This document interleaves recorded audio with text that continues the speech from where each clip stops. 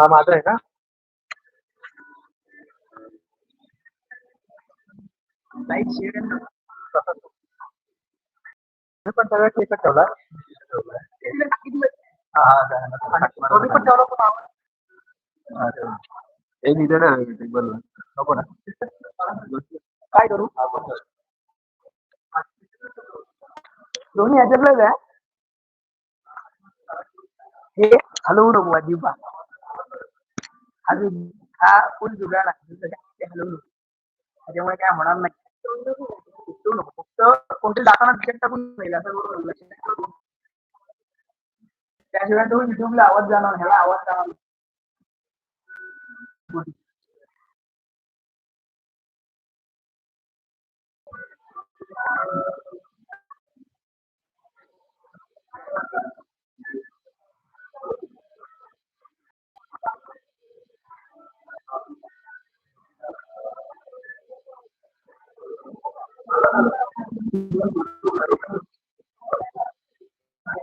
आपल्याला 4 थीम आहेत.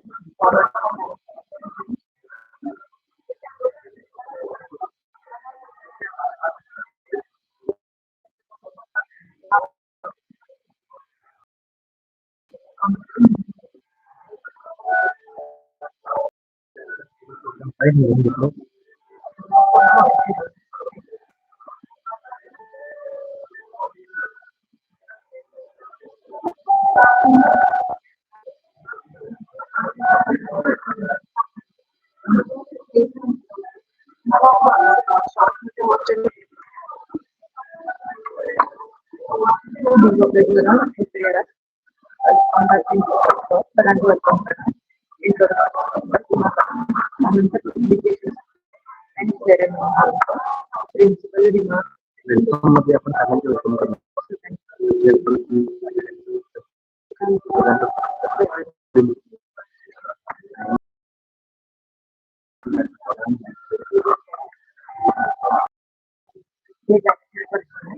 आपलं college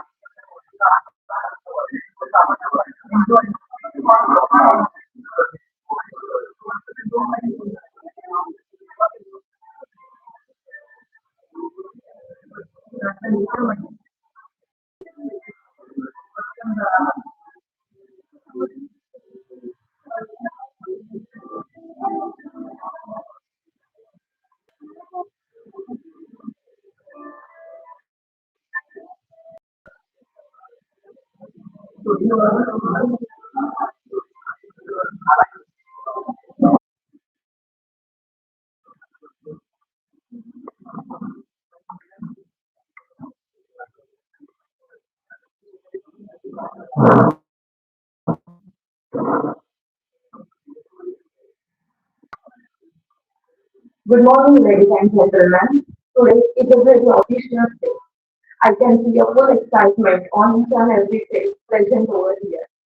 So, welcome to our diverse, vibrant, and democratic country of Asia.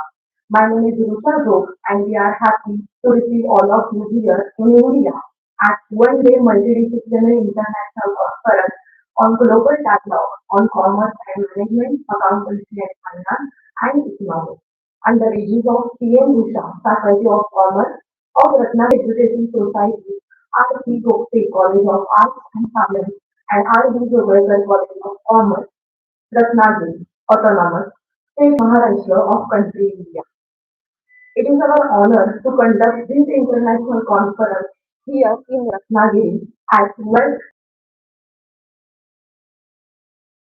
next few hours will provide you plenty of opportunities to hear, to present, to share, also to observe multidisciplinary discussions of highly qualified, highly professional and proficient expertise in the field of commerce and management, accountancy and finance and economics. So, well on that note, let's give a head start to our conference with her melodious voice. Also, I would likely to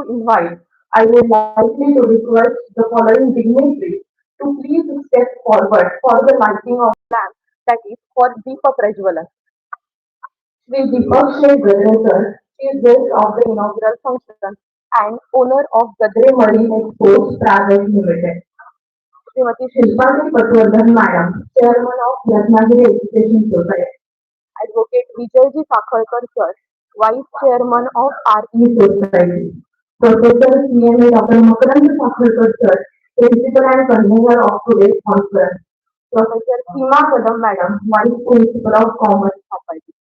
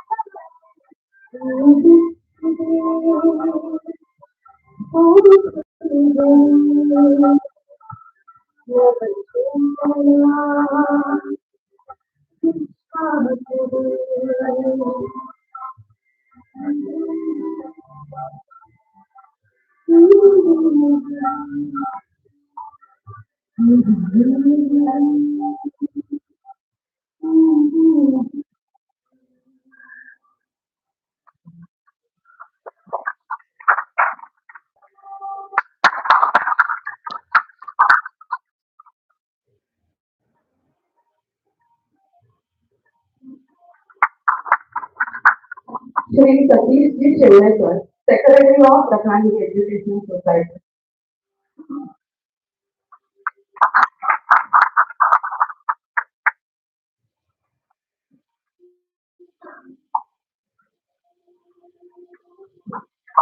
Welcome, sir. Shri Deepak Sheth Gadrekar, Chief Guest of the inaugural function and owner of Gadre Marine Private Limited. Gadre Marine Exports Private Limited, Ratnagiri.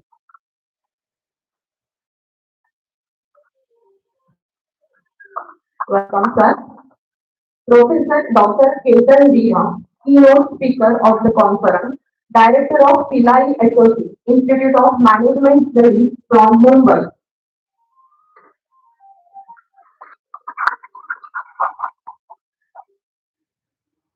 Welcome, sir. And special welcome of Mrs. Shramata Nalawade Madam, Member of Board of Studies Commerce.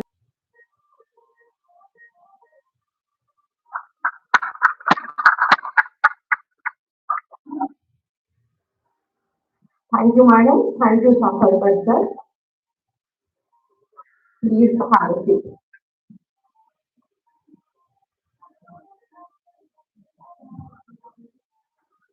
We also welcome our second keynote speaker, Dr. Mohammad Khalil Anbiya from University of Technical Malaysia, Melaka. Dr. Anbiya will deliver his speech through online mode. Dr. Anbiya we welcome you also in the conference. I request Vice Principal of Commerce, Professor Dr. Seema Kadam Madam, to welcome our Principal of College, Professor CMA Dr. Makarand Sakalkar.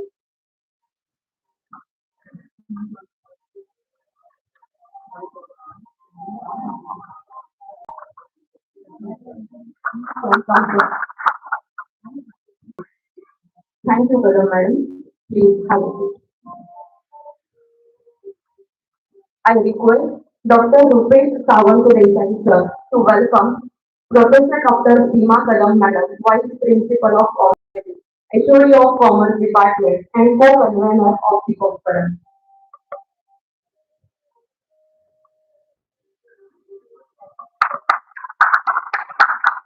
Welcome, madam. Thank you, Sawant sir. Please have a seat. Again, I request Vice Principal of Commerce, Professor Dr. Seema Kadam Madam, to welcome Professor Dr. Aparna Kulkarni Madam, PM-USHA Coordinator and VP of Science Faculty.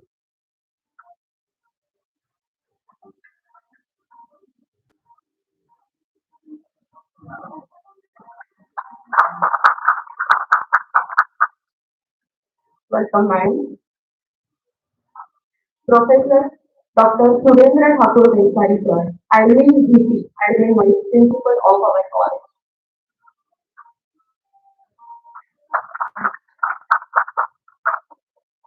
Professor Dr. Kalpana Atle Madam, Vice Principal of Arts Faculty.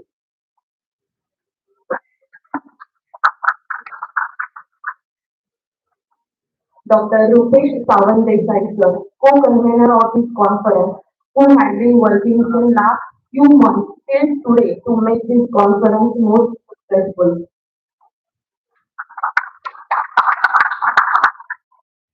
Welcome, sir. Dr. CA Dr. Ajinkya Pilankar, sir, co-convener of this conference.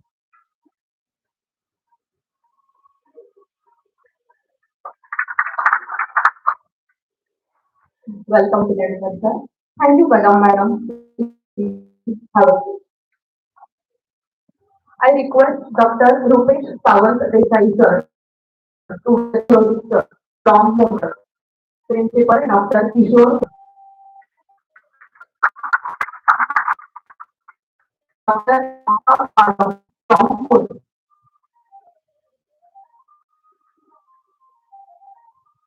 Dr. Aftab Alam, sir, from Pune.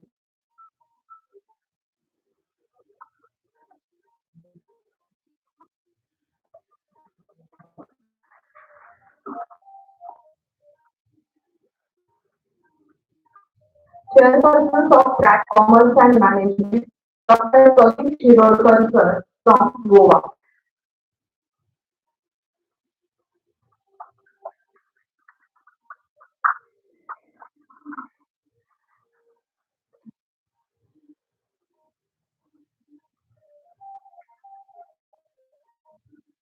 Welcome, sir. Ms. Chaitali Gawar, Madam, from Goa.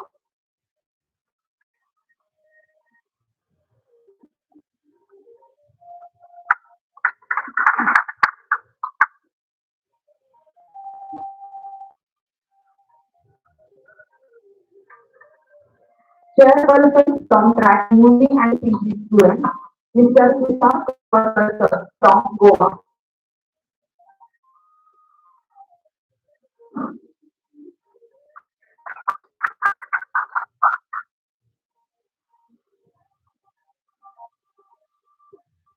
Welcome, sir. Ms. Disha Toraskar, madam, from Goa.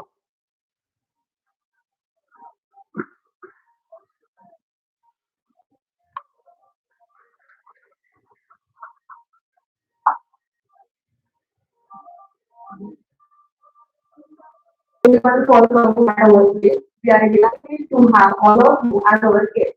Also, I welcome all our faculty members, professors, and students to this international conference. It's so nice to have you here.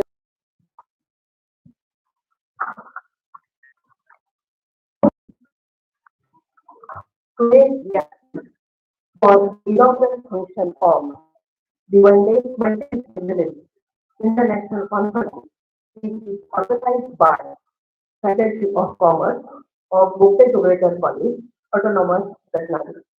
My name is Nima Kadam, Vice Principal of the Commerce Faculty and co-convener of the International Conference. A warm welcome to Chairperson Shiva Patwardhan, the Chairman of Agies Society, our then Advocate Vijay Sakhasar, Vice Chairman of Agies Society, our chief guest, renowned personality of Ratnagiri, the first state Gogate, industry analyst, Gogate Money Export Limited, Felicitation, Secretary of Agies Society, Professor Madan Sakhasar, Principal of Multidisciplinary College, and convener of the Professor Aparna Kulkarni ma'am, PM-USHA coordinator, Professor Thakur administrative principal of Jogalekar College, Dr. Kalpana Atle ma'am, vice principal of Arts faculty, all the dignitaries of the dais, speakers, track chairpersons, dear participants, all my HODs, staff members, and my beloved students. I would like to extend my gratitude towards coordinator PM-USHA in Maharashtra region for giving us an opportunity to conduct this event.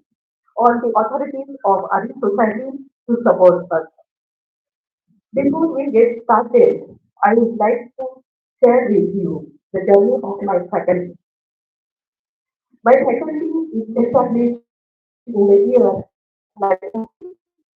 We are grateful, really grateful to let Arvind Jogalekar. Because of his donation, our faculty came into existence. Our faculty caters the diverse needs of commerce graduates in relation to industry and society. We have this tradition of imparting quality education in commerce and management, leading towards excellence. Our vision is empower your masses with quality higher education at affordable cost and enrich the environment through their creative and constructive deeds. There are some landmarks in our faculty. Establishment in 1960. In 1980, we introduced interdisciplinary uh, art subjects with art faculty. In 1992, PG program, that is MCOM, started. 2001, we introduced first professional program, Bachelor in Manufacturing, that is BMS. In 2005, commencement of BAF, that is BCom with Accounting Finance. In 2015, commencement of PhD Research Center in subject accountancy. In 2017, commencement of ICAR examination, that is CA examination center. 2019, commencement of PhD center in business economics. In 2022, we certified with ISO 9001 2015. In 2024-25, we introduced third professional program that is Bachelor in Administration under AICTE. We also introduced a unique program that is BPA, Bachelor in Performing Arts. In 2025, this year, we commenced the first PG program that is MBA under AICTE. With 28 academically and professionally qualified teachers, we are running 6 programs in our faculty. Now, towards this conference, the theme of one day multidisciplinary conference is global dialogue on commerce, management, accountancy, finance, and economics. This conference serves as a vital platform for the exchange of knowledge, the collaborative development of innovative solutions that will shape our future. It is a privilege to be together in one platform of scholars, practitioners, industrialists, leaders, and students who are all committed to shaping the next generation of business and organizational excellence. Our team places commercial management at the center of world market by rapid digitalization, global disruptions, and shifting consumer expectations. Today, supply chain stretch across continents. Markets evolve in real time. In technology is rewriting the rules of competition. The substance of this conference captures this transformation. We will reflect on global supply chain and innovation, examine e-commerce, digital marketing, and consumer behavior. We will also engage with human capital and organizational leadership, entrepreneurship, and innovation ecosystem and emerging and specialized areas that are redefined of commerce. The era of digitalization, accounting and finance, governance, and specialized topics in corporate finance, along with the behavioral economics, market futures. AI will help us to understand how to balance innovation with trust, transparency, and social impact. These discussions are vital as the organization face growing expectations from regulators, investors, society at large. This conference invites each of you not only to listen but for questions. We encourage you all to actively participate, share your perspective, and make the most of this unique gathering of global minds. Once again, thank you for being here and joining with us. Technology really plays a major role in attending together while being so far apart for the participants currently in a hybrid mode. Let us make most of this opportunity to learn, connect, and grow together. Thank you.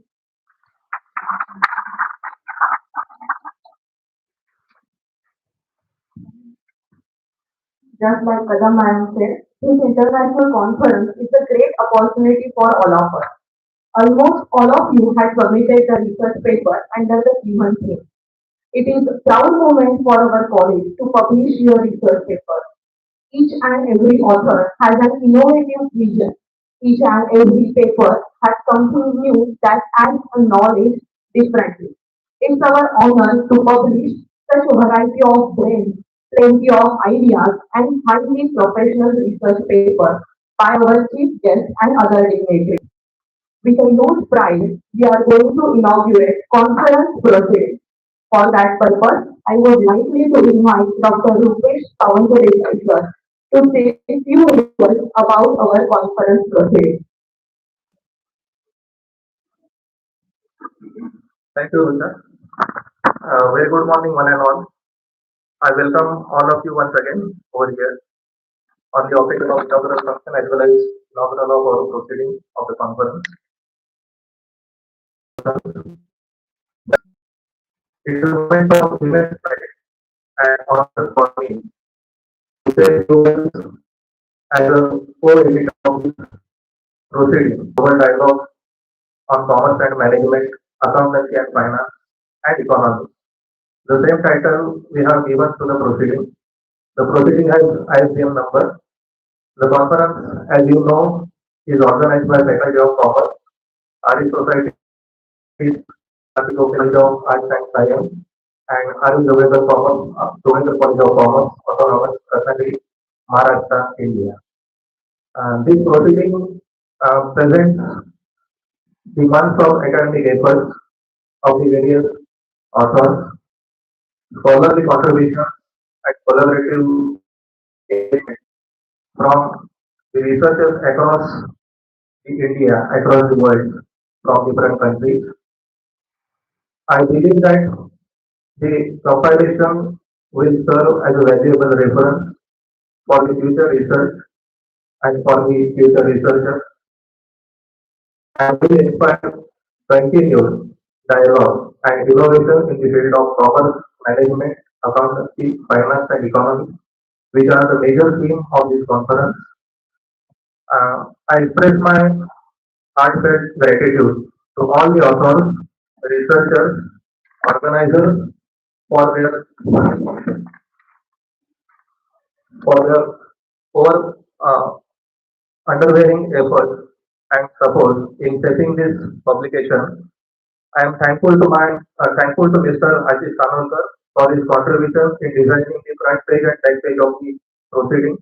My special thanks to our faculty members, Mrs. Mamta Gadisi, Dr. Milan Khatke, for their continuous efforts for bringing this proceeding in front of you. For this, we were work together, if I am right, Minal Madam, for the last 2 months. I am very much thankful to the chief editor and principal of the college, Professor Dr. Makran Sakarkar sir. Thank you, sir. I am grateful to our librarian, Mr. Kiran Gatori, for his support in obtaining ISBN for this proceeding.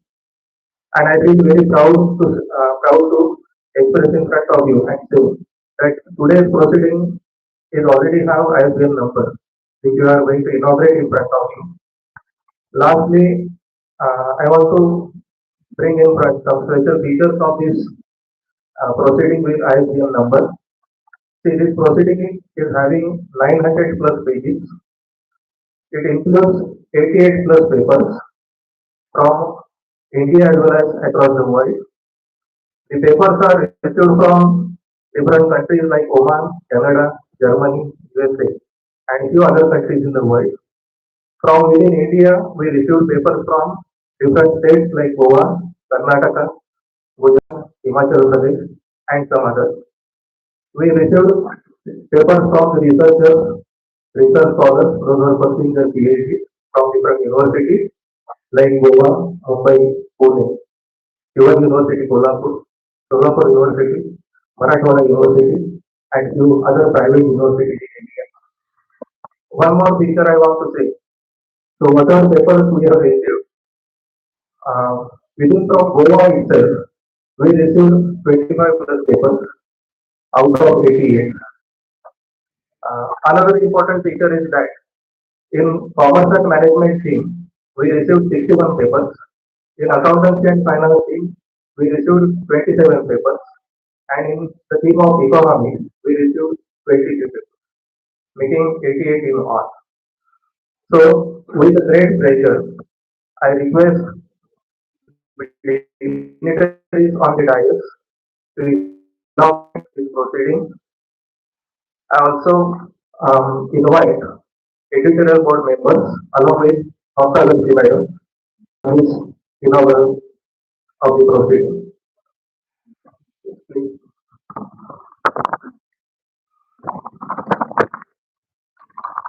Please raise your hands as we are inaugurating the proceeding. Please write your number. Yes, Outer Madam, Minal Madam, Mamta Madam, please come forward. Our editorial board consists of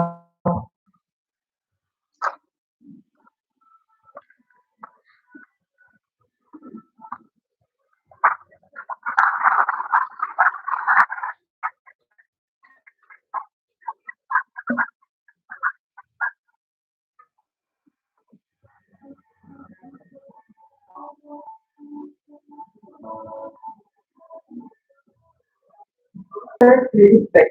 I take this privilege to invite the esteemed principal of our college, Professor PM Dr. Makaranda Sakharkar sir, convener of this conference, to deliver principal's address on this occasion.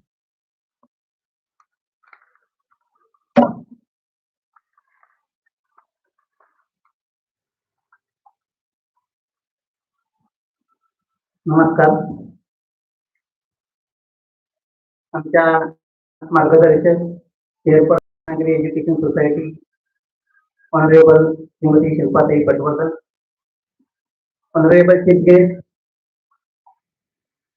Mister Deepak Gadhare sir of Gogate Marine Export Limited, Vice Chairman of Ratnagiri Education Society, Honorable Advocate Vijay Sakharkar sir, Secretary of Ratnagiri Education Society, Honorable Mr. Satish Devre sir, Vice Principal of Commerce Faculty, Dr. Seema Kadam madam, our all Vice Principals, Vice Principal of Administration, Dr. Surendra Thakur Desai sir, Vice Principal of Science Faculty and PM-USHA Coordinator of the college, Dr. Aparna Kulkarni madam, Vice Principal of Arts Faculty, Dr. Kalpana Atle madam, all the keynote speakers, Ketan Mira sir, Teshori sir, Magavkar sir, all the governing body members of the Ratnagiri Education Society, advisory body members of the Ratnagiri Education Society, life members of the Ratnagiri Education Society, respected resource persons, distinguished delegates from India and abroad, learned faculty members, research scholars and students, good morning to you all.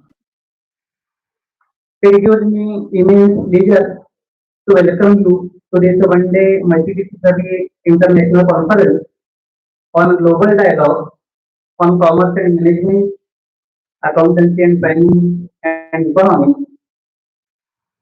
This conference represents a significant academic moment for our institution, for it brings together experts, practitioners, and scholars on a common platform to exchange insights, experiences, and innovation. In today's rapidly transforming world, the discipline of commerce, management, accountancy, finance, economics are not merely academic subjects but powerful engines driving global growth.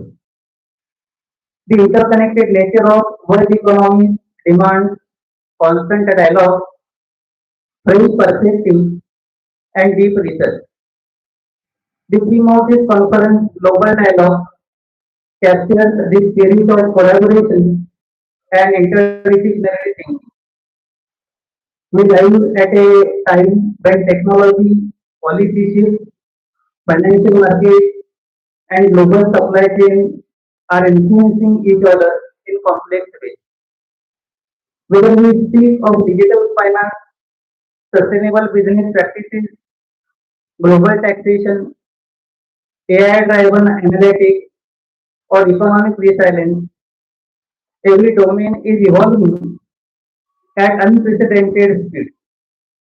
In such a scenario, conference like this essential avenue for shaping the future of knowledge and professional practice. I am delighted to see participation from eminent academicians, industry experts, and enthusiastic young researchers in this conference.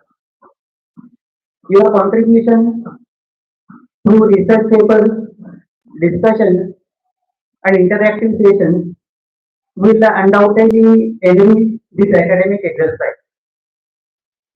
I encourage all participants to engage wholeheartedly, question deeply, collaborate freely, and carry forward the insights gained into your future work. I also take this opportunity to appreciate the tireless efforts of the organizing committee faculty members, volunteers, and supporting staff who have made this conference possible. Their commitment reflects the academic culture that our institution proudly upholds. The Jogalekar College has emerged as institution affiliated to the University of Mumbai, founded in 1945 by the visionary couple late Babulal Joshi and late Malkibai Joshi. The college has so far witnessed a successful rise, stepping into 80 years. The graph of its academic excellence has remained consistent with its legacy driven by the dynamic positivity of its students, teachers, and administrative staff. The college has consistently maintained a tradition of excellence in curricular and co-curricular activities such as learning, teaching, research, sports, arts, and cultural activities. The college has secured A in NAC accreditation over four successive cycles. As a result, the University Grant Commission awarded autonomous status to the college on 31st May 2023. As per the directives of Government of Maharashtra, National Education Policy 2020 implemented in the college since academic year 2023-24. Our college is linked with various esteemed educational and research institutes, government and non-government institutions, and establishments across the state and the country. College has entered into MOUs with some renowned institutions like Indian Institute of Science, Education and Research, Pune, Western India Regional Council of the Institute of Chartered Accountants of India, Bajaj Finserv Limited, Quickhill Foundation Limited, through which various activities, workshops, seminars are organized. The college has linkages with various institutions for internships, field projects, and on-the-job training for students. Our college has three streams and provides UG degree in 28 subjects, PG degree in 16 subjects, and PhD degree in the 8 subjects. Very recently, some new programs like the Bachelor of Performing Arts, Bachelor of Business Administration, Master of Data Science, and Master of Business Administration have also been started under the leadership of Srimati Shilpa Devi Patwardhan, Chairperson of the Ratnagiri Education Society, and with the guidance and support of governing body members of the Ratnagiri Education Society. It is my heartfelt desire that this college shines like a lighthouse, illuminating the path for others, upholding excellence, and leading in research. I am confident that today's deliberations will open new pathways, inspire innovative thinking, and strengthen our understanding of the global commercial and economic landscape. I wish the conference a great success and all participants a productive and enriching experience. Thank you.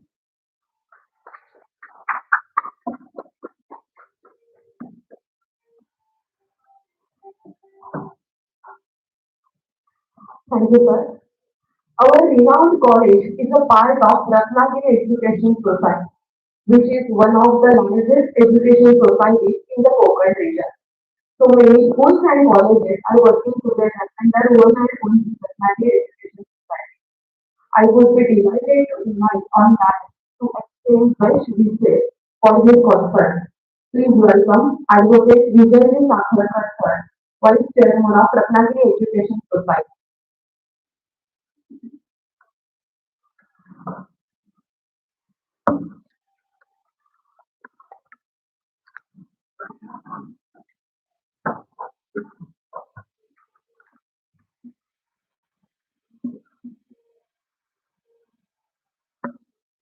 Hello. Let me begin my speech. From whose private papers this society has gone up to such high level. Secondly, I will remind you that I have been allotted only 2 or 3 minutes to deliver a speech because we are running out of time and it is almost 10 and in my to the my knowledge, in my in my to Mr. Deepak Valedictory, I will not of a credit of whom we are really proud of. Our chairperson, Shilpatai Patwardhan, under whose very able leadership, the society has grown in a huge tree. For last about 8 years, I am experiencing her leadership, and in my opinion, she is the only person who has brought the funds in crores which cannot count in her lifetime, and that is a record collection of funds in the history of this society. Our very able and very intelligent Secretary, Mr. Felicitation, who has very intelligently asked me to deliver this speech in his place. And he has just ignored his own responsibility. Anyhow, I take it an opportunity to speak Mr. Dr. Sakharkar, the principal of our college, Dr. Sima Karan, vice principal of Commerce faculty, distinguished A consistent leader of best export performance award from MPEDA and multiple recognitions from National Productivity Council of India. Mr. Gavi's journey is not more than a business success story. It is an inspiration testimony of how vision, innovation, and unwavering commitment can reshape the entire industry. At the time when global markets demand diversification and high value processed products, his expertise and leadership shine brighter than ever. His life's work offers invaluable lessons in entrepreneurship, strategic management, strategic investment, and sustained innovation, the qualities that will continue to guide the Indian seafood sector towards a more competitive and dynamic future.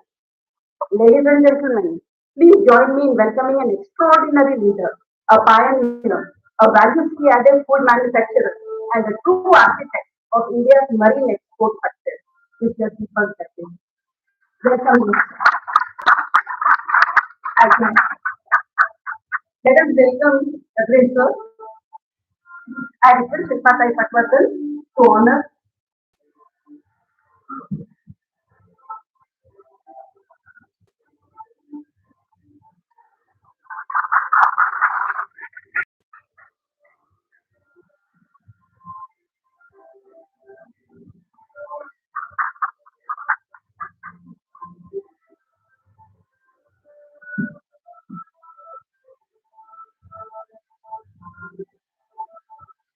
From your discussion, sir, I came to know that you are a very good boy and we are eagerly waiting for you to listen.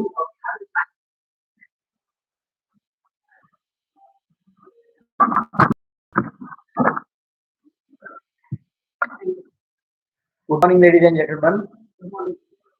The delay was only because of me. I did not come here at 9 o'clock. Anyway, 1 minute.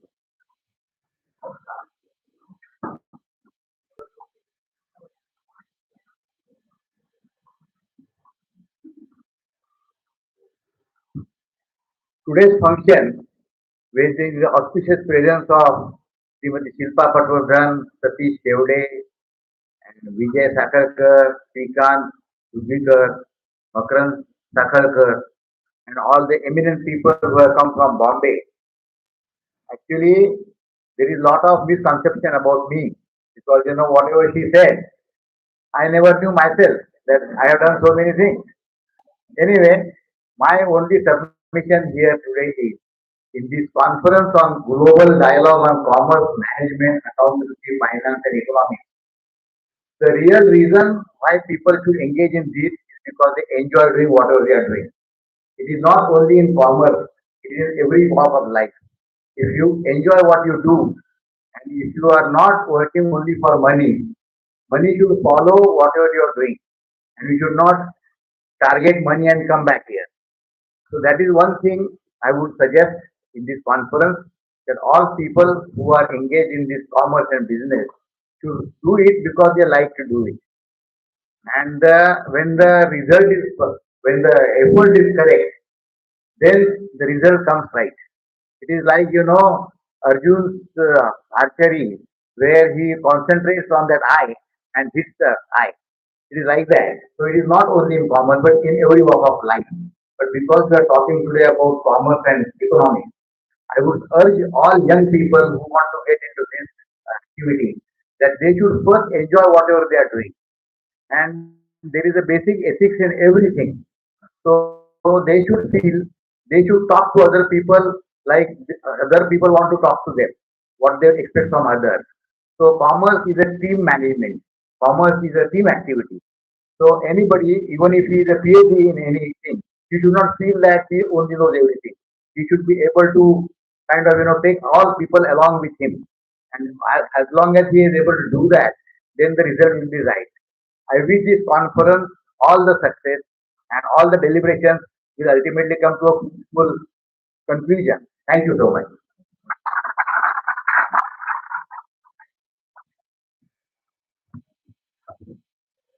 Thank you, Valedictory. Your lessons in words means a lot to us. As I already said, our renowned college is a part of Ratnagiri Education Society, which is one of the largest education societies in the Gogate region, and one most experienced, most talented, most helpful hand is working for this society as a chairman. I'm talking about the women whose experience and work always gives us energy to work hard and work efficiently. It's my honor to invite on that chairperson of today's international conference, Srimati Shilparai Patwardhan Naya, to guide us with her presidential address.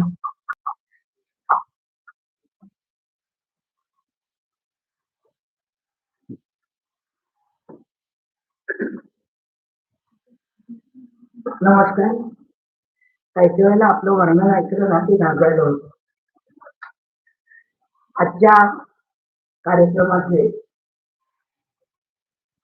प्रमुख chairperson दीपक शेटकरे, Sakhalkar sir, Satish Shevade, आमचे Sakhalkar sir कॉलेजचे कदम madam, Aparna, कल्पना, नानावडी madam, ममता म्हणायला जरा madam म्हणायला होतं, पण आमची ममता, सगळे वक्ते आणि या कॉन्फरन्सवर उपस्थित असलेले सगळे आपले लोक. खरं म्हणजे मी सांगण्यापासून विचार करतो, या गोष्टीला आपण मार्गदर्शन करू शकतो का? कारण दीपक शेठ गजरे बोलतात कमी आणि करतात जास्त, अशी मात्र तिला खूप थोडी असतात. की रत्नागिरीच्या कोकणात एक आपण म्हटलं तर जगाच्या दृष्टीनं खेळ आहे, इथं राहून सुद्धा मी कसं मोठा होईल, आणि माझी सचोटी, प्रामाणिकपणा आणि कर्तव्यनिष्ठा या कधीही न चुकता आणि जगाच्या पाठीवर नाव आपलं उमटवू शकेल का? तर मला सांगायला आनंद होतो की दीपक शेटकरांसाठी आपण एक जोरात टाळ्या वाजवू. आपल्या सगळ्यांचे आयडॉल आहे की आपण काय करतो. माणूस मोठी स्वप्न जेव्हा बघतो तेव्हा ती लक्षात येते. मला नेहमी वाटतं त्याचा माझा उद्देश हा चांगला असला पाहिजे. पण ब्रिटिश सुद्धा भारतात पहिल्यांदा व्यापार करण्यासाठी आले. व्यापार हा माणसाला कुठेही जाण्याचा राजमार्ग आहे, पण खरंच तिथे जाऊन मी काय करणार आहे आणि तिथे जाऊन माझा उद्देश काय आहे त्याच्यावर माणसांनी स्थिर असलं पाहिजे.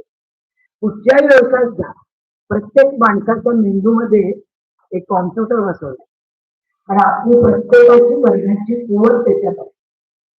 तो आपल्याला कुठे कनेक्शन नव्हतं, कुठलं काम केलं म्हणजे मी सगळ्यात काम करू शकतो याचा प्रथम शोध घ्यायला. जेव्हा असा शोध होतो की हे मला चांगलं जमलं आणि देताना मला काय मिळण्यापेक्षा मी काय देऊ शकतो हा विचार करून जेव्हा माणूस काम करतो तेव्हा समाजाला तर मिळतं, त्याच्याबरोबर त्या माणसाचंही कल्याण होऊ. या मुलांना मी मुद्दाम सांगते की ज्यामध्ये प्रामाणिकपणा आहे, सचोटी आहे, काम करण्याची, कष्ट करण्याची तयारी आहे, जिद्द आहे. बघाची आज उल्लेख केला, 2 आहेत, बघा बाहेर काय हवं आणि डोळ्यांनी बघा मी काय करते. ज्या आहेत तर तुम्ही उल्लेख करून तुम्ही स्वतःला अनालिसिस करू शकता. समोरच्याचं काय आहे, काय जगाला हवं आहे हे बघू शकता. आणि ज्याला विजनरी आहे, पुढचं बघण्याची विजन आहे, तो माणूस मोठा होतो. आणि त्या अनेक वक्ते होणार आहे, जे आपल्याशी जोडणार राहणार आहे. हा एकदम काय करायचं आहे, तर माझ्यात काय कृती आहे आणि माझ्यात काय जास्ती आहे, ह्या दोन्हीचं अनालिसिस करा. मी काय करू शकतो, माझ्या कुठच्या गोष्टीमुळे मी पुढे जाऊ शकतो, असा जेव्हा विचार करतो तेव्हा कोकणी माणूस पुढे जातोच. आणि आपण ही 4थी कॉन्फरन्स देतो.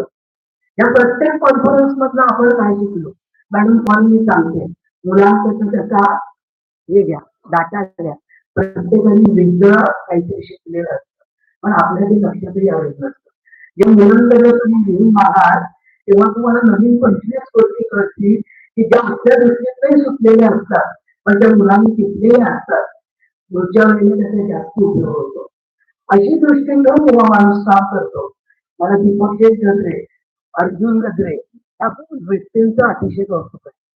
माझे मोठे बहिणीचे मिस्टर चितळे ते दिलवली, ते नेहमी असं म्हणायचे, तुम्ही कुठेही राहा, ते गाव तेवढंही असू दे, पण त्या गावाला आपल्या नावाने ओळखलं जाईल.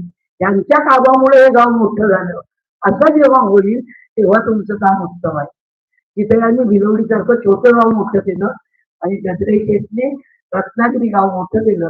मी सगळ्यात त्याचं अभिनंदन करते. आज फार बोलायला नाही याची मला कल्पना आहे. आज तुम्ही प्रत्येकाने 30 टाकल्यासारखं इथे जे मिळेल ते आज 80 आपल्याला आलेले आहे. प्रत्येकाचं एक पॉईंट जरी घेऊन घेतला तरी तुम्ही मोठे वेळ लागणार नाही. आज मी जास्त बोलत नाही, तरी कधीच बोलत नाही, पण की प्रत्येकाला करा आणि विजय व्हा. धन्यवाद.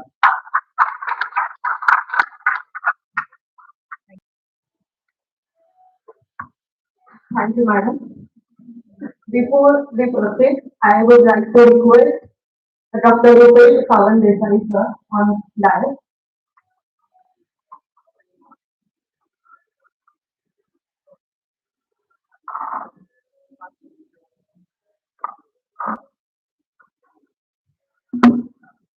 I'm just taking few minutes before we proceed for vote of thanks and to start keynote speeches of the day in the second half session of the conference. With us on this inaugural session, we have Dr. Subhash Ghosh, a distinguished academician, I can say senior academician from University of Mumbai and from Commerce and Science College, Patna. He has occupied so many positions in Mumbai University. He is also working as a VC nominee at different times on different occasions. Sir, I welcome you and I request you to come forward. And I request Principal Dr. M.R. Sakarkar to welcome Dr. Subhash Ghosh. He is also vice member of Commerce and Management in our college. Also on the advisory board of conference. So I welcome you over here on this occasion.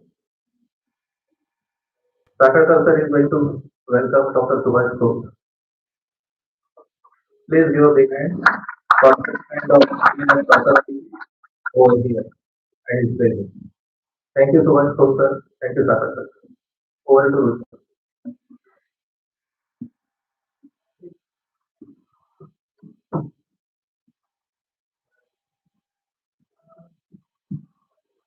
Now I invite to Dr. Meenal Hanke madam for vote of thanks for this inaugural session.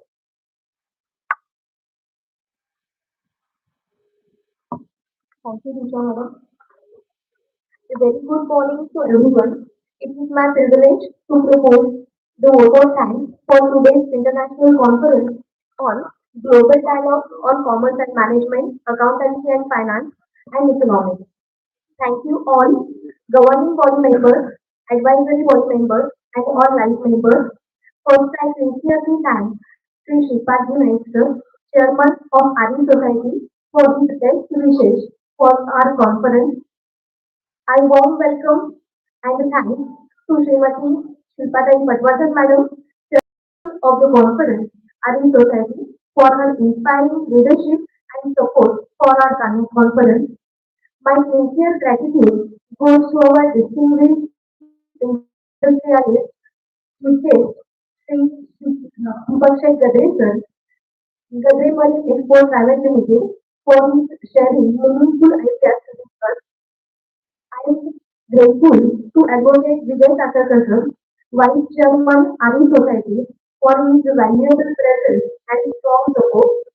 My heartfelt thanks to Sri Satish Yogesar, Secretary Agies Society, for always guiding us through every step of this event.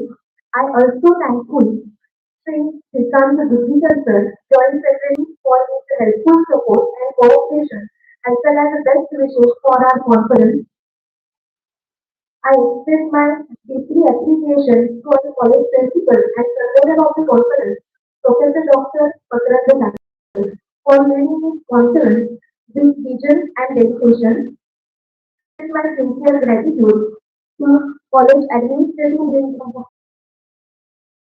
principal, Dr. Surendra Thakur Desai. I also thankful our Commerce Vice Principal, Professor Himakara Madam, for her valuable contribution and advice active support throughout the conference. I also thankful Professor Aparna Kulkarni Madam and the PM-USHA coordinator for her valuable guidance. I also thankful Professor Kalpana Atle Madam, VP Art, for her presence. I also thankful Professor Chitra Goswami Madam for her presence. I am also thankful to Dr. Mohammad Khairin Andia from Malaysia for his keynote speech. Heartfelt thanks to Professor Ketan Hira from HOC Institute of Management, Mumbai for his keynote speech. I heartfelt thanks to Shamta Nalawade Madam for good arrangement and hospitality for this conference. I appreciate the sincere efforts to our all-track chairperson, Dr. Kishore Kishori, for chairperson of Accountancy and Finance track, Dr. Altaf Alam for chairperson of Economics track, Dr. Kavi Shirodkar for chairperson of Commerce and Management track, Ms. Chaitani Rawat and Disha Toraskar. Thank you, Madam. Dr. Susan Karmalkar for chairperson of Research Student track. I also gratitude to our dedicated organizing team members for hard working behind the scenes. Especially I thanks to Dr. Rupesh Tagal Desai sir, who worked wholeheartedly since last 3 months for this conference. Finally, I thank you, all known and unknown contributors, volunteers, participants, and guests who attended the inaugural session for the conference. Thank you all once again for your presence and support.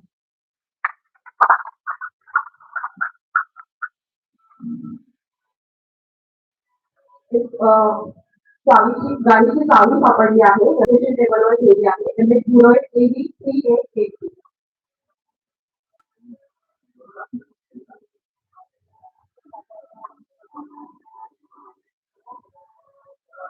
With the due permission of respected President of today's conference and Principal Sir, I declare that inauguration session is over.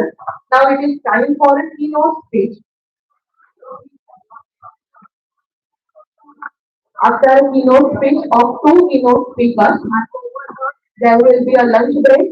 So please wait for keynote speech of Anbiya sir and Ketan Vira sir.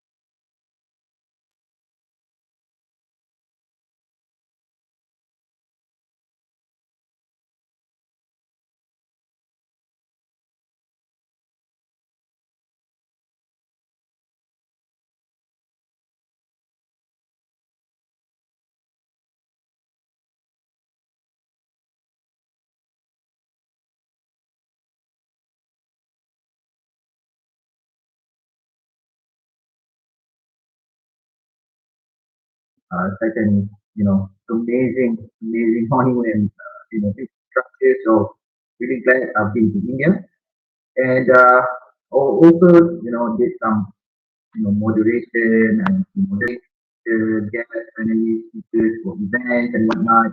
And also, I'm currently working as the young fellow for the Ministry of Higher Education here in Malaysia, where we essentially work as a think tank for our Minister of Higher Education, that's actually Nambi Kadir, who I believe is Indian descent. So the way we actually conduct or we actually come up with framework or ideas is actually to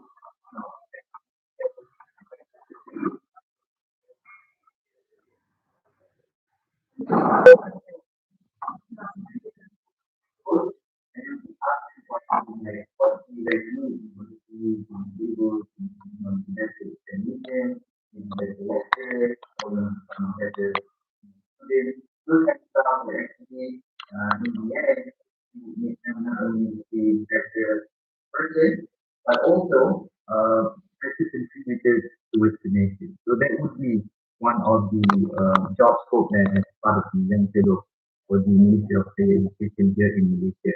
And I was lucky enough to be presented, to be awarded as the national feedback icon, digital feedback icon, through my promotional work, some of the framework that me and my team have developed, on and so forth. So that's me, Anja Adam. I'm sitting over here. Because here in Malaysia, although it's monsoon, but at times it can get a little bit hot. All right. So let's get into the topic of today, right?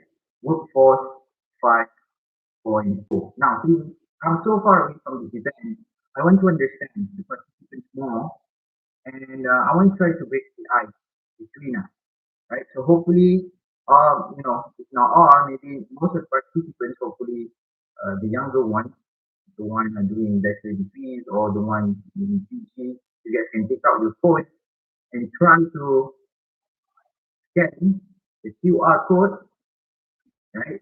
So that I would get a little bit of idea on how familiar you guys are with Workforce 5.0. Right? So I'm going to give you guys like 50 seconds to take out your phone and then just scan on the screen, right? And then hopefully I'll get some ideas and some answers over here. So the question is, how familiar are you with Workforce 5.0? So you can pick the first one if you are very familiar. So you have some doubt, you are not that sure, you could just click on the second one, to get it maybe. Or if you don't know what Workforce 5.0 is, you could just click on the third one like that. Or if you already know everything and you just there to give me a hard time, you can just click on the fourth one. Okay? Your 30 seconds start now. So I want to see some real stuff. Oh my god, what's that? I could guess it maybe 20%, 17. Okay. Oh, the doubters are getting lesser and lesser. We have people who are not aware of Workforce 5.0 in the room. Okay, that's good. That's the honesty that we want. Okay, so I think your time should stop now. Okay, so from here we could tell that the majority, I would say overwhelmingly, the majority of the people here doesn't really know what Workforce 5.0 is. And it's understandable and it should be so because Workforce 1.0 is actually a term that is currently me and my team working on as part of our CZ plan, plan here in Malaysia, right? So the idea is to come up with a framework where we be able to comply and help, the CZ initiative here in Malaysia to be able to be more sustainable. So I would be very much surprised if with the second answer very familiar. So we just don't think there is any, substantial or any like concrete research yet regarding workforce 5.0. But maybe there are some terms out there that are somewhat similar to workforce 5.0. Okay, that's good.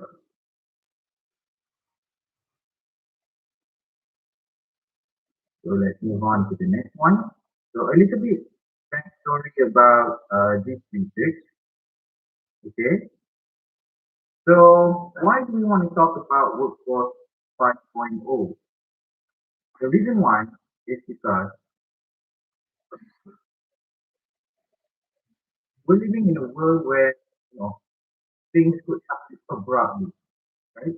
We live in a world of shocks, where pandemics, supply chain disruptions, we have AI disruptions, we have climate risks, right? In the world right now, it feels like everything is so uncertain, everything is so unsure, anything could happen at any given moment. Right? With with unprecedented issues, the problems happening all over the globe, it feels like some of the nations out there or countries out there might collapse, but they didn't. How so? So what made countries like, for example, China, where the majority, they are majorly hit by the pandemic because obviously the pandemic came from that. But they were able to recover within few quarters. And how did they react, survive, or surviving currently? Economically, through the tariffs and the economy war that they have waged all over the world. So one of the, you know, factors or one of the reasons, the biggest reason as to why the nations or the countries that I mentioned just now were able to survive or sustain all these disruptions, all these pandemics, all these problems and issues that are happening all over the world is because of manufacturing, right? So manufacturing has remained to be the backbone of many economies, right? So it's not just for GDP, but also for the jobs and for the export. But the problem that we have with manufacturing, especially here in Malaysia or any other Asian countries, ASEAN, is that the factories are changing faster than our education system. Okay, so we would have all these high-tech technology, all these high-tech factories, but we are lacking people that could actually do all the stuff. So what happens is that we often, more often than not, we import, all these expertise from countries like the US or China, or some of the European countries like Germany, especially, who came up, with the CVET idea. So the question is, are we preparing ourselves for workforce 5.0, or are we still training for industry 2.0? So that will be the question, right? Especially countries like Malaysia, Indonesia, and also India, and many other Asian countries were facing the same issues currently, right? Although we know that manufacturing is the backbone, is the one of, if not the biggest, contributors other than services towards our GDP, but more often than not, we overlook this thing, right? This skill, this sector that actually contributes towards our economy. And on top of that, we do not have any expertise or people that can actually run the things that we want in manufacturing. So these are things that you guys need to ponder. So coming back to the question, are we preparing workforce 5.0? Are we still training for industry 2.0? What do you guys think? The audience, you guys can whip out your phone again and try to scan the QR. I'm going to give you guys again 30 seconds. But of course, I mean, for the VIP, for the respected, guests, you guys would have to do this. I just want to know from the point of view of the students of PG and also UG. Yeah. How are you? Okay. 100%. So I'm guessing probably only few students are answering this. So if you think it is, what it is, we are preparing ourselves for workforce 5.0, you could, select yes. If you think that we are still training for industry 2.0, you guys can select still training for industry 2.0. So if you don't know and you are still for free food by the organizers, you can just, select the third one. Okay. Yes, the overwhelming majority is saying that yes, we are preparing workforce 5.0. So I'm saying you're here for the free food. I appreciate the honesty.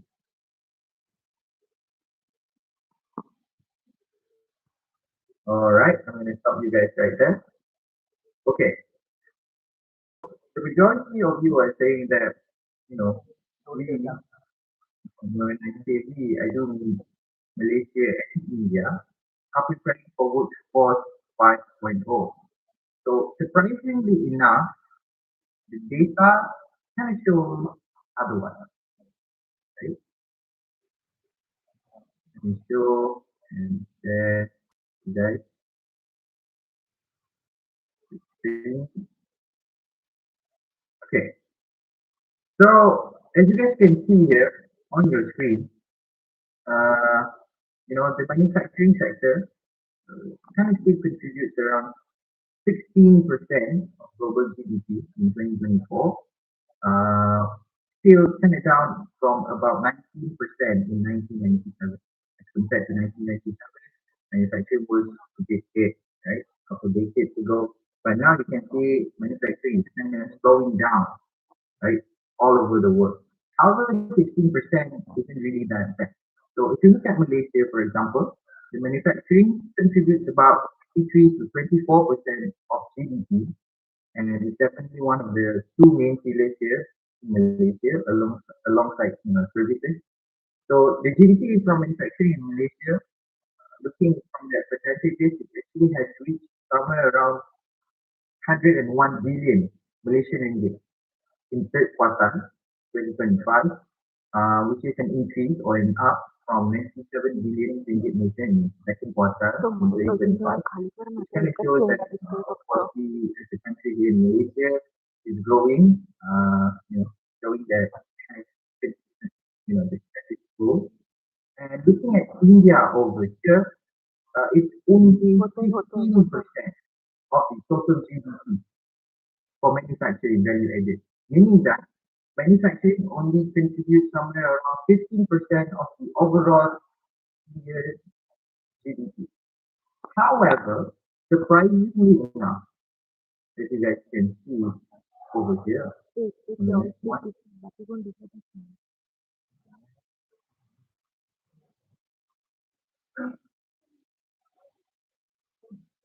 India is actually one of the top of the biggest players for manufacturing around the globe, right?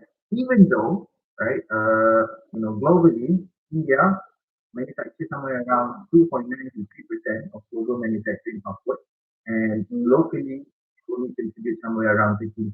It's not in GDP, right? So you have China obviously being the first, 27 to 29% of global manufacturing output. Then you have US 17%, and then you have Germany, and you also have India, which because we have 2.9 to 3% of global manufacturing output. However, that 2.9 to 3% actually contributes somewhere around, I'm talking about US dollars here, 490 billion in manufacturing output. That is just 2.9%.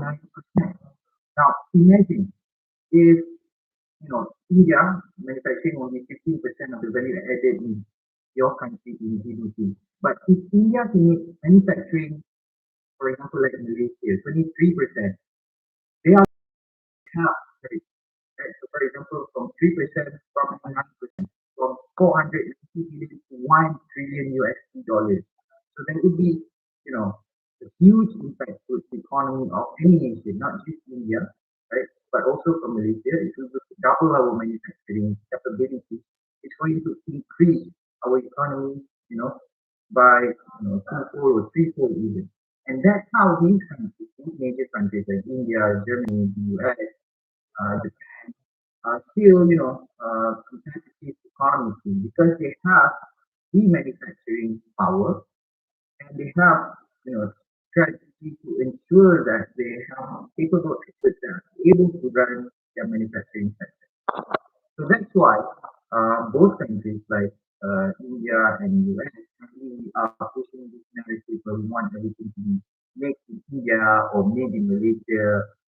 But unfortunately, for both of us, we still lack in, high industrial factories, and also we still lacking in people with, expertise that can actually run the high-tech factories.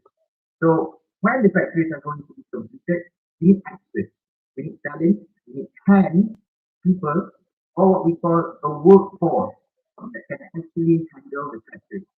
So now that's where we need a pool of human resources that are capable of doing the job. But where are we going to get them from? So that would be the first question. So to answer that question, let me show you and share with you guys this fact. So unfortunately, right, here's an idea. How about the youth? It is estimated somewhere around 267 million young people are not in employment, they do not have any education, and they do not have any training according to the UNESCO strategy 2022 to 2029. So 20% of the share youth are not in employment, they do not have education or any training, right? And some of them even have, skills mismatch where they study for one thing and then they work for another thing, and they, although they have a degree, they have education, they are still unemployed because, the education that they are getting doesn't really, um, it's not really what the industry wants. So these are the things or the issues that the youth start facing, which kind of contributes towards this rate. So here in Malaysia, you could see 11% of the youth are unemployed, and some of them lack in education and also training. In India, 16.5, and Southeast Asia Pacific, 10.8%. Okay, so some of the initiatives has been taken by, some of these organizations like UNESCO and whatnot, where they give out grants or they give out free trainings to ensure that whatever skills that is required by the industry, by certain countries, will be able to be matched with the students or with the workers that they want. Okay, so for example here, the recent ASEAN commentary stresses that the economies are already facing skills shortages in some of the industries, especially in manufacturing, and they also have unemployment in other sectors, meaning that they have, a lack of people in manufacturing sector, but they have abundant or they have too many people or too much people in certain sectors. For example, they have too many people in, businesses, but they have, you know too many people in, because currently everyone pursuing AI and whatnot, so they have abundant people in AI, but they lack people in manufacturing. So these are the some problems that they are facing currently. Okay, so we don't just have an employment problem, we also have an unusable skills problem. So this is one of major contributors to why the youth these days are unable to job or get the job that they want because they have this quote unquote unusable skills problem that the industry or the job that they want doesn't really care for, right? Because according to the data, 40% of the employees cannot find workers with the needed skills, right? And skill mismatch is definitely major barrier to industrial. And according to the World Bank, countries with strong feedback they can, recover better after the post crisis. So definitely the fact and fact, the problems that I've mentioned before, to prove that the US, China, Germany, Japan, they have this strong feedback system that kind of compensates the thing, the major, the shocking events that has affected them. So what we need right now is to ensure that the people, the students, especially, or the youth that we have in our country are able to get the correct skills, correct education in order for them to get the job that they want, especially in management. Okay, so the economic effect of the skill gap uh, would have all these physical effects. So, for example, you have lower factory output, you then have a higher effect rate, you're going to have longer downtime, higher operational cost, you're going to lower export business. All these because we lack the people that have skills that are appropriate for that certain field, right? So we need to find a way to ensure that all of these people are able to be part of feedback in order for us to produce the workforce that we want. So what is feedback essentially? So feedback stands for technical, vocational, and education and training. Right? So basically, feedback covers all these things where they cover uh, operation, maintenance, design, innovation, and those kind of stuff, right? But more importantly, the definition of it is class, classroom learning. So when everything is hands-on, so it's a skills-based training, it's a project-based training, and also it is industry aligned competency development. You could also say that is a professional practice, professional apprentices, short courses, right? Micro credentials. So these are the things that actually define students.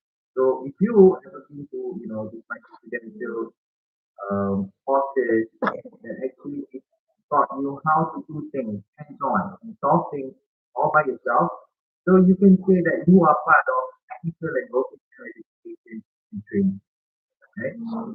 So the team actually prepares the learners to operate, maintain, design, innovate, and also supervise all these real industrial processes or problems.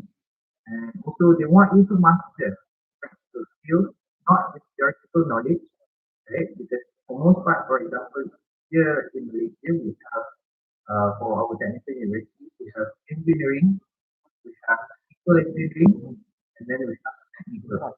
So engineering actually doesn't fall under that.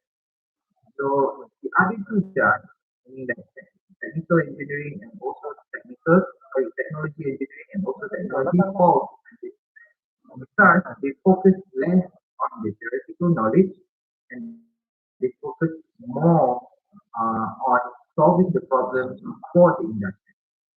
And that's what makes them so compatible with the industry because they are basically trained, they are basically trained to be the problem solvers, right? So they can enter careers in manufacturing, even engineering, ICT, agriculture, health, services, you name it, right? Even here in Malaysia, we open courses, feedback courses, cooking, we open them for, barber shop, and those other stuff. Okay, so the feedback actually equips the people with the knowledge and the skills required for employment, for decent work, for innovation, and on top of that, it's actually preparing this learning for entrepreneurship. So not only they are preparing you to know the skills required to build the machine, for example, in the factory, right? But they are also teaching and educating you on how to become owner of those machines one day, to become the owner of those businesses one day, right? So definitely now, that has become one of the, if not the most regulated economic field, okay? Because uh, that involves the study of technology and all those related sciences, and also the acquisition of the practical skills, skills that are actually needed. It's necessary.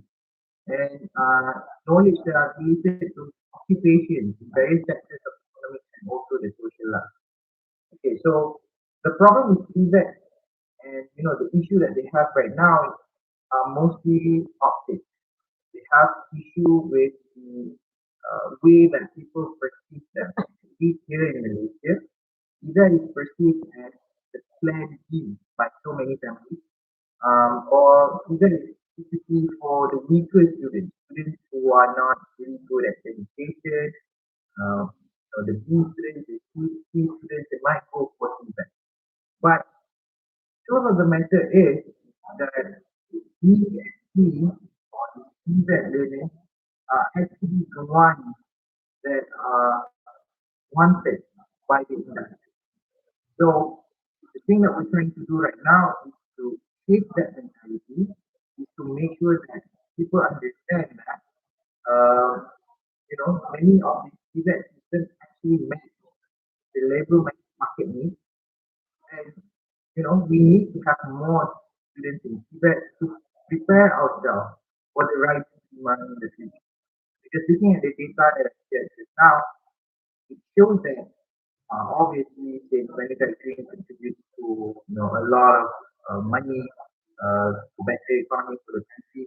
Definitely, the government, at least here in Malaysia, is going to find, right? Not already have funding, given us funding in terms of grants, in terms of framework and policy, to ensure that all these CVET learners, CVET students, CVET graduates are able to have a better life in the future. So, although we are trailing behind all these big nations like Germany, like China and whatnot, but obviously the effort is there, and we do believe that it is going to continue to be so. Meaning that if you do not join or enter Tibet now, you are going to be left out, or get left behind in a couple of decades. Because if you look at China, a couple of decades ago, maybe 50 years ago, they are known as the agrarian country, right? A country that relies on farming and whatnot. But 50, 40 years after, now they are known as the major manufacturer, major exporter, and it has made them one of the uh, superpowers here in Asia and also all over the world. And it all thanks to manufacturing and the expertise, the experts that they have, um, more for the past 20 to 30 years. Okay, so the problem here that we have right now is not that we don't know about feedback. Feedback is not good for people. The problem is that is how seriously we take feedback.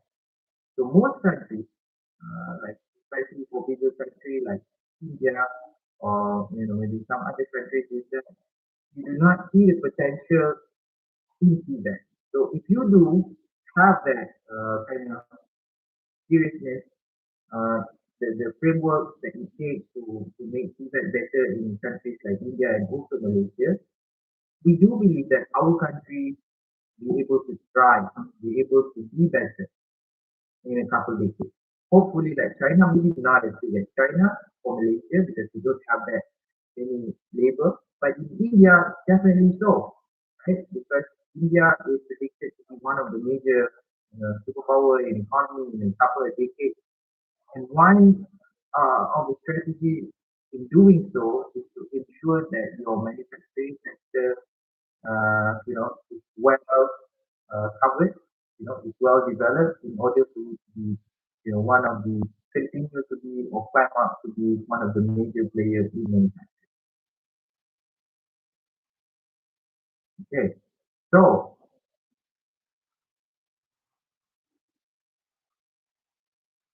this is some of the code that I made. Technology transform factories, people transform people, and people transform economy. So the question goes back again: why begin with skills? Why do we need to do that? Why begin with that?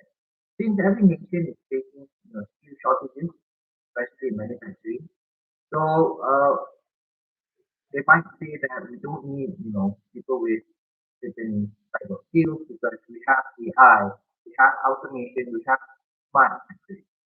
But truth to be told, as part of people who are in manufacturing sector, we still require or we still need skilled human capital that are not in.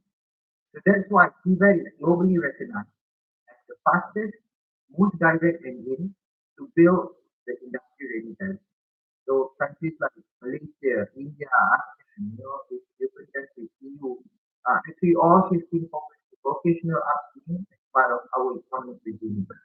And it is our task to understand feedback better because understanding feedback sets the foundation for the workforce 5.0, which I'm going to cover today.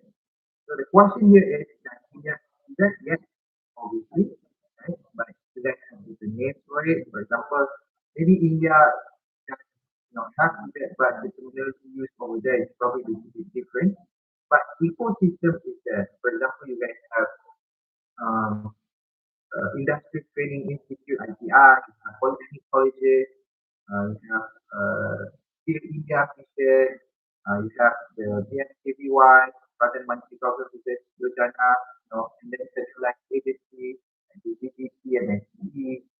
Um, and I believe that some of the feedback, terms in India, probably you guys with vocational education, skill development, applied technological education, polytechnic, industrial training, so on and so forth. So these are actually already feedback, but we have to make sure that all of these, influence terms that we use for both our countries actually contribute towards the same thing, right? Towards making and moving workforce that we want in order for us to strengthen our manufacturing capacity and in order for us to have our economy to do it. And my second, you know, thing that I want to talk about is about the nation's manufacturing power depends not only on its machines but also on the skills of the people who run it. Alright. So as I mentioned before, manufacturing increasingly requires multi-skill, tech literate workers since AI, robotics and automation already on the market. But with all of this stuff to be useless without the correct people, like the technicians and also the technology. Because for example, Tibet has proved to be one of the fastest models to produce here in Malaysia and also China. CNC machining, robotic technicians, with semiconductor process operators. As we know, semiconductors has become one of the biggest demand field in the world currently because of the application that they have for phones, for laptops, for computers. So whoever venturing into those fields, especially semiconductors, are making big bucks and making a lot of money right now. So all thanks to the expertise from the Tibet, right? So countries that strengthen Tibet, essentially, they will strengthen their economy better. So, like I said over here, the nation's manufacturing power depends not only on the machine, of course, machines are required, but if you do not have people who actually know how to utilize or use the machine, the result will be the same. So that's why you could see that China has spent money sending their workers to the US. They want to know more about semiconductor, and then they bring back all of those knowledge back to China, and then they make them by themselves. Or they actually let country like Germany, the US again to actually develop cars, phones in China just because they want their workforce to learn on how to do it, and from there to be able to replicate, not only replicate, to learn how to do or to develop those technologies themselves, and then from there they're able to produce their own cars, to produce their own phones, and all other high-end technology devices. So this goes to show that manufacturing sectors can be learned, right? If you want to improve our manufacturing sectors, we need to send our experts outside, our learners outside, in order for us to be able to learn from them, and then from them be able to bring that knowledge back to our country to make our country prosper. So over here is the example of industry that we have gone through. So this is probably a common knowledge in industry 1.0, industry 2.0, industry 3.0, 2.0, and 5.0 currently. So industry 4.0 is a little bit, production to those who didn't know. Basically, industry that uses steam or manual labor, industry 2.0, not with mass production. Industry 3.0, where they start to do or start using automation and electronics. And industry 4.0, can become famous and more known through the digitalization and also the AI that enable workers to do their job smoothly. And currently we have Industry 5.0, where we have human and machine collaboration, but the way it processes more towards human centric, want to make it more sustainable, and want to make a workforce that's more resilient, people 4 million to 2.4 million to be able to be equipped with the keypad and digital and other relevant skills on keypad through the Global Skills Academy and other initiatives, including budgetary programs, so on and so forth, made by the country or overseas.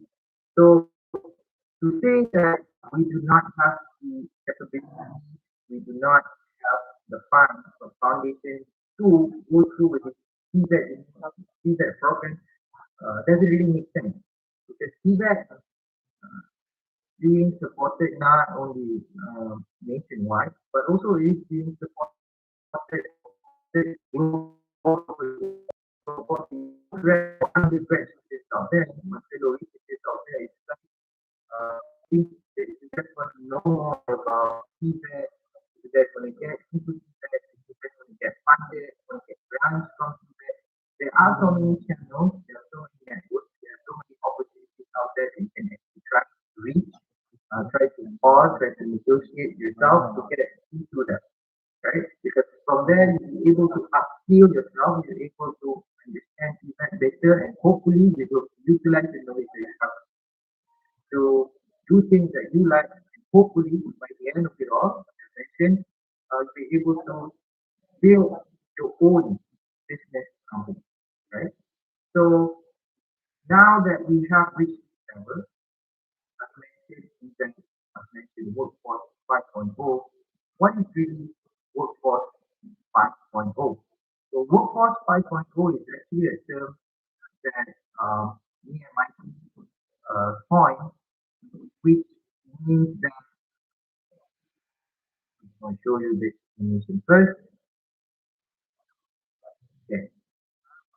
It is a framework that should support the industry 5.0, meaning that it is a workforce, a pool of people, and hopefully young youth that has talent, passion, motivation, that wants to be part and working under industry 5.0. So hopefully these two will be compatible with each other, whether it's a need from the industry 5.0 or living in that are called workforce 5.0 that has higher skills to understanding of different problems and different issues to be part of the industry 5.0 on the manufacturing sector especially and to solve the problem and hopefully bring back the economy of that country to a greater, if not better. So that is workforce 5.0. So from that, we came up with a framework of workforce 5.0, which four, essentially 4 pillars. So the first one is the technology integrated training, when focus more on tech-enabled like AI, data sorting, and also robotics literacy.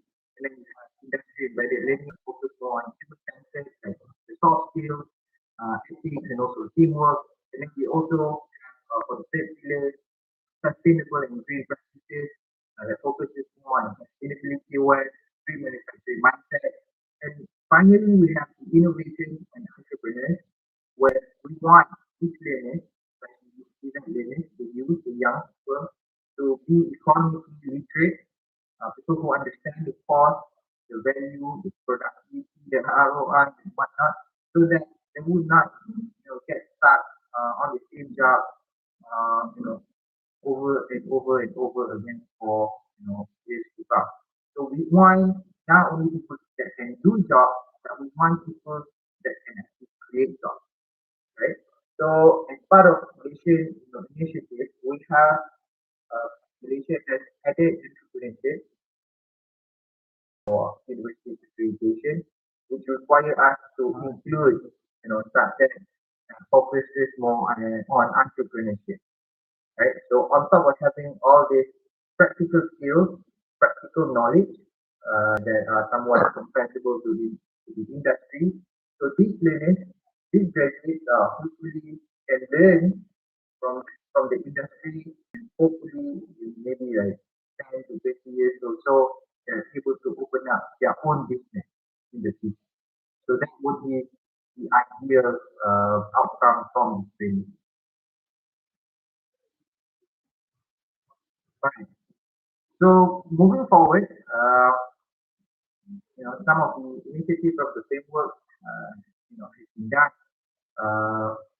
We have applied grant, we have give out grant, we have sponsored, we have really sponsored.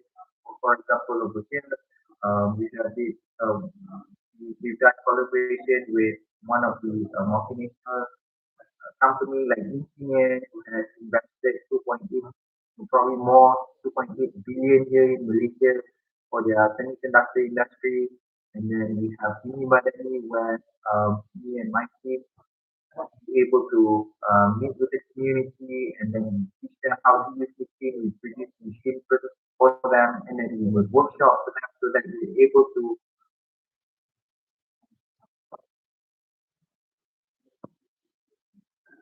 you know, create jobs, make jobs, and we also got into medical a little bit. We went into the Ministry of Health, where we kind of offered them to do composite for dental or crown, and then also for their dental sets and whatnot. And also we are opening up lab workshop for CZ learners to become better entrepreneurs, right? Because for most part of engineering students, they do not have adequate or basic knowledge regarding economy and also businesses, which can make them fell out a little bit behind as compared to their engineering partners. So that is some of the initiatives that we have done through the framework of the workforce 5.0, right? So we want to make sure that this framework workforce 5.0 be able to be sustainable, right? So that's why we want this framework has a curriculum that is led by the industry, co-designed by the manufacturers, like the Infineon collaboration and whatnot. And hopefully from there, the learners be able to get exposure on the digital and smart factory, like the simulation, sensors, the data, and also from there, be able to bring up the circular mindset, the green and circular mindset, where they understand energy use, the waste reduction, sustainable materials, and finally, yet again, like I said, the quantifying all of these efforts, turning all these projects into startups, they'll be able to become part of the community solution. So on top of course, entrepreneurship is good for you because you're making money from there, but you are actually solving problems that community are facing, right? So it's a double-edged thing where not only it is good for you, but it's also good for people around you, right? And uh, we want to make sure that how this framework actually translates towards economic resilience. We want to make sure that through CBEC with the help of manufacturing, we'll be able to get higher productivity, higher value added output, and also we'll be able to make the nation or country with higher export capacity. So, for example, you have electronics where they use rare earth maintenance, medical devices, and whatnot. Here in Malaysia, it shows that recent investment in supermagnet line is around 600 million. That goes to show that how advanced manufacturing is slowly becoming central to the more critical and critical material value chain. But without skilled technicians, the technologies, or the correct supervisors, all of these projects will stall or at least they're moving quite slowly. So Workforce 5.0 through GBEC should lead to the faster adoption of new technologies on the factory floor, a shorter recovery time of the shop, especially with habit managing or trade disruption, like the studies and whatnot. And also we'll be able to have a more inclusive growth, opportunities for the youth from the various sectors. So what are the things that needed to be changed in order for us to be able to pursue defense, also manufacturing, and also better economic resilience? Right? So we need help from three different parties. So the first one obviously would be the government. So the government needs to incentivize the industry to have partnership through tax breaks, maybe grants, or they can also do national skills intelligence systems to track the demand of manufacturing sector. And also the second party would be the industry themselves.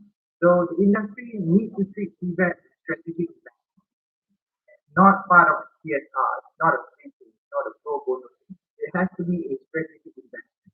So they can help out in maybe co-developing curriculum, provide real equipment for the learning, or they can actually co-assess. So here in Malaysia, we have WPL, work work-based learning, where we actually let students to be in the industry for a year, for 1 full year. So let's say if they study for bachelor degree 4 years, so they are going to be in university for only 3 years, and for 1 full year they will be in the industry, solving industry problems, learning from the industry, so learning from the best of the field. So from there, once they have graduated, they will have what it takes to actually to be part of the university. The third party would be the CBEC institution or university. So we need to embed at least industry 4.0 or industry 5.0, but at least industry 4.0 or green content into all of our manufacturing programs. We need to strengthen our project-based learning. For example, like my project, like the glass factor, the composite, the semiconductor project. So it should be part of project-based learning where students are able to get their hands on the project, be part of the team, and to actually be part of the team in the industry. Right? So in order for us to have skilled workers, skilled students, we need to have skilled lecturers, skilled professors. So you need to train all of these lecturers, professors, in digital tools, in simulation, and also in AI. So Workforce 5.0 actually requires all of us to be together and to be understanding of it. So there are three strong simple points I want to share with you. So the first one being that you need to foremost respect feedback and also feedback training. You can no longer call it a second class option or plan it's only for weaker students because it cannot be that anymore. So that would be the first one. So the perspective on feedback should be shifted to something more positive. And second one, we need to rewire the curriculum. We need to align it with the more smart, green, and resilient factors of manufacturing. The third one would be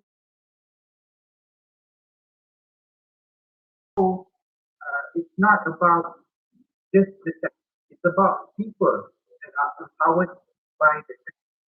We are not trying to play people through tech, but we are actually upskilling people so that they are able to use a better technology in the future. So if you want to get feedback right, we don't just fix the future. We try to build factories that survive, businesses that compete globally, and we want young people that actually feel that they have a place in the future. So that's the thing that we want from the workforce 5.0. So now having said this, there was like the promotion and thing. Do you guys want to be part of workforce 5.0? So just let me know.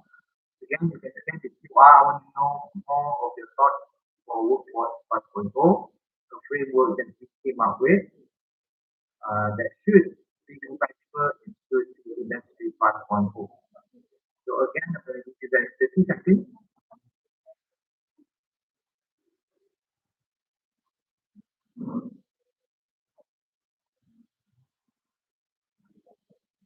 Or if you have any, idea or comment or question that you want to ask, maybe you can do it here as well. Before.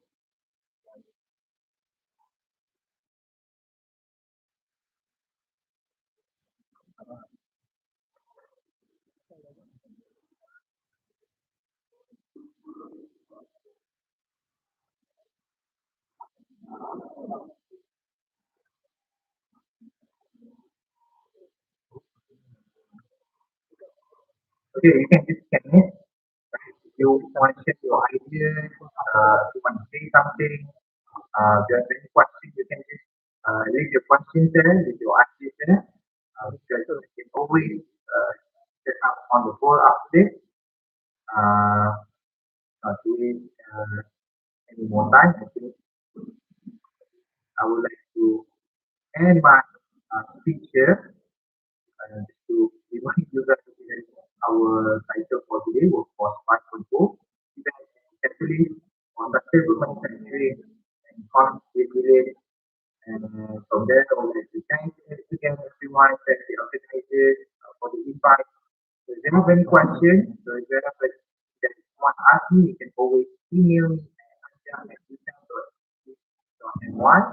you know more about it, you can get the QR, find out about the research and whatnot.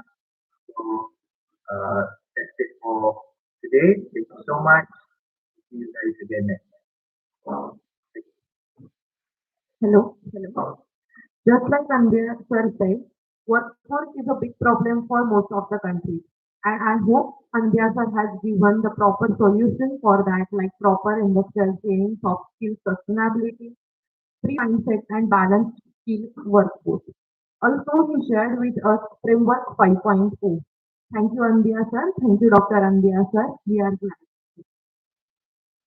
Now I request Dr. Rupesh Sawant Desai sir to introduce our esteemed and exceptional keynote speaker, Professor Dr. Ketan Veera sir. He will have his speech on the topic Strategic Resilience, Rethinking Trade Policy in Fragmented Global Economy. Hello. Thank you, Dr. Anya, for your nice speech. You can enjoy our next speaker in online mode using YouTube link. Over to our second keynote speaker is going to speak with you and share with you his experiences and knowledge. The esteemed academician, Dr. Ketan Veera. Let me introduce him in a brief. Dr. Ketan Veera is a director and professor of Pillai HOC Institute of Management Studies and Research, Mumbai, Maharashtra, India. His work experience covers a lot of positions which he has occupied and worked on which.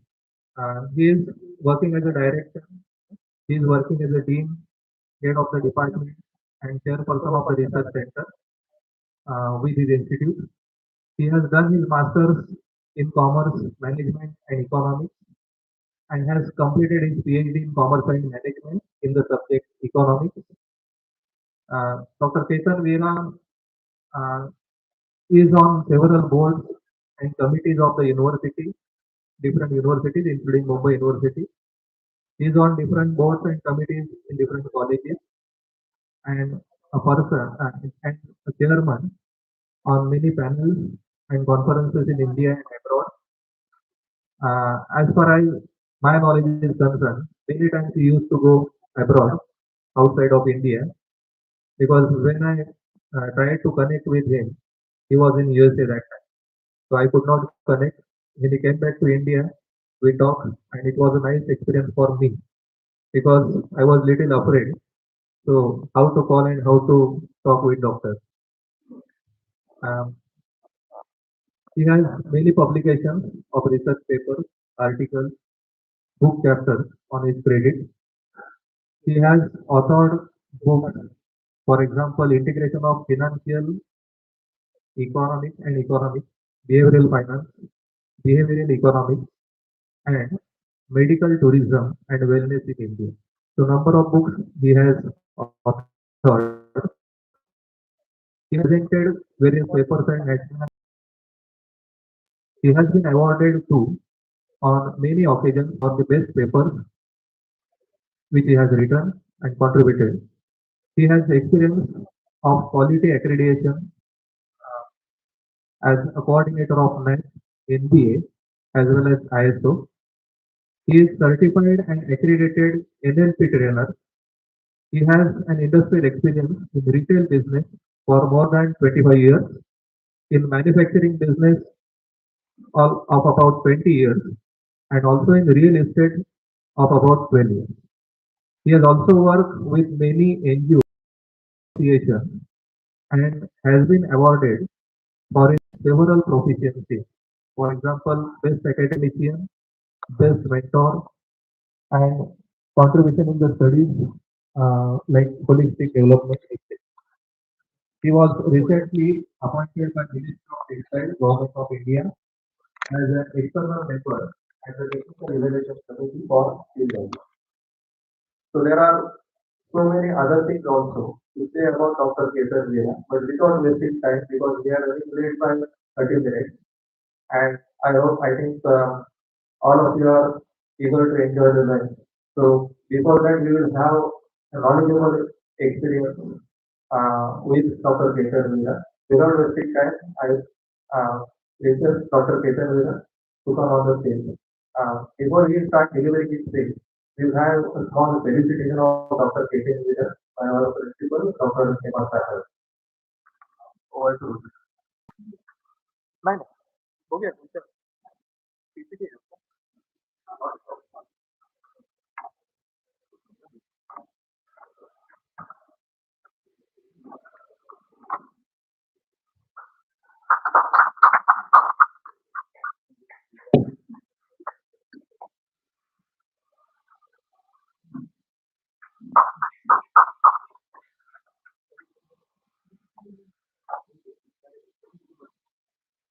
I would be delighted to invite on that our second keynote speaker, Professor Dr. Ketan Veera. Is this working? Not working.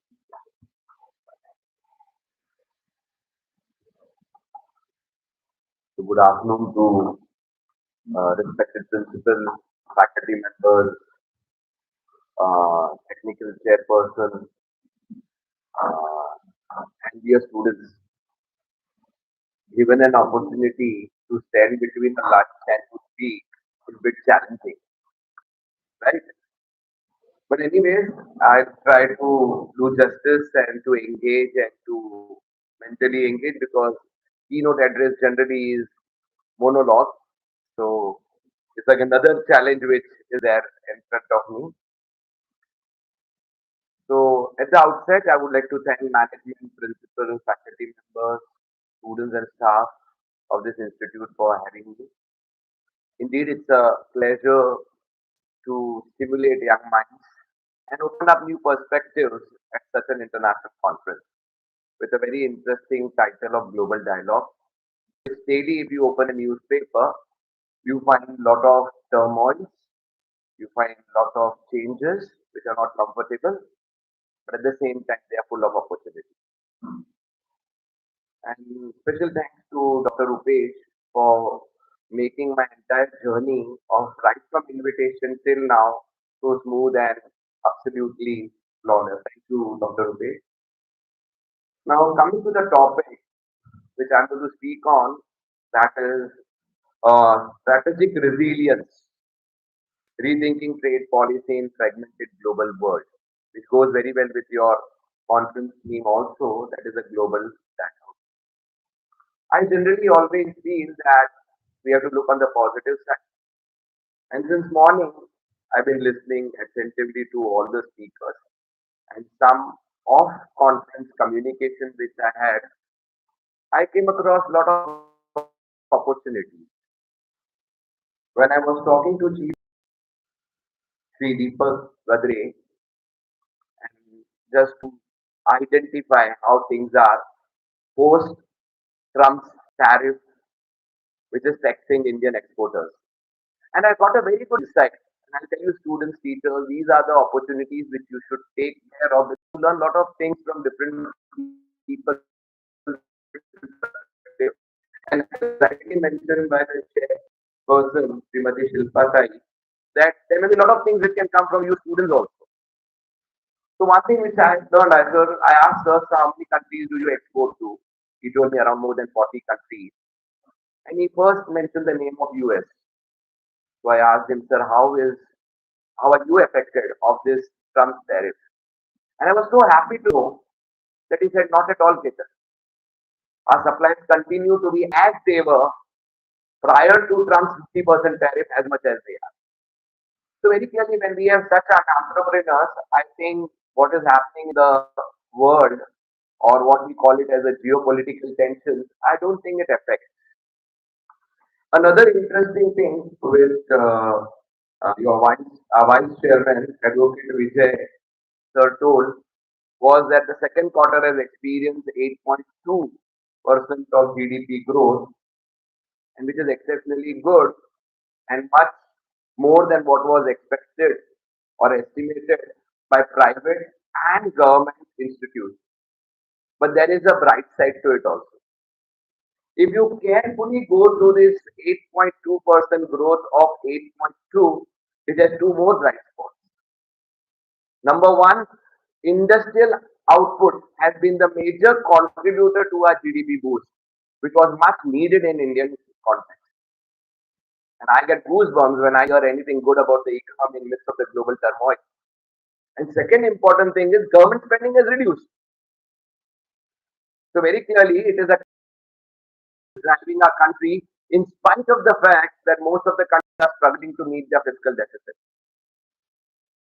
Just imagine you are in the country which is emerging in midst of the turmoil. See, we have seen a very good 5 years of growth, but it was a time when the world was also doing very well. Right? It was just between the Vajpayee government and Dr. Manmohan Singh's government. We really experienced an exponential growth and very impressive growth. But that growth and today's growth has a lot of difference. That growth was a growth when the entire world was doing well. But today's growth is quite different. Today's growth is a growth where world is going through a turmoil. World is experiencing a lot of geopolitical tension. World is experiencing a lot of climate risk. World is experiencing a lot of leadership issues. In midst of this, we are experiencing a phenomenal growth.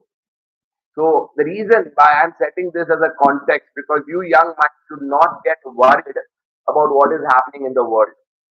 We can be powerful, we can be strong in midst of this entire tensions, in midst of this turmoil. So today's session, I am going to put it into 6 parts for a better understanding. And let me tell you, my entire objective is to explore new objectives. So please excuse me if somewhere or the other you do not agree to it or agree or disagree to it, because the whole idea of a keynote speaker is to set a different perspectives in front of the speaker scholars, in front of the students, and definitely to learn from you also. So what has happened in the last few years, and many of the speakers, many of the economists, and many of the uh, what do you say, geopolitical experts are saying that this is a new world order. Let me tell you, this is something that even we heard in 1990, and this was something which was even heard post Second World War. So new world order is just the new changes which comes in, and it is bound to happen. Changes are for good, although never comfortable, right? Somewhere or the other, these changes and challenges make country more self-reliant. And let me tell you, there are so many countries, those who were developing and underdeveloped during Second World War, emerged as a powerful countries and were less affected during the subprime crisis or during the global meltdown. There were so many countries those who had to struggle during the global meltdown, but today they are quite resilient. So one thing is very clear: if you manage yourself in the new world order, you can definitely grow even in the new world order when the rest of the world is struggling or busy with some amount of turmoil or tension. So let us see first the country over there, because very clearly when I'm going to talk about the resilience, strategic resilience. First thing is that we should know how the world has been in last 500 years. Last 500 years, if you look at go back, there were no countries. Just go back and look at it. We generally know and this our global dialogue is a combination of geography, history, and economics. 500 years ago, there were no countries. There were empires, which all of us know, right? What happens? What happened subsequently was it resulted into coming up with colonies. Then we observed development of countries. We also saw disintegration, right? We saw East Germany, West Germany getting united. We saw how North Korea, South Korea. We saw disintegration of USSR. So a lot of things have happened over the years when we look at the geography of the world. And subsequently, we also saw a lot of integrations in terms of countries coming together and forming different types of arrangements, whatever you call it, trade union, free trade agreement, or whatever it is. So it has been very constant process if you look at integration, disintegration, integration, disintegration. This is nothing new. But today's situation is a bit different. Bit different not because this is not expected or it is something new, but this was bound to happen. And let me tell you, many of us feel that this goes back to COVID, where the supply chains were disrupted. And if you take a proper data, this is not something to do with COVID. It goes back to 2007. When the FTA flows globally were at the peak, and if you look at it, it plateaued and subsequently it started reducing. And finally, if you look at it, COVID became the major reason for the global supply disruptions and the FTA flows getting affected. So very clearly, what we see today, the genesis of it to not go to COVID, it goes back to what we saw was very clearly they're moving out of it. And that from then, believe it or not, students, the genesis of what we are seeing today starts. The seeds of today's, whatever you call it, geopolitical tension, fragmented global, deglobalization, reverse globalization, whatever name you call it, is all it goes back to the 2000 post 2007. Now, what is world experiencing today? Number one, most important thing, many of us we feel that it is an act of linear globalization. Is it so? No. If you look at it, we are talking about the many countries coming together, those who are not given an opportunity. Look at Vietnam. Did anyone expected Vietnam to grow at the pace at which it is growing? A lot of lessons which other countries can learn from Vietnam. So it's very clear that there have been a lot of changes in the globalization arrangements, but the new South global power is emerging. The WTO much back to us. So very clearly, that's the reason I'm saying it has nothing to do with this Trump regime. It goes back to the Trump previous regime also. So look at it, how GATT came out, how WTO was formed. Look at it, the dispute settlements which are not being addressed for the years in WTO. Somewhere or the other, one who has tracked the global economics properly could have anticipated what is happening today is nothing new. So when we talk about today's globalization, it is quite different. I'm not saying that it is purely a de-globalization or a reverse globalization or we are going into a fragmented global economy. So I would like to touch on a few of the points, right, which you need to know what has been the effects and how we have been able to resolve.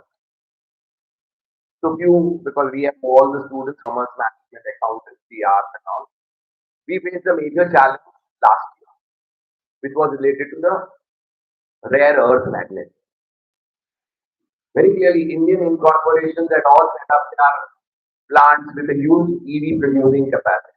All of them, what happened? We experienced that China had put some embargoes and the lithium which we used to import from China was badly affected. There was a concern. Very clearly, if you look at the Chandrasekharan from Tata, and if you look at Bajaj and Mahindra, they all expressed their concern about definitely this needs to be resolved. Yet this was to be resolved. Another set of situations came with Trump's coming in, taking over the charge as the president of the country. He wanted India to negotiate only on one condition, and that condition was nothing to do with economics. It was more to do with the geopolitical. He didn't want India and Russia to trade as they are trading today.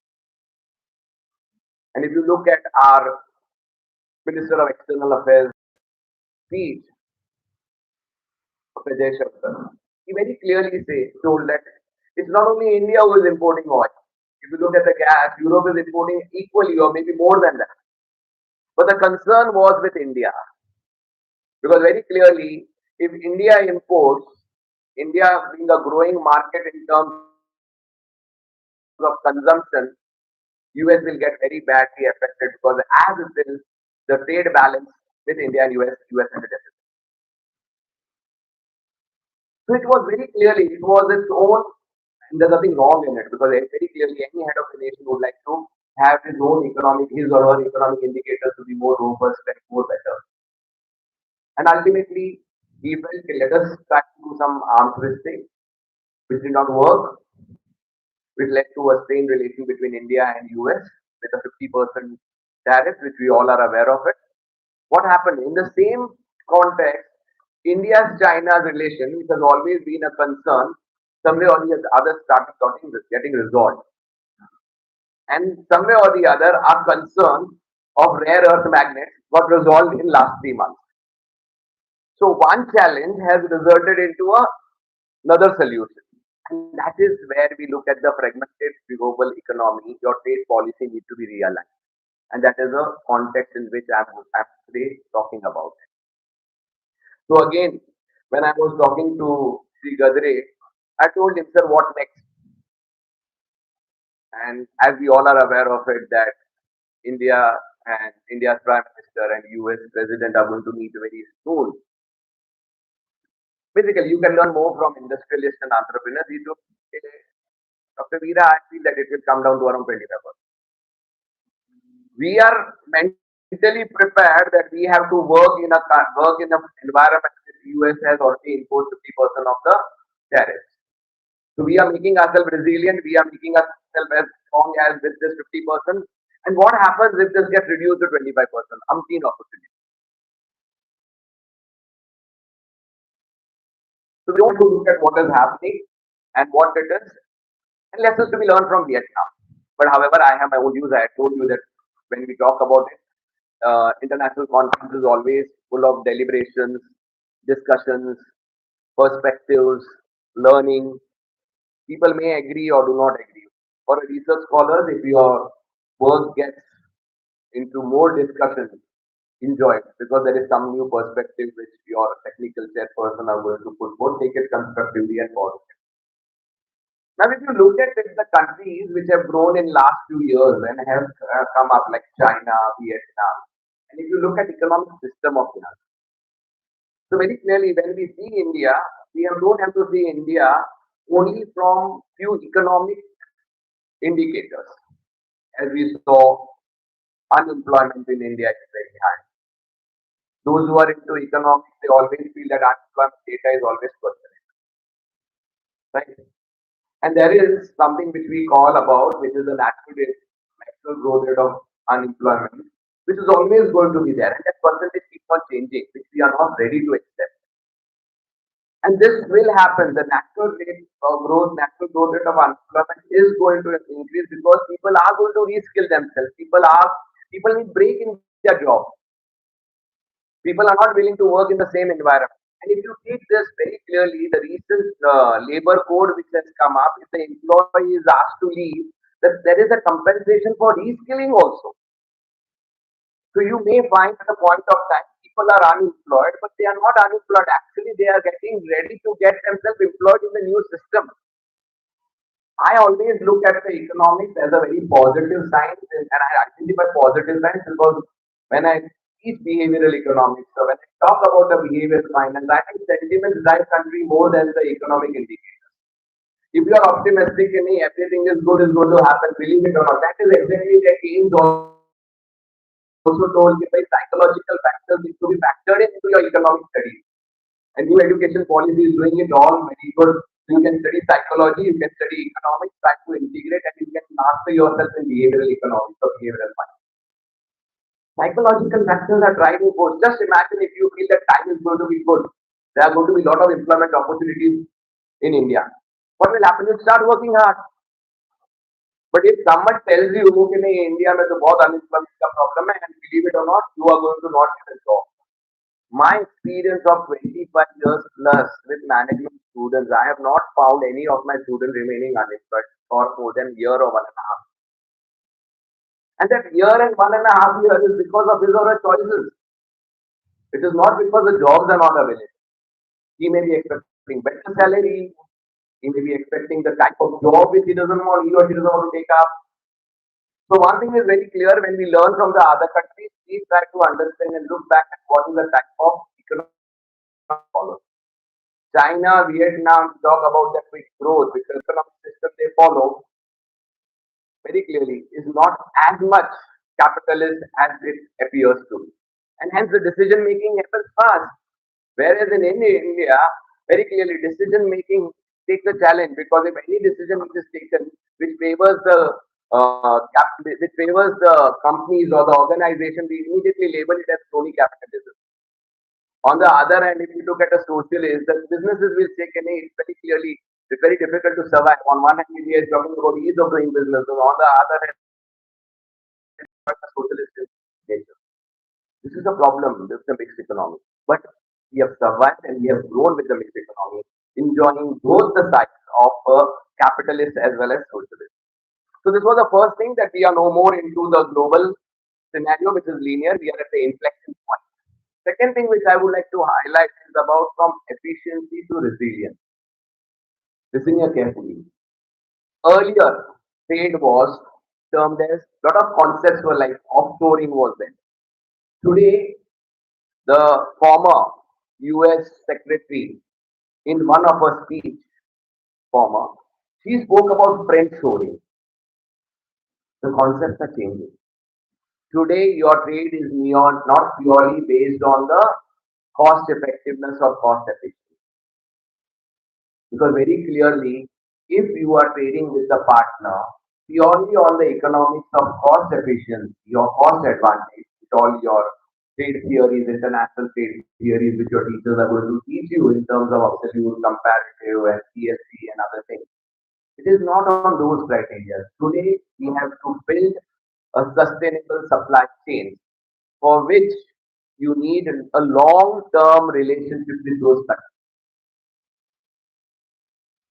And because once you create a sustainable supply chain, there is a huge amount of infrastructure and cost which is created, and in case if you fail to make it sustainable, your trade will become more difficult. So very clearly, because we all are aware of it, that the global shipping costs have surged up, which is ultimately adding to the cost. So very clearly, if you use those supply chains effectively, efficiently, and to the fullest extent, your shipping cost will come down. Another important thing. A lot of my students have done a project on this. There's a Sagarmala project going on, right? So very clearly, it's a Gati Shakti is a subset of entire India's project. So if you look at the Sagarmala, if it is properly executed, implemented, and timely completed, our logistics cost will come down. So somewhere or the other, we know that by globally shipping costs are going up. So let us do some changes in our infrastructure so that we can reduce the logistic cost or the landing cost. Let me tell you, trade policies cannot be seen in isolation. You have to integrate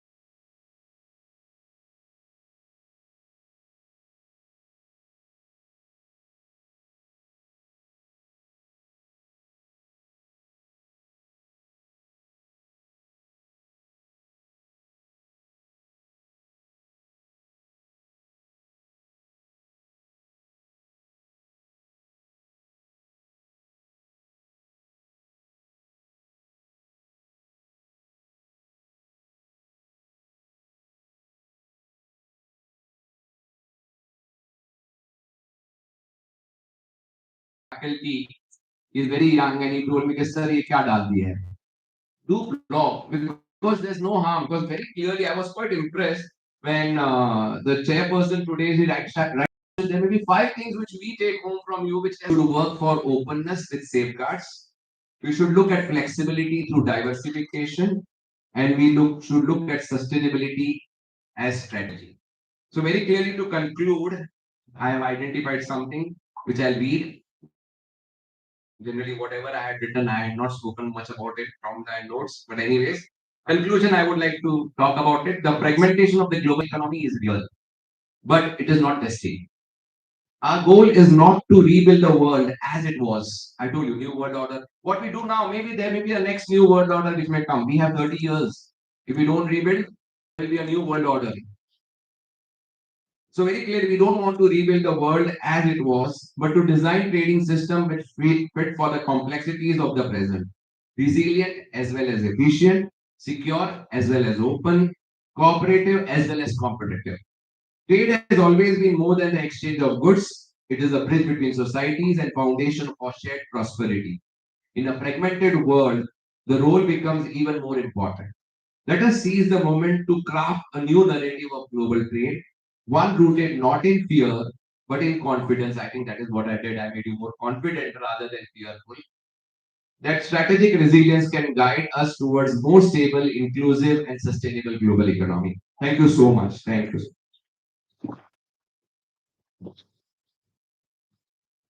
Hope I have not taken much. Completed on. So,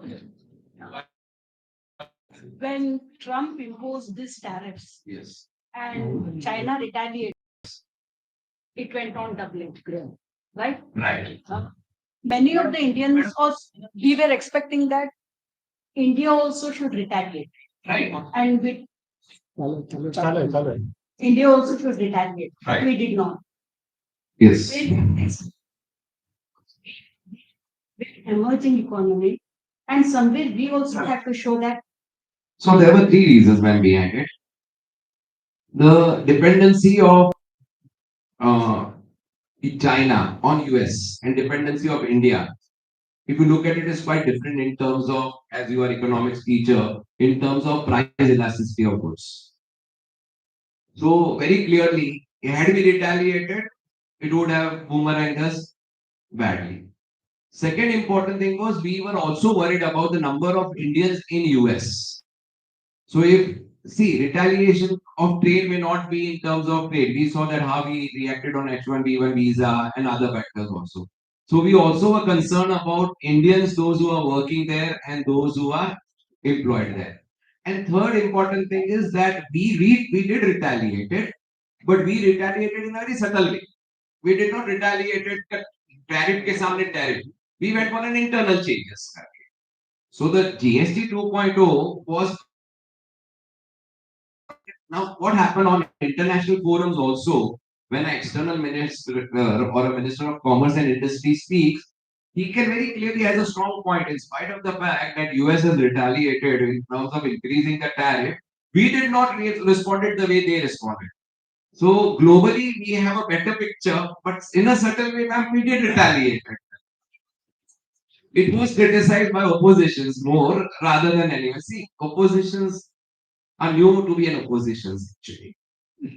But when opposition criticized, even we felt somewhere that yes, when India is having such good, strong relations with America, then even we should have shown something. So, ma'am, what happens now if we take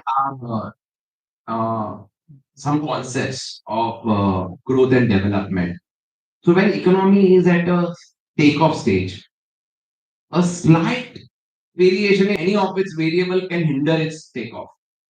So that is what Sanjeev Sanyal also feels karke. We are at the takeoff stage, which is proven with the today's data, which has come in the newspaper that we have got 8.2 growth. So very clear, and moreover, retaliation would have further retaliation. वो 50% से खुश है ना, उसको 100% नहीं होने देना काम. He would have Trump would have retaliated. Trump, we all know how he works. Okay. On this platform, I cannot talk much about it. Okay. So very clearly, retaliation would have been a further retaliation, which would have like a spiral effect. Okay. And that's the reason, very subtle way we felt that we have somewhere or the other people felt it was a surrendering type of situation, but we had no other option because see what happens, man, just to retaliate, we cannot jeopardize our growth. Because what would have happened had we also retaliated? He would have gone to 200% also. There's no doubt about it. Okay, he was happy with that 50%. We told, okay, you be happy with that 50%, we surrender. But our growth should not be affected. And look at the present situation, what US is facing and what India is. We are growing. US situation is very bad. People are even questioning about debt. Actually, I had a concept of talking about the deficits and indebtedness of the country. But because of paucity of time and not to make it too technical, which I spoke to, I hope it was not very technical because I was only concerned about that it should not be very technical where I have to reach everyone. Okay. So thank you so much and all the best students and thank you teachers and management and principal and Rupesh. Thank you so much for having me. Well, only my perspective. So No. That's what I was asking. Yes.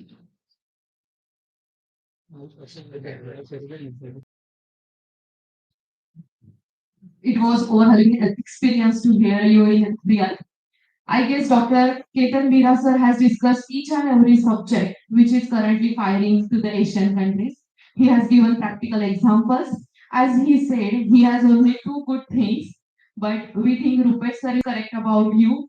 We are blessed to hear you in this conference, not only as a participant in conference, but also as a teacher.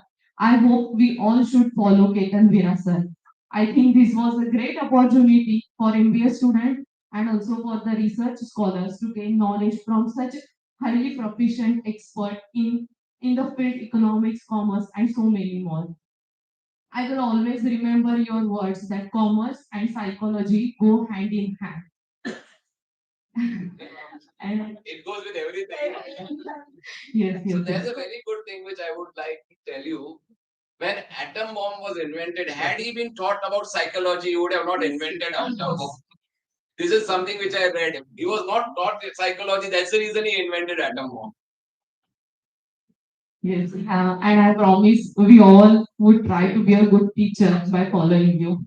Thank you, sir. Thank you so much. I hope you have all gained knowledge in the field of commerce and management, accountancy, and finance and economics. Also, why our international conference is very important. It's our blessing to have such a super skilled and proficient speaker in this international conference.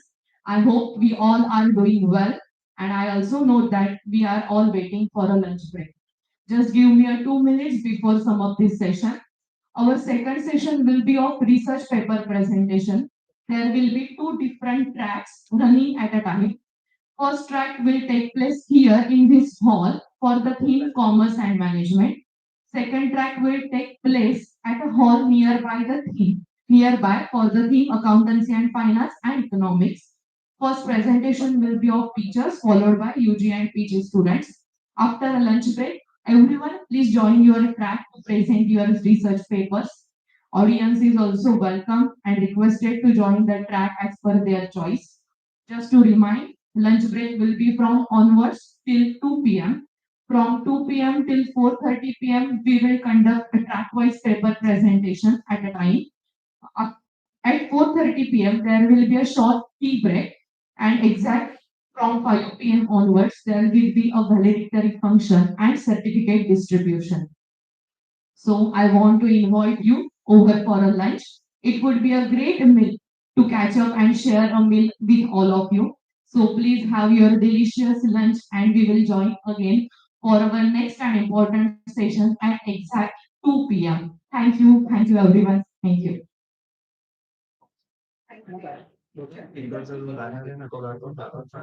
Internet चालू ठेवणार पण मग internet vendor असतं का नाही तो हे बंद कर. Projector बंद कर. ऑफ करूया ऑफ करू हे कंप्लेन आहे रेकॉर्डिंग येईल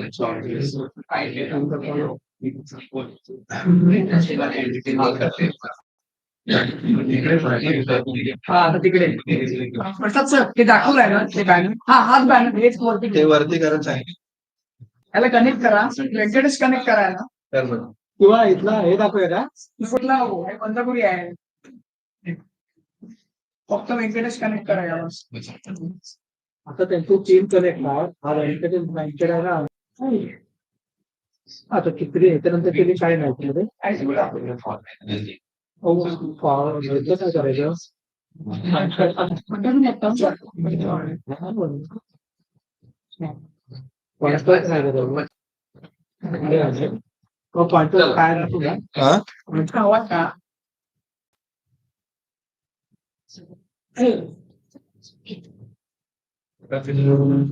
हो हे पण जरा डिस्कनेक्ट याच्यामध्ये टाकून द्या नंतर काढूया ते झाले डिस्कनेक्ट. आवाज एवढा क्लिअर आणि मोठा कसा येत होता रिअल टेकचं हे गेली ते कनेक्टच होईना.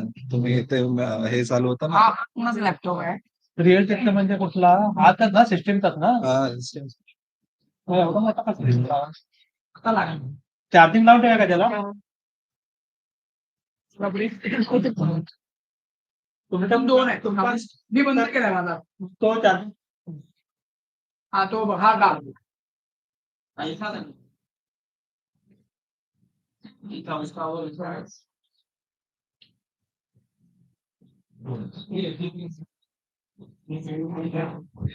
मी बाहेर गेलो ना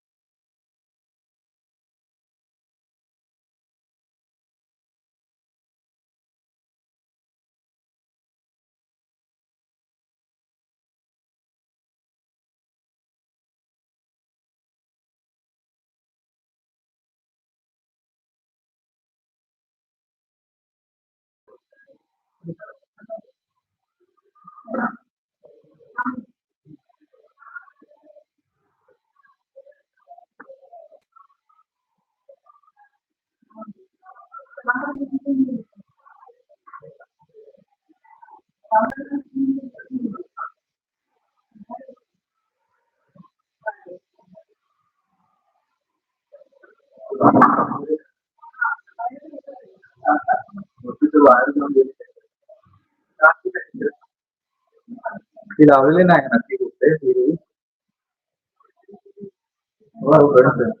हिरवी कुठे लावलेली नाही चालू आहे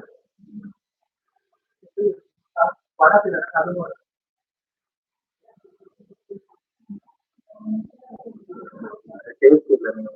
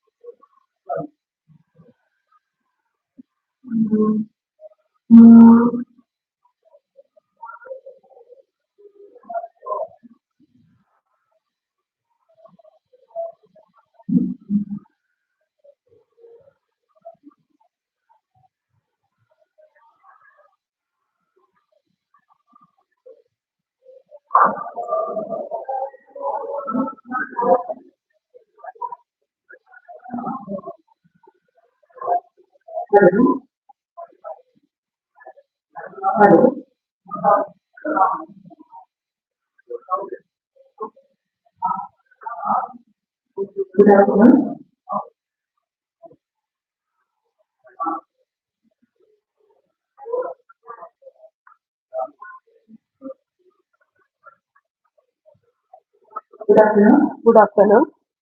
Good afternoon.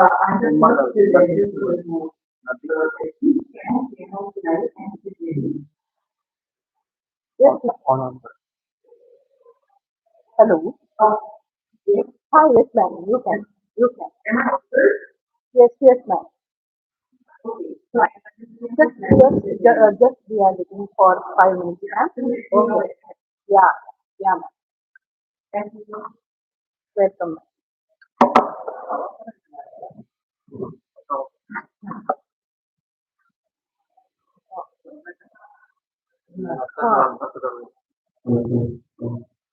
थोड़ा आवाज हो Hello. मागा तेवढं आहे ना आता Hello. बसलेलं नाही Hello. आणि हात आहे ना हात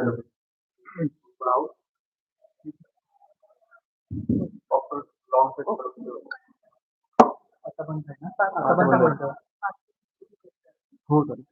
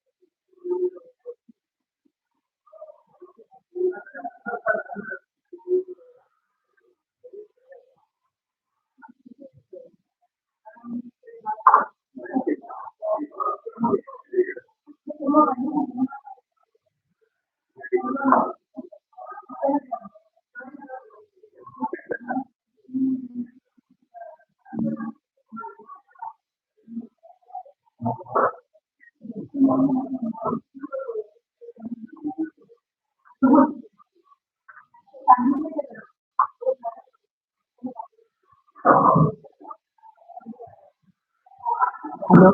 Hello.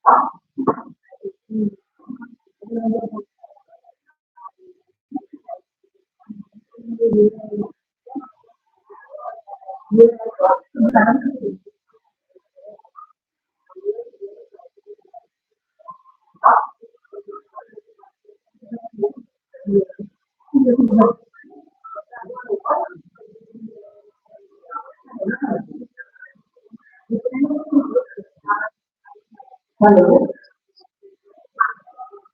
Hello. Hello.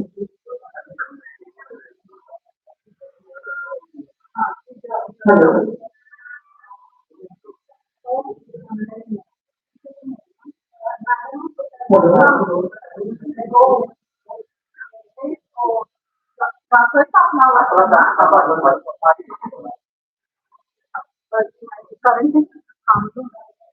Hello.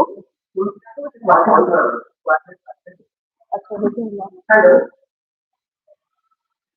Hello.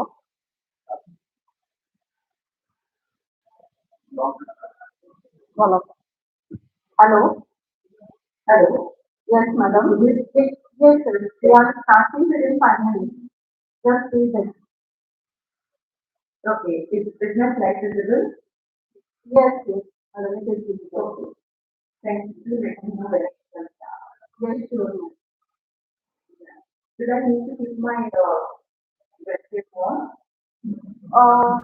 Not now, madam. It's just wait for 4 5 minutes. Okay.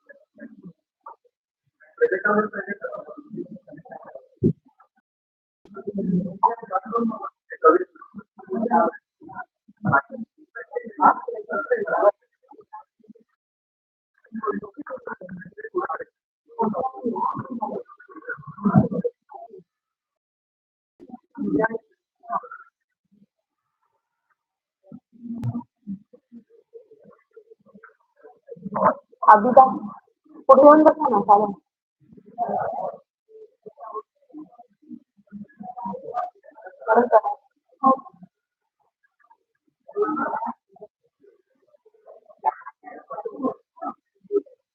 Good evening, everyone. I hope you all have enjoyed your lunch with a delicious meal. ह्याच्यावर बोलू.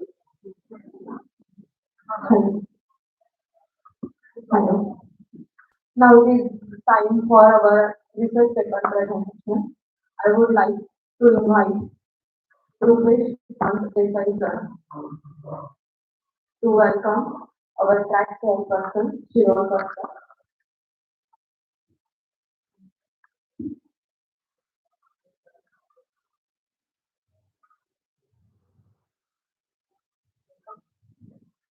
I would like to request Dr. Seema Kadam Madam to welcome our second chairperson, Sarikali Thomas Madam.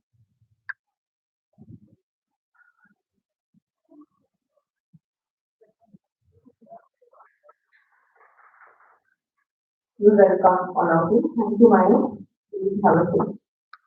Now I hand over my mic to Dr. Seema Kadam Madam. Ma'am, please.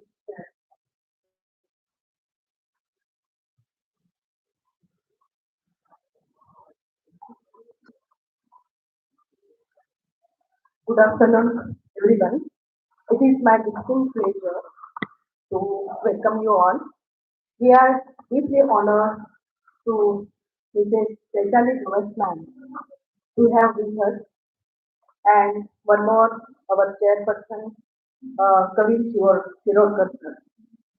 On behalf of everyone, I extend a warm and heartfelt welcome to both of you, sir and ma'am. Your presence all highlights really value for this session. Chaitanya ma'am is officiating principal Vikas uh, Parishad, Malde College of Commerce, Economics and Management, Malde, Goa. Her academic qualification, she has completed Master of Commerce in Accountancy and Finance from Goa University in 2016. She has completed Master of Arts also in the subject Economics from Indira Gandhi National Open University in 2023. Qualified state examination conducted by certified University subject Commerce in 2018. Graduate from Saraswat Educational Society, Saroda College of Commerce and Management in 2014. Currently, she is pursuing PhD in Commerce at Goa University, presented research papers at several state and national seminars and conferences, participated in various workshops, seminars aimed at enhancing academic and research competencies. Experiences worked as an assistant professor in commerce and management on in the Sarosa College of Commerce and Management, Mapsa Goa. Then presently working as a uh, assistant professor of commerce and management on regular basis at Vikas Parishad, Malve College of Commerce, Economics and Management, and inviting she has invited as a resource person for delivering sessions on topics like entrepreneurship, time management. Our second chairperson, Dr. Kavi Shirokar. He has experience in research area, especially skills and areas of experiences in packages for social sciences. Teaching experience, Sir has a teaching experience in Casino Quality, Commerce and Management Studies uh, since from 2016. He has worked as an instructor in banking, finance and insurance sector. Sir presented papers in various national and international conferences, and even though his publications have 5 papers in international and national publications. Welcome to both of us and let us dive into your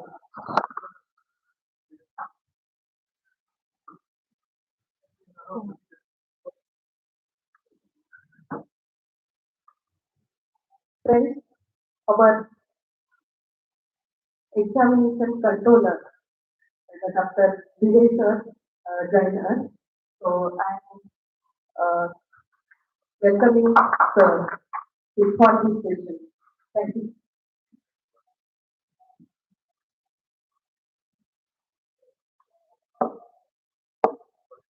Hello.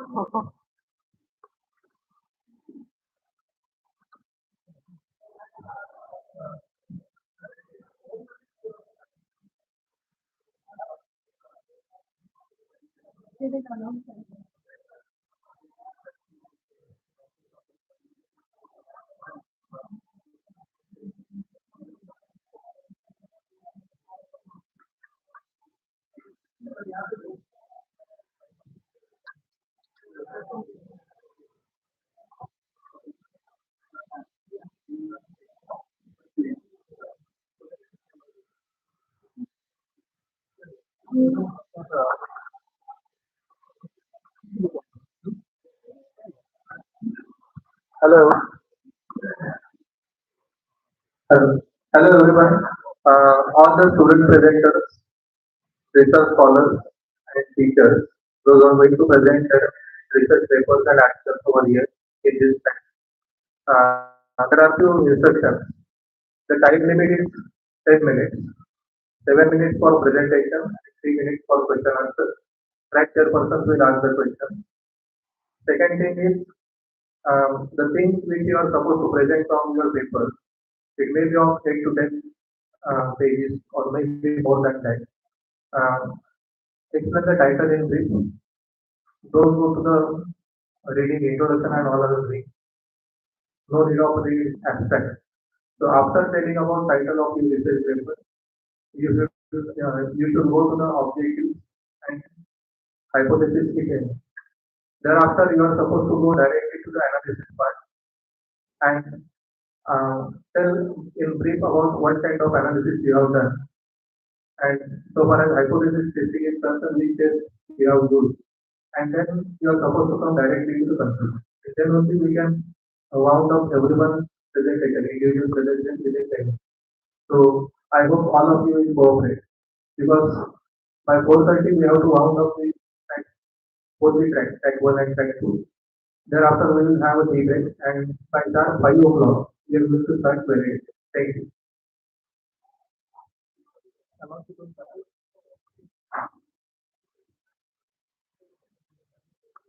Once again, warm welcome to all the students. Myself, Prasidha Anandikar from Commerce Department. I am here to call presentation one by one. Now I am going to request to Mrs. Farnani Guruya to present their paper boldly. Is there audible, ma'am?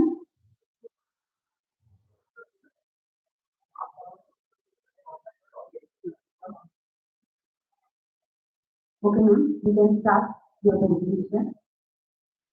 Thank you. Good afternoon, everyone. Today, I am Felicitation, Assistant Professor from Government College District, Goa, representing a research paper titled Analyzing the Impact of Marketing Strategies on Domestic and International Consumer Buying Behavior and Empirical Studies. Co-author, Professor Dr. Agies from Goa University. For the introduction, marketing plays a crucial role in shaping consumer behavior. The marketing mix element helps business progress and welfare. Domestic and international consumers may respond differently to cultural and lifestyle influences. The study explores which marketing mix elements influence purchasing behavior most. I will speak a visual review of 5 in order to save time. Identification of the problem. Past studies showed mixed results on the importance of future marketing mix. It influences varies across cultural markets and profiles. This research seeks to fill gap in examining which elements of the marketing mix significantly influence the buying behavior of both domestic and international consumers to provide insights to effective marketing strategies. Coming to the objective of my study, to analyze the different elements of marketing strategies that affect the purchasing decisions of domestic and international consumers.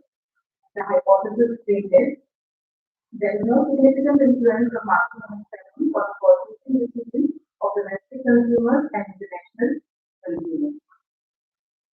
The research methodology has been primary data were gathered through structured questionnaire to bolster and validate the findings. Secondary data was collected through all other sources like books, emergency factors and so on. The target of 200 respondents was set and achieved for data collection. Out of this, 130 were domestic and 60 were international. The statistical tools, the data collected was analyzed through vector analysis and regression analysis. Coming to the analysis of the different elements of the market mix for the purchasing between the domestic and international consumers. In order to prove the reliability of the model use, contract transfer test of reliability is performed. Trauma alpha should always be 0.70. In this table number 1, it indicates that for the different 20 variables that I have considered, the contract alpha value of is 0.791, which is more than 0.70. Further, to analyze the impact of these elements on the marketing mix of purchase decisions, sector analysis is carried. The interpretation for this is that this is currently the original 20 variables in 7 tolerance key sectors, each with significant timing values and contributions to total business exchange. Now, from here we can see the first one is physical evidence, which includes appearance, brand, mode of payment, and delivery. Elements like comfort, cost effectiveness, attractiveness, and also sector, product, hygiene, range of brands, and availability of products for consumers. For the clinic, sectors like display, convenience, working hours, and location are included in this sector. For people, the sector includes policy and society.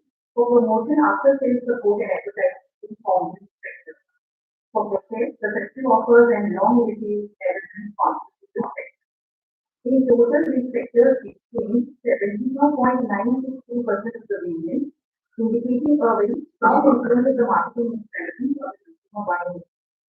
Random values for each sector are greater than 1, supporting the validity of each revenue and significant contributors to consumer behavior. However, regression analysis for them, the sectors derived are the grades to find the effect of marketing strategy from the purchasing to the rest and information from the unit. According to the regression study, which we see in the table, place, process, and practice the most beneficial effects among the elements. The respective key values you can see at 0.01, 0.002, and 0.003, which shows a strong competitor. A moderately significant negative correlation between the product sector and physical evidence is also seen. People in promotion, however, do not significantly influence buying in their key values are higher than the 0.05 cutoff. Overall, if you see the model is statistically significant, the key value is 0.000, that is lower than 0.05. Hence, we can reject null hypothesis and accept optimist hypothesis by considering that the significant influence of marketing strategies are purchasing decisions of domestic and international consumers. Coming to the conclusion, place, process, and price significantly influence purchasing decisions. Product and physical evidence shows marginal negative effects. People in promotion have insignificant impact. Model explains 54.3% variance, which means even though the model is statistically significant, the key value is 0.00, it only accounts for 54% of the variation in purchase decisions, and answer is 0.523, indicating that consumer behavior is possibly influenced by other factors that have not been considered. So we can see that this very emphasizes how crucial it is to tailor marketing. The future scope of this study is it suggests further and more investigation into other consumer behavior of domestic and international consumers. Thank you.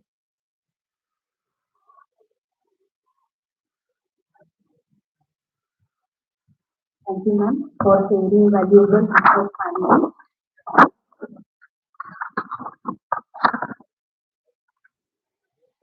Hello. I'm audible? Yes. Yeah, I'm audible. Yeah, two questions. I'm having your question. The question is very clear. Yeah, very understanding. Just I want to know how you come to the 200 respondents. Any formulas you have used here? Any Please calculate your 200 respondents were being considered as respondents based on the continuum where I could keep the patient in selected calculation for sample size. में how you 200 sample size, how you can justify that is sufficient for your study. में 200 sample size, I have considered using a formula, but further I have also said in the presentation that there could be other areas which we could consider since I'm getting parts of only 64%. Where if I include more respondents, my answer might as well increase a better rating for my study. Okay. Okay. One I have two suggestions for your study. में you have used a great theory, academic method. Okay. You said that 54% has been explained by all variables. There are still some variables to be explained. Okay, you can use cultural aspect also and few other innovative elements which are in this. Okay, there are drastic changes. Okay, that is my suggestion. Yeah, and further you can use rather than regression model where it will help on a this giving a clear picture of entire your research study at a mark. Okay, yeah, but your presentation was very clear and nice. That's how I have included it in the book. Yes, thank you. Thank you, sir.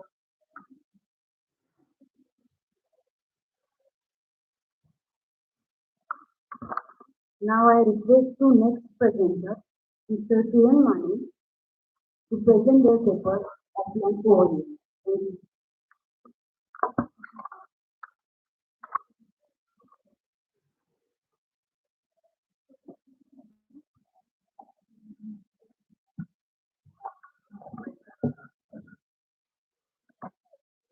Good afternoon, everyone. I'm presenting my paper on behalf of my research student. I'm guide for her, and basically we are working in the transport sector for last 2.5 years. My title of the topic of the research paper, Driving Excellence: A Study of Leadership Style and Employee Motivation Among Best Bus Services Employees. As related with this particular title, in 1907, if we go back to the history of best buses, in 1907 it was started with the term. In 1926, it is started with best buses, that is actual best services, and in 1947, they are taken into account as a government project undertaken by the Grand Mumbai Municipal Corporation. The real fact which is related in this particular area, the leadership styles are missing somewhere related with the employee. Basically, the style which we were looking for, the transformation, which gives the vision, which gives the clarity, and what exactly the employees are the organization is expecting from the employee, that was missing. If you are going to considering that as a research gap, we are trying to linkage between the leadership style, motivation, service, and the transport dominated service, which is related in Mumbai. That is the best service. In case of the metrology, it is purely depends on the secondary newspapers, websites, the journals, and the various articles which are related. That we are considering as a research methodology, the secondary data for our survey.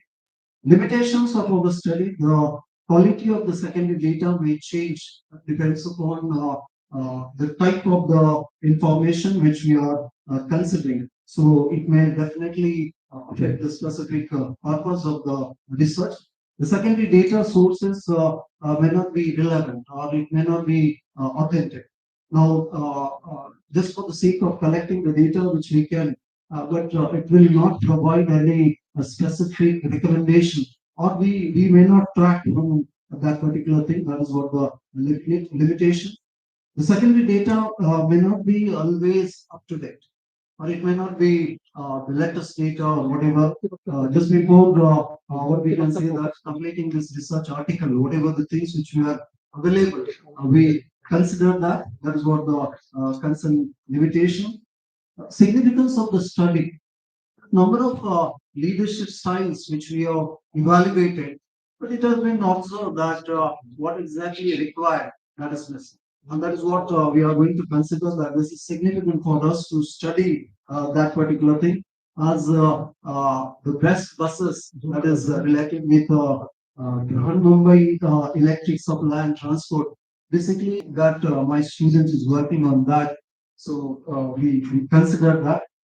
The findings of the study, the finding of the study considered that the transformational leadership is required, which gives the idea related with vision, recognition, and development of the employee. But if this particular type of the things are not available, at least in a leader or your officer or who is going to be controlling of motivation, our finding, the suggestion that we want to get a clear training to the employees. It may be driver, it may be conductor, it may be mechanic or whoever is directly or indirectly related. There should be a very clear guidelines with the training, and at that also with the person who is going to provide the training. That is what something which is very important.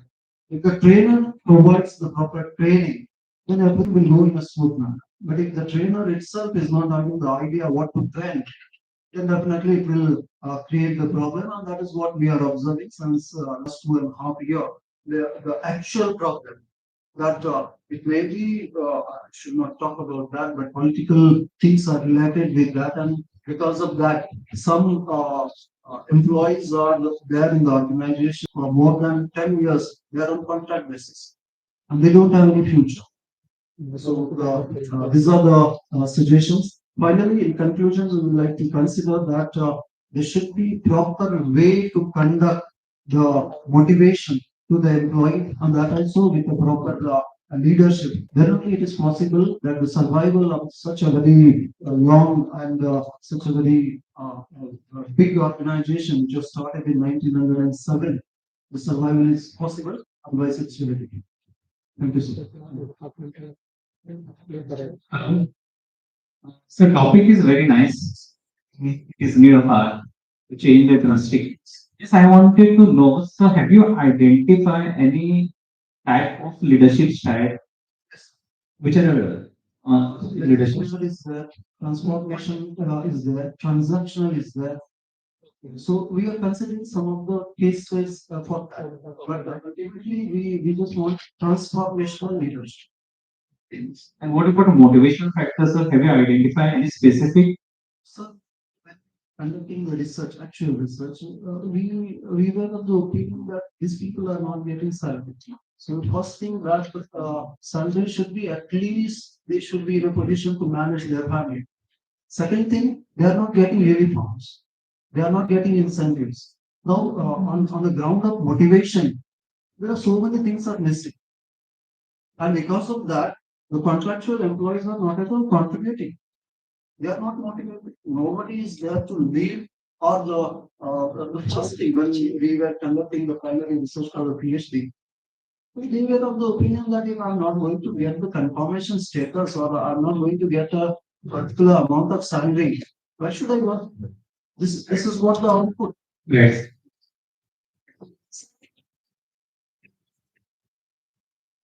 Basically, madam, after 2010, majority of the drivers and conductors are on temporary basis. They don't want to fill the post. Yes, my suggestions. Yes. So, you're expert. Yes. Okay. Your study comprises of two different populations. One is the employer leadership, and one is the employee. Okay, where they are working for a motivation. Your study narrowed down to only one. Okay, where you are coming out of a proper framework. What are the motivations required for your employees?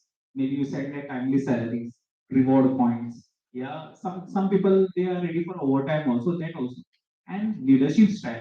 Just identify from the literature review. Okay, what are the leadership style followed for successful businesses and use for that. These are two different studies. Okay, that is what my suggestion, sir. Otherwise, your topic is very nice and there will be a less literature will be available. Just much studies are not done, sir. Just go for cross domain studies. Yeah. Then you have to go for cross literature. Okay? Yes, sir. Yes. Thank you, sir. What is sir? Hello, sir. It's good to see the research guide coming in support of the research scholar. So I really appreciate that. And you said that in the study, the data was collected using secondary sources. May I know the sources in the study, or whether the actual employees were interviewed to know their concerns? We consider the economic survey of Maharashtra. In that area, we are having the the entire section which is related to the transportation. We are providing. Secondly, West is related to the journal. I'm very sorry, I don't know the name of the journal, but they are providing overall opinion when we are getting the literature from the basically from the newspaper. We are not in a position to consider. So these are basically the things to which we are collecting.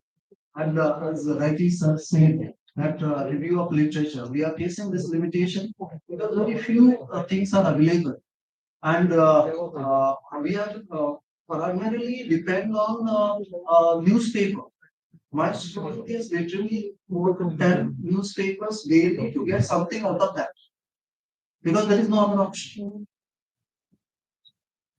So when literature is not available, then at least cross study also. Otherwise, you have to take a interview. Okay, interview, standardized question, open-ended, where at least minimum sample size is required, at least 12.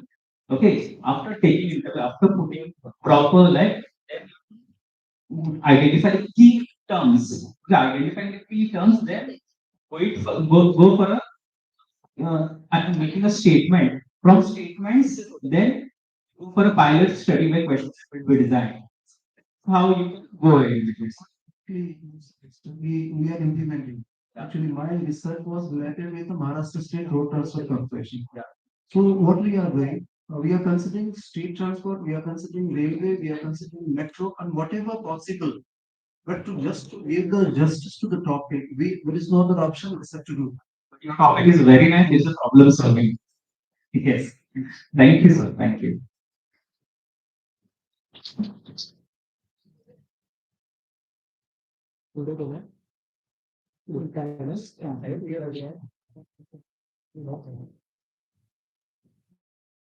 Thank you so much for Mani sir for sharing valuable findings of research.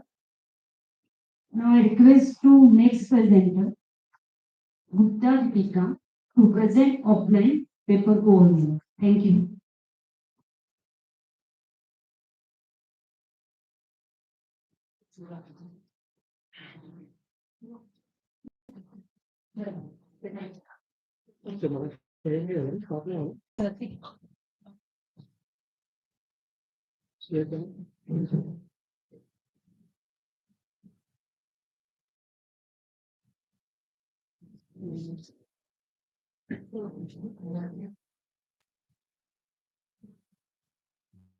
So every notification, every pop-up, or every click results into maybe your buying decision, right?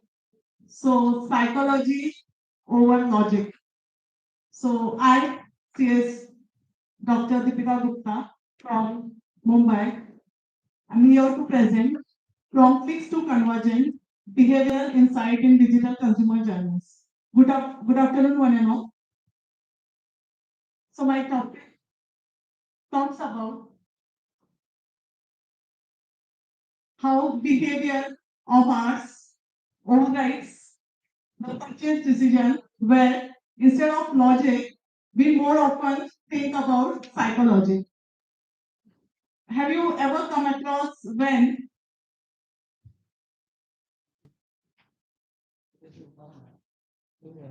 Have you ever come across when 100, only 100 left, or only 10 days left, or 500,000 people have already bought? So, sort of, what we all feel. Wo reh gaya, main reh gaya. Sort of feeling. So, how psychology affects all the purchase decisions of ours. That's what we are going to see in this brief presentation. For this, I have reviewed various research papers of various categories. After studying all the literature review, what research gap I found was how do behavioral marketing principles influence digital consumers' behavior and conversion rates among consumers in Mumbai. So these are my research objectives. I just brief it. Basically, I'm here to assess scarcity and social proof, how it affects on digital consumer engagement, to evaluate the impact of personalized behavioral marketing strategies on online conversion rates, to investigate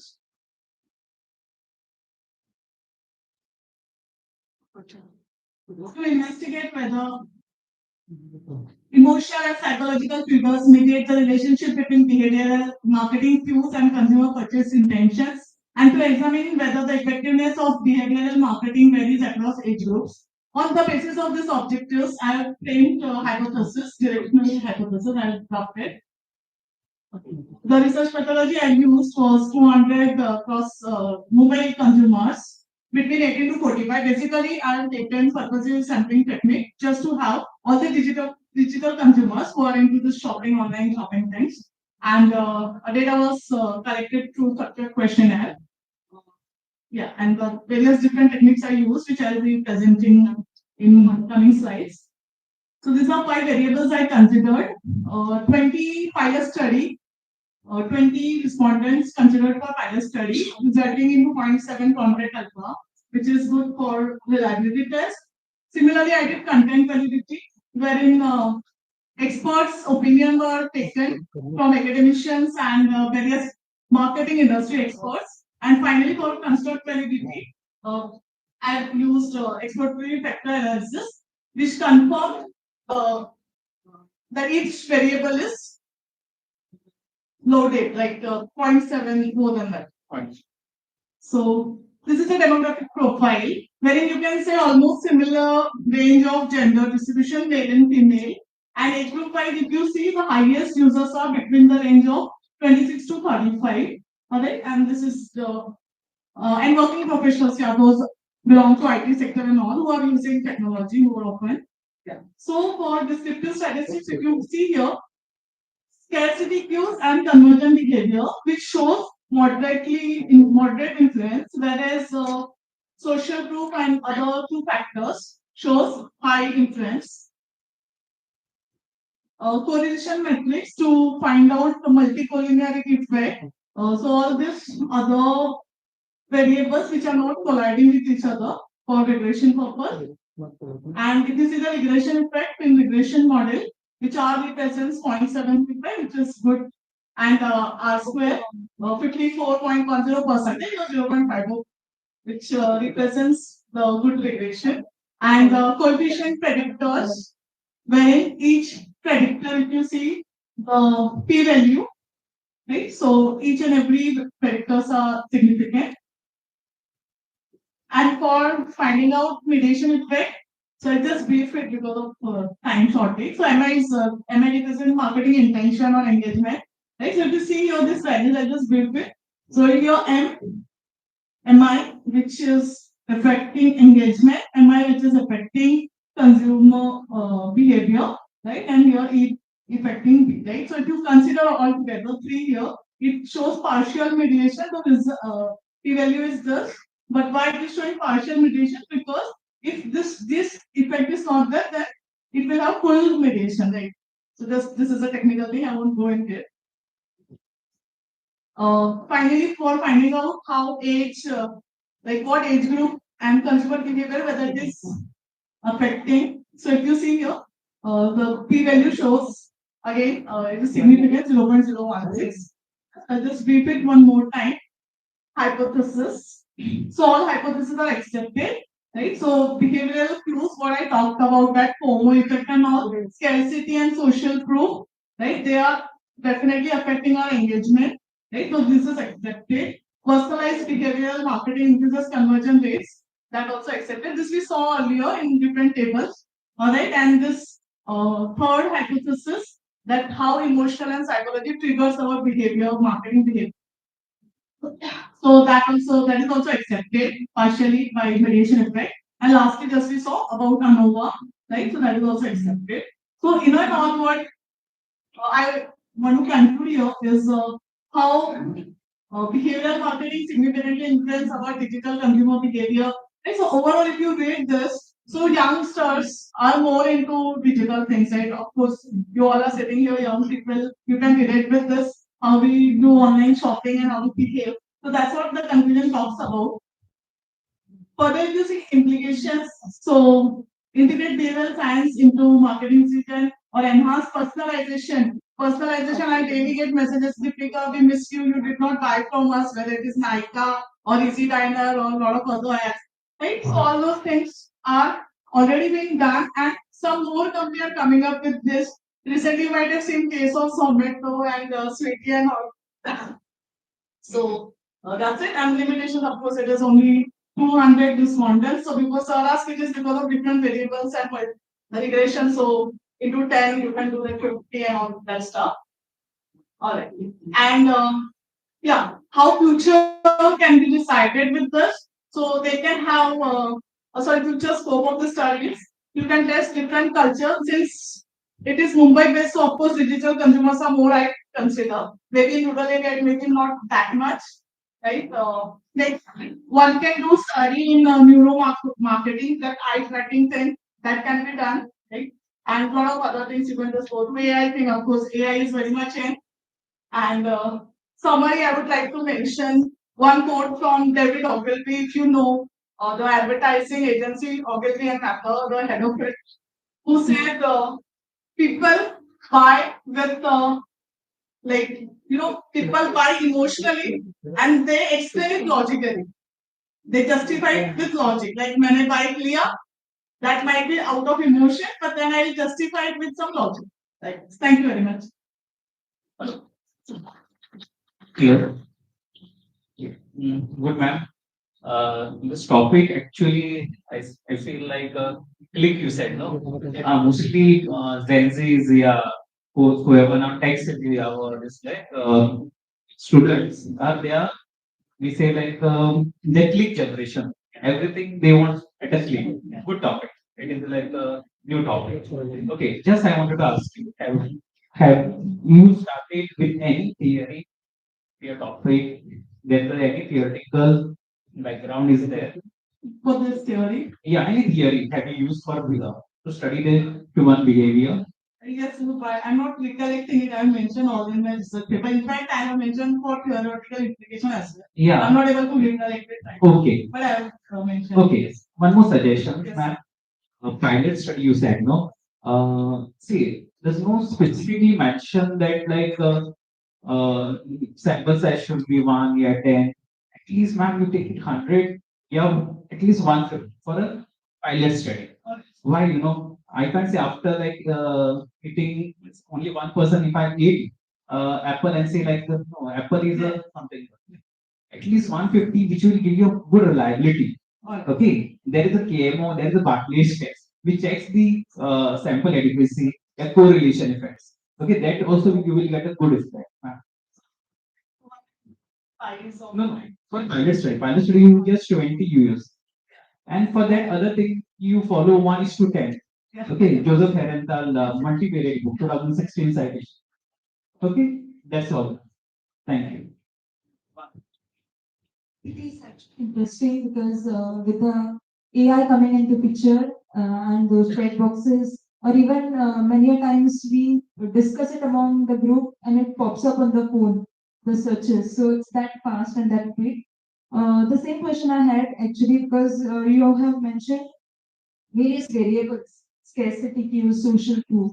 So is it having any specific theoretical background through which those variables have been included in the picture. Yes, I'm not going to get it. I mentioned in my paper, and I now come because the time has passed, so nomenclature and things might have changed.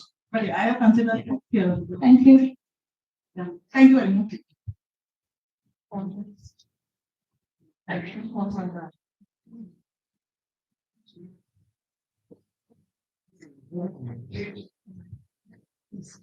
Thank you, ma'am. While by influential leaders positively predicts employee retention intention in the corporate organization. So these are the hypotheses based on the independent variables that are used for this. Now the result of my hypothesis shows that leadership practices account for 48.5 variance in retention.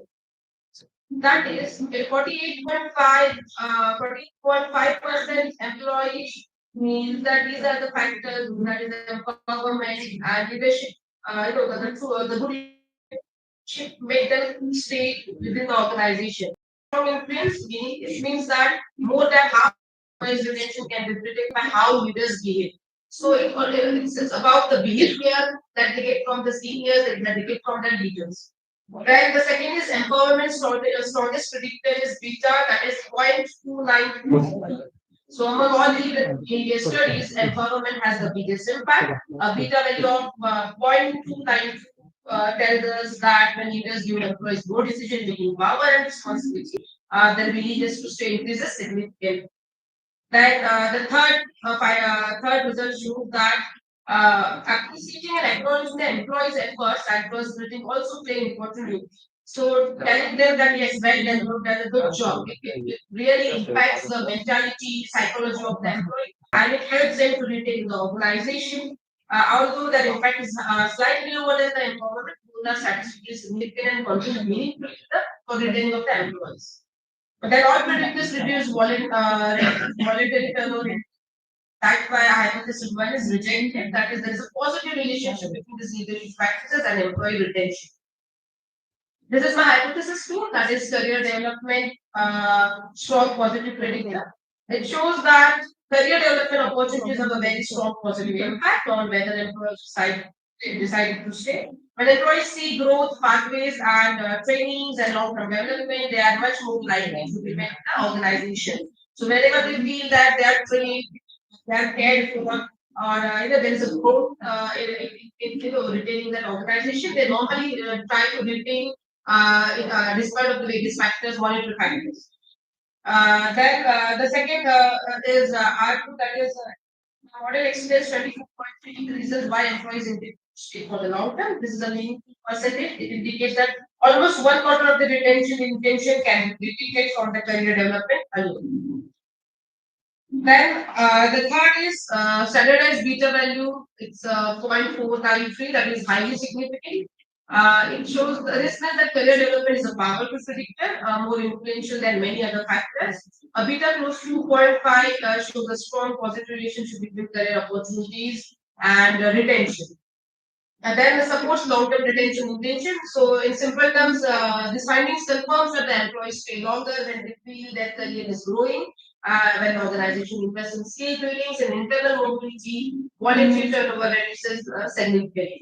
So hypothesis 2 is accepted. These are the findings and discussion that leadership is a strategic tool for minimizing the turnover if the companies are having good leadership skills, they are successful in retaining their staff, their empowerment and recognition influence engagement retention.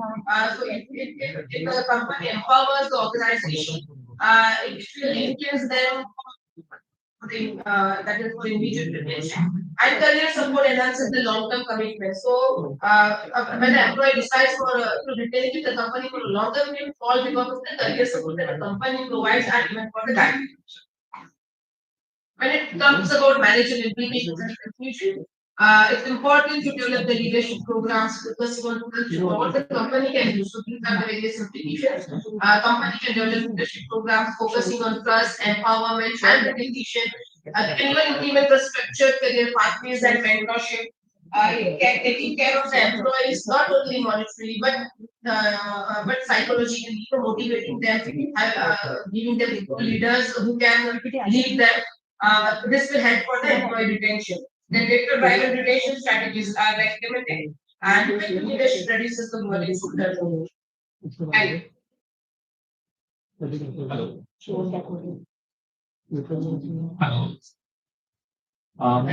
Yeah, I'm audible to you?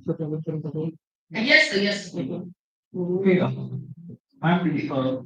the topic is nice because most of the companies are facing this labor turnover, yeah, employee turnover. Okay, yeah, just I wanted to ask you one question. The labor turnover, okay, if we categorize into the age group, okay, where old and the this like young people. Okay, for a both it is same, yeah, it is a different ma'am labor turnover. Which one is a high? Have you identified this? Yes, sir. See, because technology and everything and even so young people are able to improve these factors. Because old this method is coming from 9 to 5 is their regular routine. But in case of the employees from the young age group, that is from 20 to 40, in between that, emotionally, because they are already somewhere emotionally built down. So these factors really impact. Yeah, try to ma'am compare like with the old versus the young people. Your study will give you a nice result, ma'am. Okay. Yes, yes. Yeah, yeah, because the results will be different for old and the young people. Young people want the more career development, career growth, and the older people want more like job security, yes, more incentives, yeah, some stability, those kind of things. If you crack this, your results will be wonderful. This can be one of the policy changing uh, output for your discussion. Okay. Yeah, Yes, all sir. the Thank best.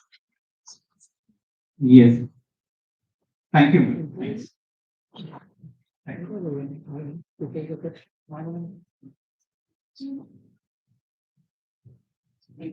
Thank you, ma'am.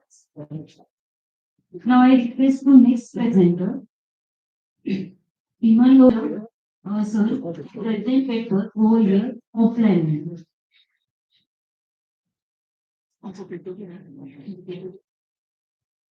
Now can you open the section? Good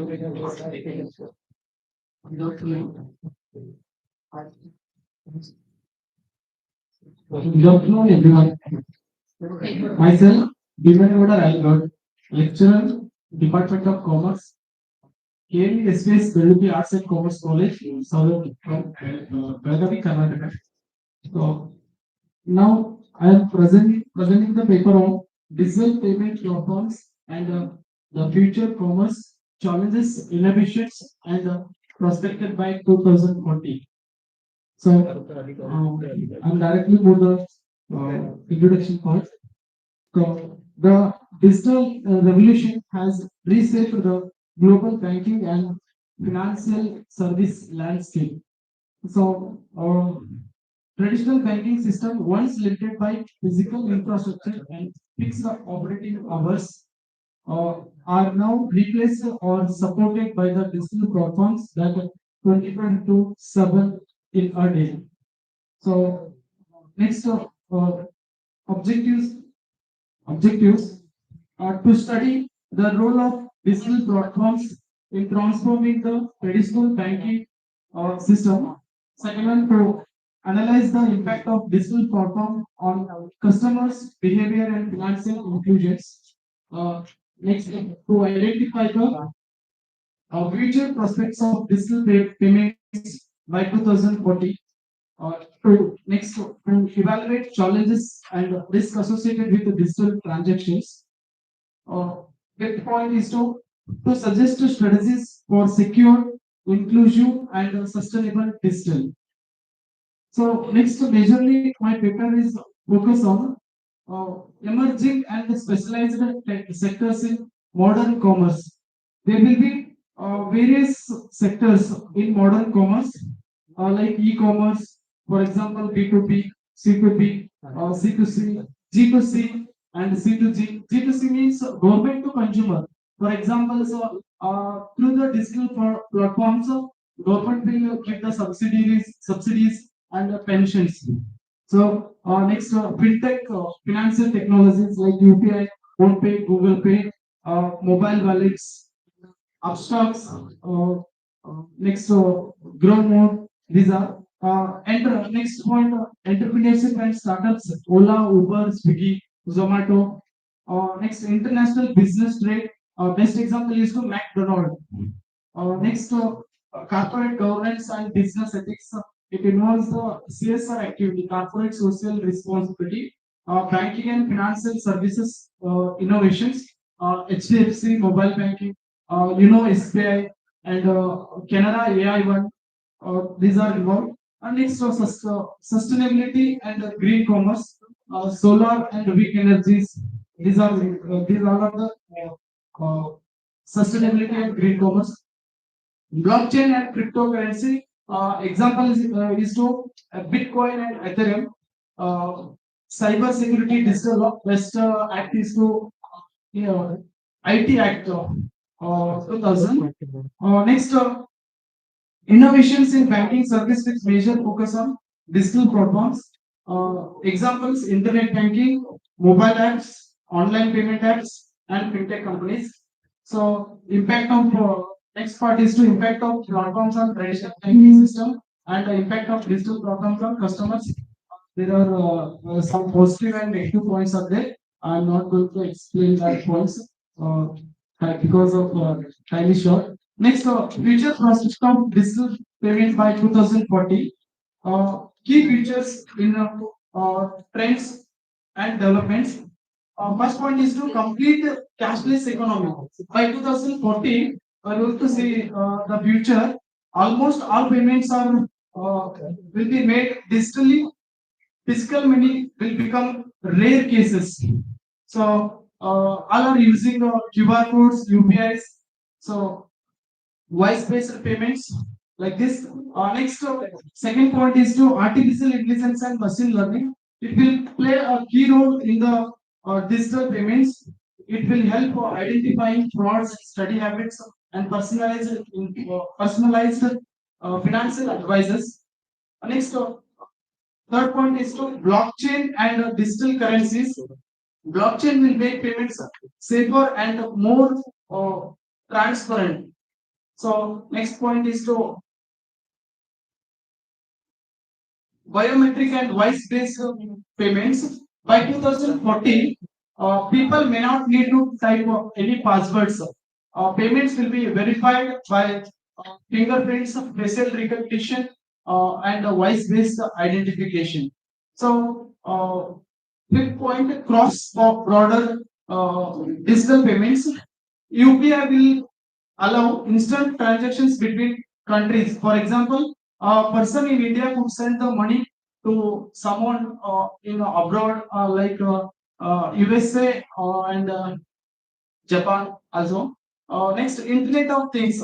Smart devices like smartwatches, cars, and refrigerator. For example, car will pay the fuel charges, toll taxes, and refrigerator will reorder the grocery items. So in the future, it will happen. Next point is to wider financial inclusion. Digital payment will help bring financial services to people in rural and remote areas. Government will use this platform to send pensions, subsidies. Already I told it. G2C commerce, government to consumer, government to consumer commerce. So next to last point is to environmentally friendly finance. For example, as paperless and cashless system grow, the use of paper money will reduce, lowering carbon emissions. So in the my paper, major challenges of digital payments: cyber security threats, data privacy concerns, digital fraud and scams, lack of digital literacy, poor internet and network connectivity, over dependence on technology. So, suggestions on strategies to overcome challenges of digital payments: strengthening the cyber security, protecting data privacy, promoting digital literacy, improving infrastructure and encouraging financial inclusion, increasing trust and transparency. So next findings, improved efficiency, anytime access like 24/7 service availability is there. Fintech innovations, expanded financial inclusions, increased cyber security and privacy risk, high dependence on technology. So next conclusion part is to digital platforms have revolutionized the banking and financial services sector by making transactions faster, safer, and more convenient. Thank you. Yes, sir, your topic is good, sir. Just one suggestion, little bit narrow down, sir. Maybe towards like there are all the expected on the challenge and prospect. It's only focus on a few things. And that is the solutions to come. Otherwise, nice people. Thank you, sir. Thank you. And one more, this is my first presentation, sir. Oh, good. Thank you. Nice. Thank you, sir. Thank you, sir.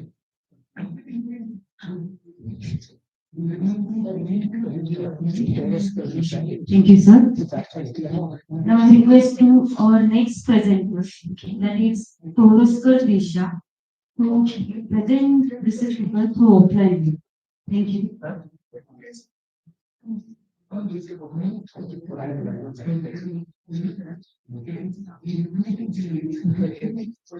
Excuse me, ma'am. Request on only focus on your title, objective, analysis. Good afternoon, everyone. I am Disha Toroskar, Assistant Professor at Essex Gujarat Apollo College of Commerce and Management Studies, Mapsa, Goa, from Goa. Pursuing my PhD under Dr. Konima Dhundin Shimde, Assistant Professor of Financial Services at Goa Business School, Goa University. I'll be presenting today on the topic Hoarding Behavior in Digital Currency Market, Patterns and Implications.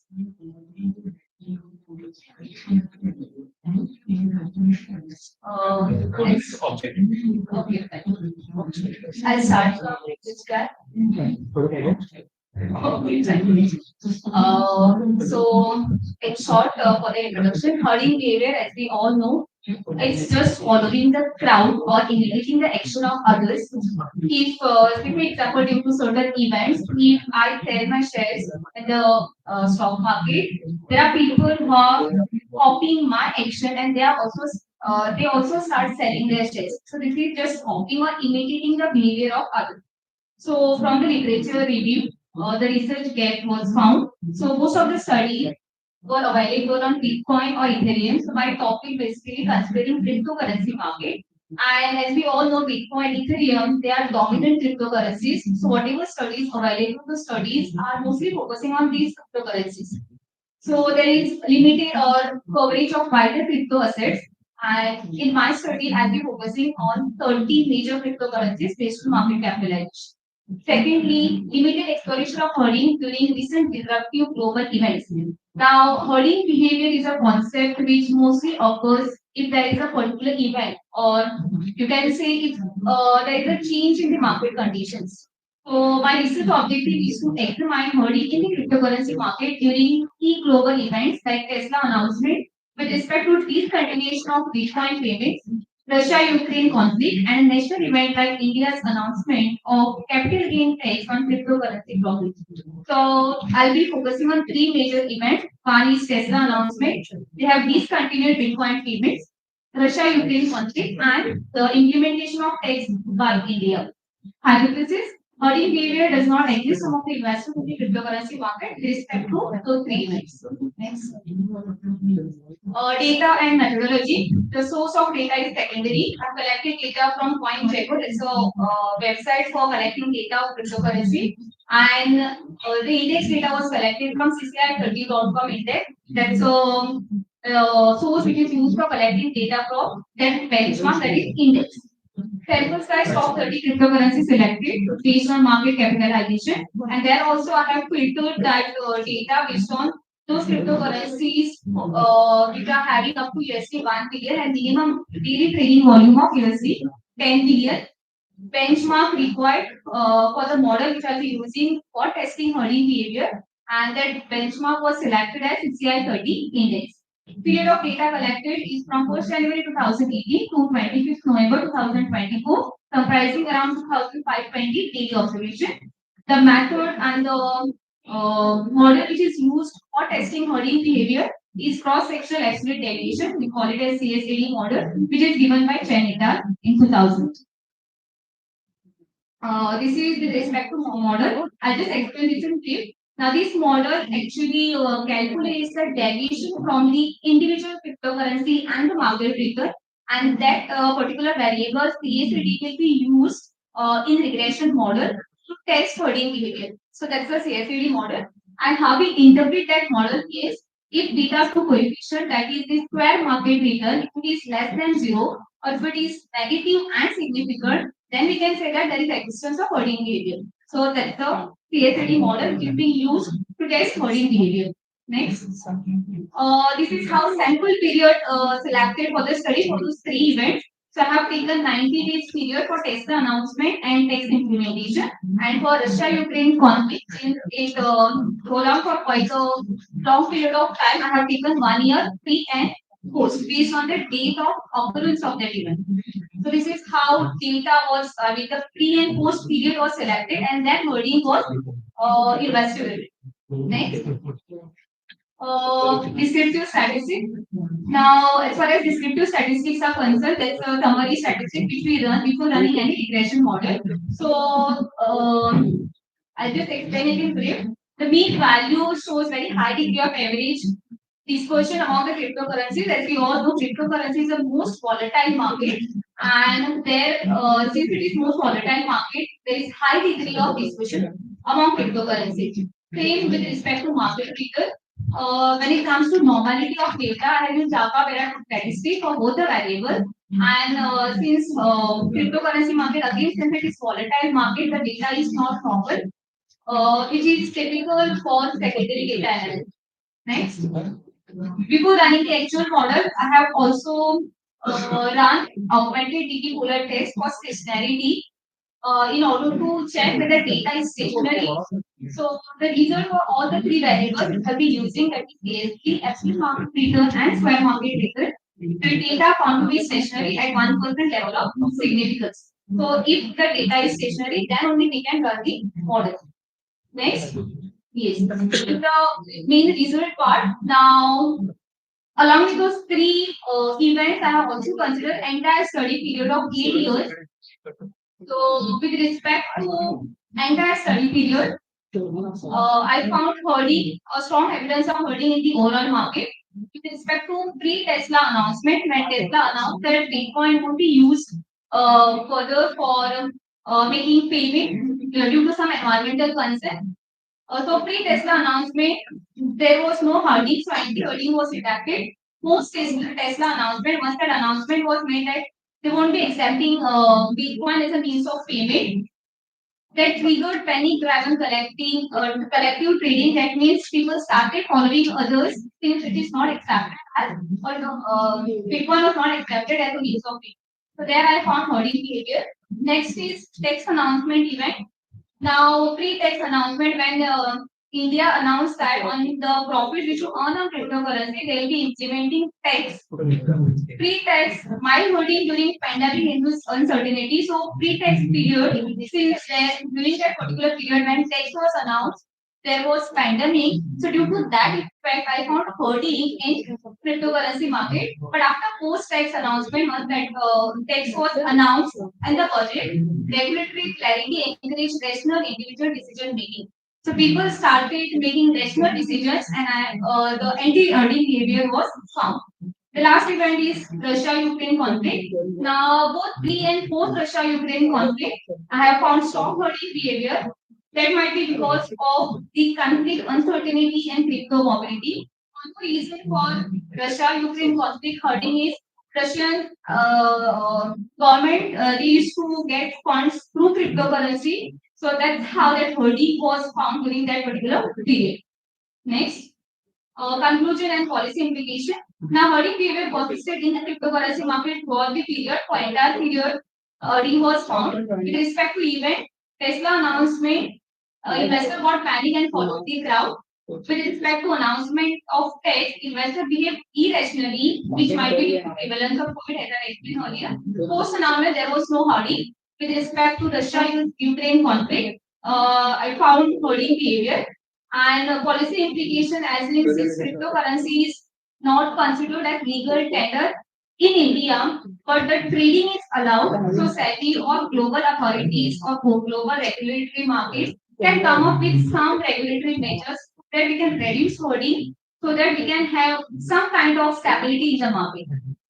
So limitation and scope for future research. Limitation, I have restricted my research only 30 cryptocurrencies and also findings are specific to defined time window.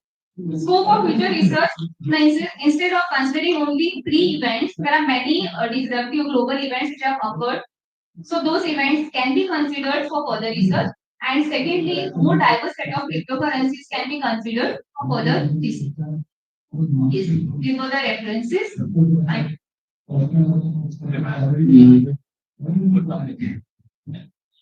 No questions. Here onwards, just to for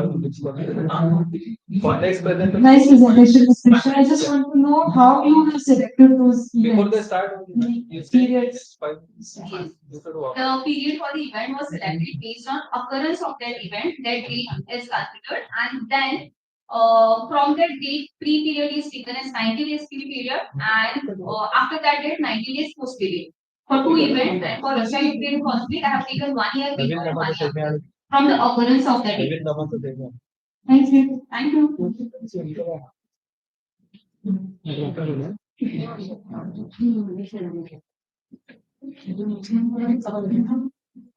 Right now. Thank you, ma'am. Now I request to our next presenter, that is Abdul Mohit Sarwari, to online mode. Is I audible to sir?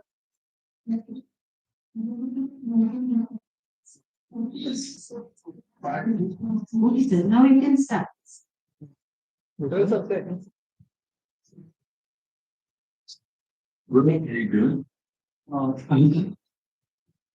Good afternoon. And good afternoon, sir. Sir, request to you,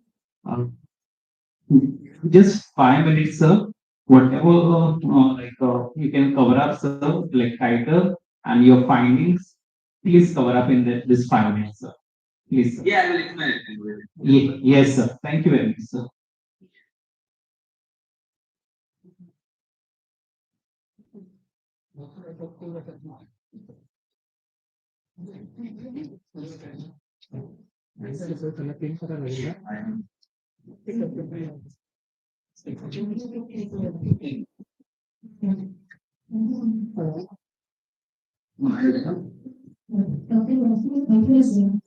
Yes, sir. My PPT is not, no, PPT is not very good, sir.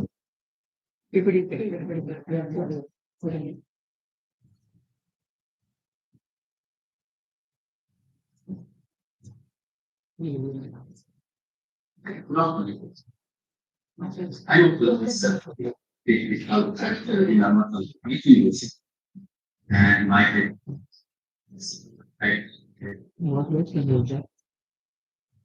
You have income marketing.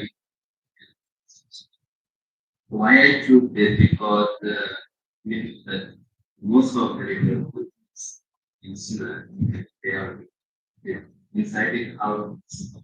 And just I wanted to know which platform they are using and how they acquire customer, how they engage with their customers.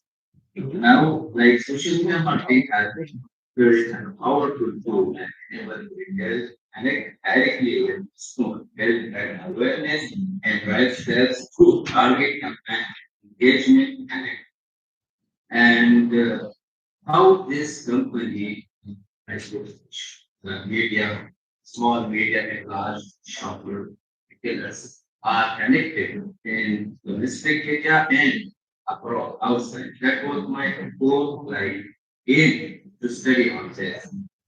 Next.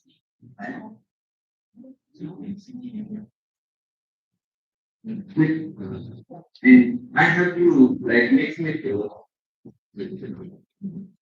quantitative qualitative to understand how social media marketing is so that it will show authority and the research focus on retail business is sugar for sector like textile, jewelry, electronic, fashion, and general.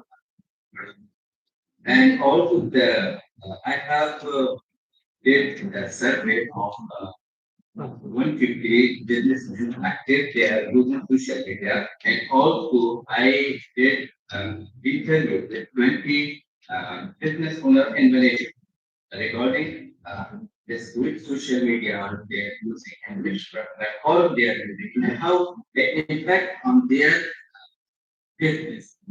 In order to use the secret group or industry report in the regards.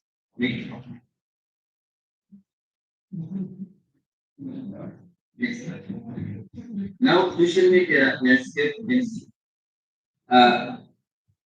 most of the retailers they have used Facebook for their trade, and also 89% of retailers have active business pages, and also WhatsApp has for WhatsApp it is 2%.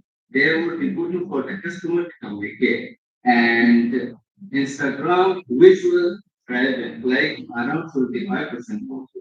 YouTube was just for demo for testimonial 85%, and Facebook was used for communicate with and detailed product posts.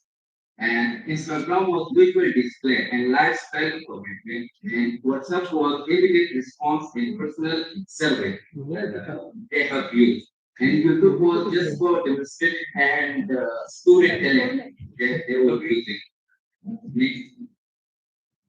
It is the graph of data that the adoption of a percentage of Facebook has to link.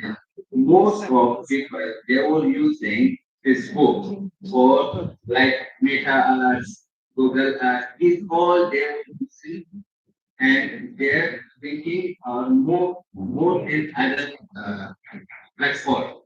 From effectiveness score, less is LinkedIn and the more score is you are seeing that Facebook. Next. This is like I have you three type of business I have considered like small retailer from 1 to 10 employees or medium 11 to 50 and large retailers like 50. The 10 to 15 like small retailers they have used annually on media 0 to 50,000, they like got more customer and more business. If you see the graph, and the medium set and the large has like spend more money in the media for advertising or getting a customer or showing their product. And we are seeing there. Next. This is the chart, the challenging chart, which challenges they are facing and they face already, like for content creation, for technical skill, for source allocation, for computation, for measurement. These all challenges that retailers are affected. Like if you see content creation more effective, like their time requirement, creating blogs, quality, maintenance, like that. It impacts highly. And if you come to the technical skills, platform knowledge, analytical understanding, advertising, 25% of business are like effective and impact level was medium. So on like this chart, if you see it's more effective like impact level are N28 and less over 62 for signal yeah, next. This is success factor and future opportunities like consistent posting schedule or professional intense quality of the success factor of the business that impact on business outcome and in the future outcome, like if they have strategy to do how to make how many reviews they have to make in 6 to 12 months and this next it is the last chart that how it's affected like strategy implementation like the content strategy, their content strategy, the effort will be high and quality will be low. The priority is high because if we have in the media, we know that we need for our product good content and good story to the people. After that, they will be convinced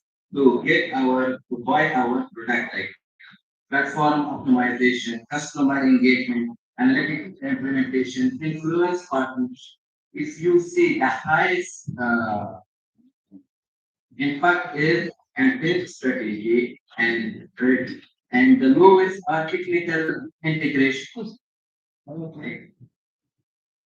Technical improvement overall, like social media marketing and initiatives, strategy and scale providing like service building and driving economic growth. The study has contributed valuable insight for both research and to in digital marketing across the Indian emerging market. Like I have mentioned, the focus for community building and digital for visual and with some personalized service and uh, yeah, that's it. Thank you. Hello, sir. Yeah. So this study is restricted to the Surat market, right? Yes, yes. Yeah. How you can generalize to the entire India now because of global and technological this retailing is only one question. Yeah, see, sir, I used to work there. I'm actually from Afghanistan, and I have got most like other from outside, from Afghanistan. And when I asked from them, from where you got this video or this information that you are telling me to go there and go there, they told me that we got from social media, like Facebook platform, like YouTube, like this, LinkedIn, like this.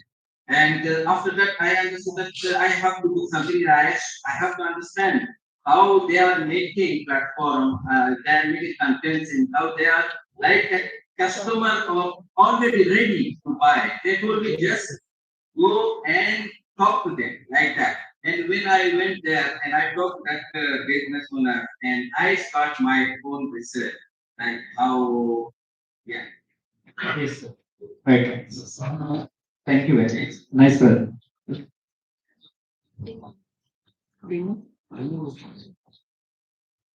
Thank you, sir. Now I request to our next presenter, Ms. Afreen Hallur, to present online research paper.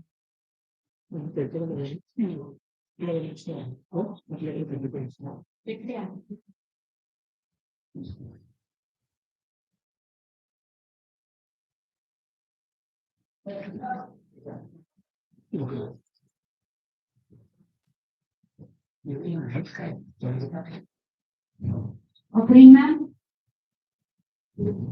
are you there?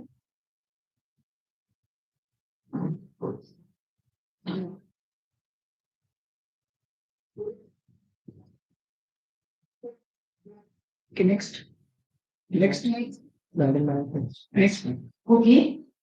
Now I request to our next presenter, Parab Champa, through online mode. Are you there, ma'am? Parab ma'am? Yes, good afternoon. Okay. One second, I'm sharing. Okay, ma'am. Yes.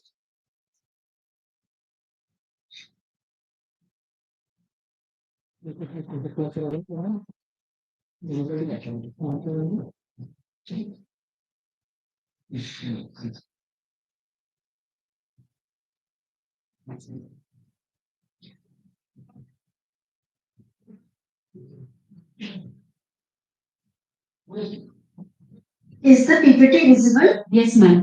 Good afternoon, ma'am. PPT is visible, ma'am. Just small humble request, ma'am. Due to short of time, can you explain in the 5 minutes, ma'am, your presentation? Sure. Yeah. Sure, no problem. Yeah, thank you, ma'am. Yes.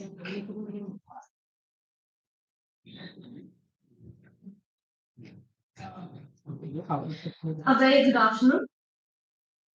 This is Dr. Champa Ramakrishna Bharat from Goa, MES Vasan Joshi College of Arts and Commerce, Jogalekar.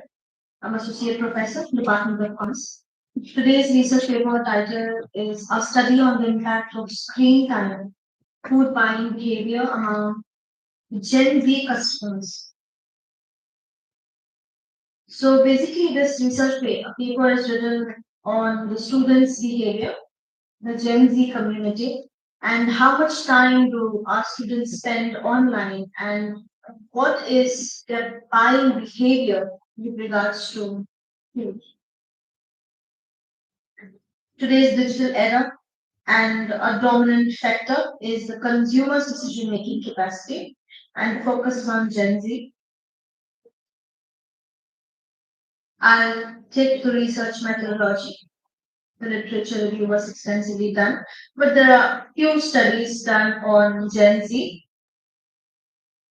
The first objective of the study was to examine the relationship between screen time and food ordering frequency among Gen Z consumers. Objective 2 was to assess the relationship between screen time and impulse buying behavior of Gen Z food delivery consumers. Objective 3 is to determine the association between food ordering frequency and impulse buying behavior among Gen Z consumers. For these, the statistical techniques used are descriptive statistics, Spearman ranks, correlation coefficient analysis, and chi-square test, a random sampling technique, and Jamovi analysis software is used to analyze the data. Basically, the descriptive statistics, average daily screen time of students, online food delivery frequency, and impulse buying behavior is analyzed. As you can see from the data analytics, the all teachers are really shocked to see that our students spend more than 13 hours per day on their phones, which is definitely having a very high impact on food order frequency. Today's Gen Z community, the students of our country, are spending a lot of time, 13 hours a day, on their smartphone, and this data has been taken from their smartphones within a setting that is screen time per day. 77% time spent obviously will result to order more food, which will have an impulse buying behavior attitude. The chi-square test was less than 0.05, then 0.04, and then hypothesis was rejected. This indicated a significant association between screen time and food ordering frequency among Gen Z consumers is there in Goa. Students with high screen times are significantly more likely to order more food and that too frequently. With the correlation analysis, I come to know that there is a very strong positive association between time, food ordering frequency, impulse buying behavior among students and mom child. The correlation metrics, there was moderate strong correlation between all the different kinds of variables that were chosen. The findings of the study, and the study was majorly done to check the screen time of the students. Second, how the food delivery in India is performing that well, and the companies Swiggy, Zomato. So basically, according to the data analytics of these students, 77.5% order food at least twice a week. Strong impulsive buying tendencies such as significant association was shown between screen time and food ordering. A strong positive correlation with impulsive buying, ordering frequency linked to impulsivity. So basically, this impulsivity is increasing. The framework validation is also given in terms of the screen stimuli. So basically, the only conclusion that I would like to give here is that the screen time should be reduced. in order to have a better health, well-being, and also to take care of finances. The study concludes the screen time exerts a substantial influence on the food buying behavior of Gen Z consumers, particularly in shaping impulsive and convenience-oriented purchasing pattern. Prolonged exposure to digital platforms amplifies this accessibility to the market, leading to increased food ordering frequency and reduced self-regulation and consumption. And currently speaking, the Gen Z's digital lifestyle has marked a very continuous connectivity and visual stimulation, which our students do not know. So, as a responsibility to teacher, we need to make our students aware. They definitely have to take care of the finances, and the digital lifestyle has to be on that note. Thank you, everyone. This is Hello. Am I audible? Yes. Yes. One ma'am, it is a good segment what you have targeted Gen Zs because those are now major market. Only one suggestion from my side, ma'am, that in your PPT I've seen there are two behavioral theories has been used, theory of planned behaviors, and I think extremely SOR model, right? Okay, for further studies, try to use structural equation modeling. Okay, rest of things from my side, it's very nice. One. Sure. Hello, ma'am. The topic for your presentation was really interesting, and it will not just in food segment, but this is an area of concern among the Gen Zs, the use of social media. I just want to know whether you had surveyed the respondents or how did you go on with it? Yes, madam, the survey data was taken from Goa itself, from the students of our area, Vasco. So basically, the students' data was collected using a Google form, and the data analysis was done with Jamodi software. Okay. Thank you so much, Liz. Thank you.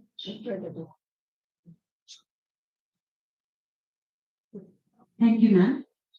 Now I request to our next presenter, Miss Anupama ma'am, to online mode. Anupama ma'am, is I audible to you? Yes, ma'am. Good afternoon, ma'am. Good afternoon. Can I share with you, please? Hello. Am I audible? Yes, sir. Ma'am, small request to you, because of short of time, can you explain in 5 minutes whatever your presentation is? Yeah. Yes, sir. Yes, sir. So can you see my? Yeah, we can see your picture, ma'am. You can start with that. Thank you, ma'am. Okay, slideshow, what is it there? Yes, ma'am. Yes.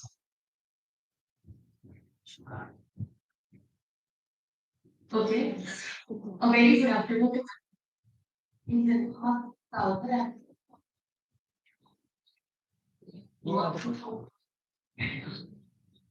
Gogate College, Goa, Olympic Government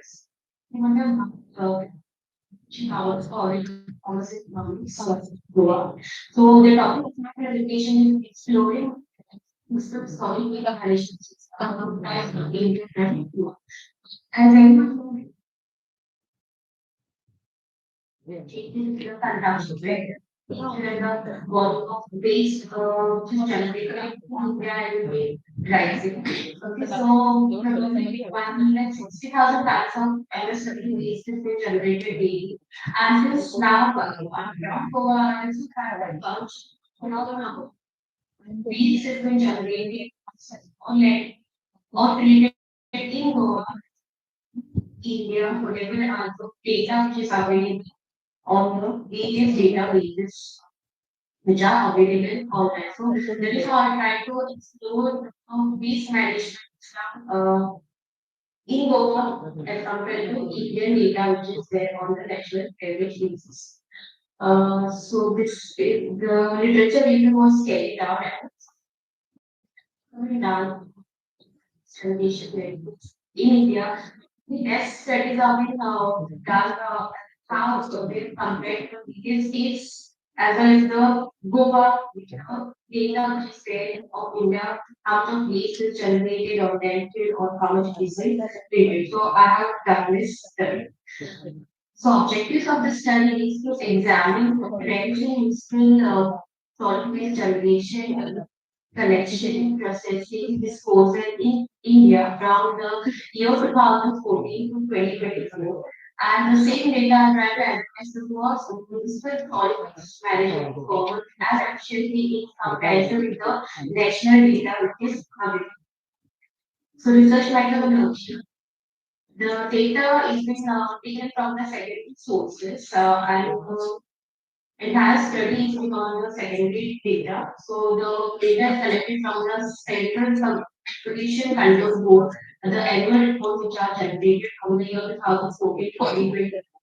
The data from the search bar and niche database like house can help us locate. Those field position control board, who waste management corporation reports, and the various databases which are available online like the World Bank and the Reason.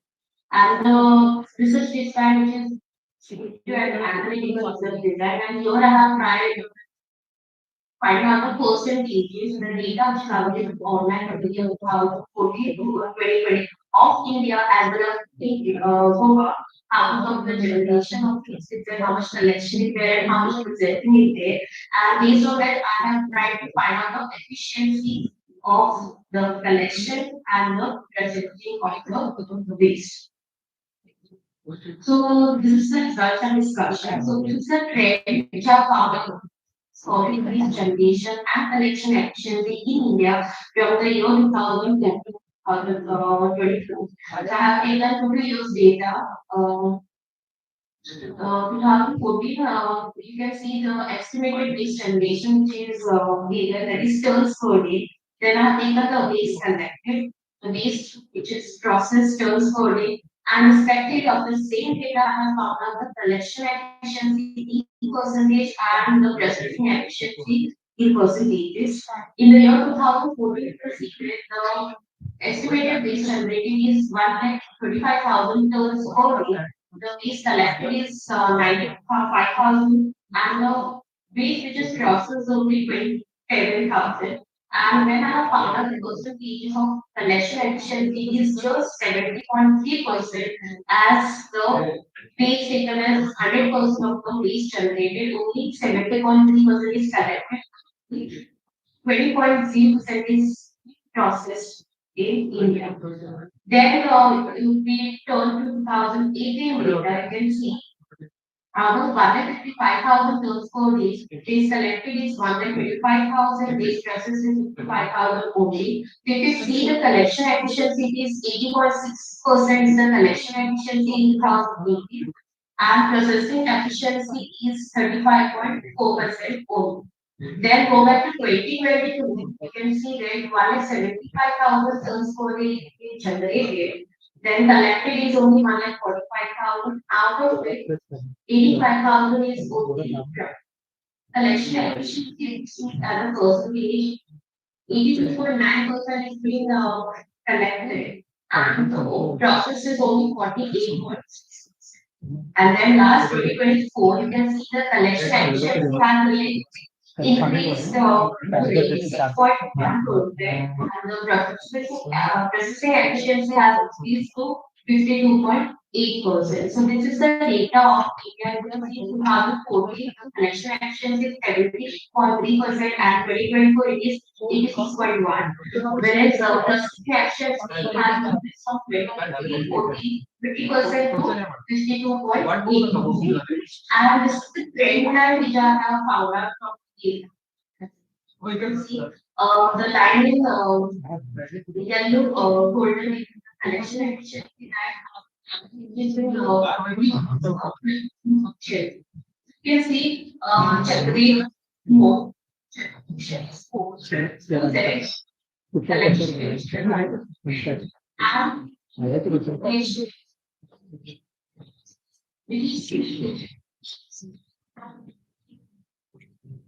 see the in the efficiency collection and see that yes, the base is generated some select also, but the way this process is very much less. You can see that the impact is almost 10 pieces of rate other than printing and processing. So this is the trend of municipal solid waste generation and collection efficiency. Okay, that is from the year 2014 to 2024. So you can see the waste generated, transferred, waste collected, waste processed, and the same I have found out the collection efficiency in percentage and the processing efficiency, along with the type of nature facilities there in Goa, which process the waste, which not waste on food. So in 2014, so the collection, Goa is same and processing is only done of 30% space out of what is generated at 400 tons per week. 10,008, if you go directly, then you can see collection efficiency is 88% and processing efficiency is 8%. Then in 2022, then you can see it has somewhat increased to 90.9% and processing efficiency has somewhat increased to 8.1%.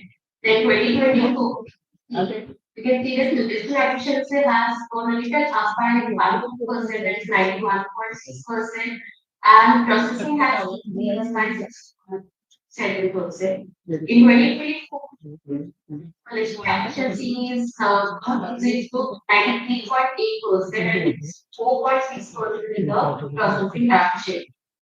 The major facilities which you can see for the processing of waste or treating of waste in Goa from 2014 we have this facility that is treatment plant okay, that was in the initial phase that it was in developed. Then along with that, Sarna plant was also creation. And again in 2018, so one of the projects have been to other areas also. Then we have also come up with the decentralized composting methods. Then they have come up with the segregation drives. Then also the municipalities and Punjab are also giving this free dustbins to the household to segregate their waste, dry waste, wet waste, etc.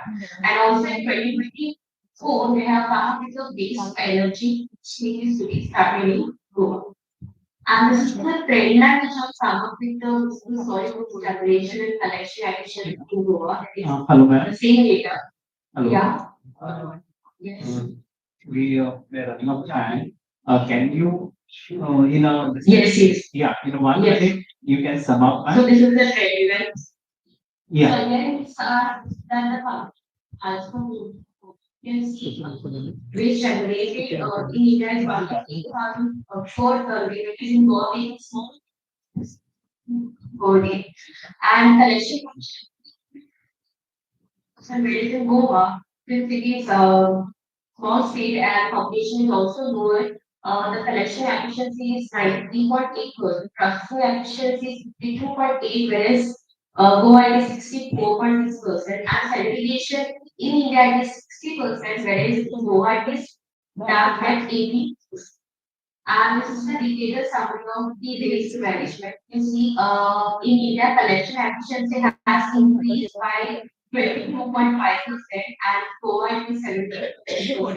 Processing efficiency is 32.8% including India, along with the improvement in Goa by 30%. And the segregation you can see in India is increased by 20% and Goa is increased by 25%. So this is from the year 2024, how much the collection action, processing efficiency or segregation has been improved in India and that. So here I can say that as compared to the Indian data, the Goa is doing very much and there is as per the data they see that there is 100% road waste collection. The data is provided by the Goa Waste Management Corporation and 95% of the processing rate are in Goa as compared to the Indian data. So this is how I calculate comparatively better as per the national average of GPA provided on the online data.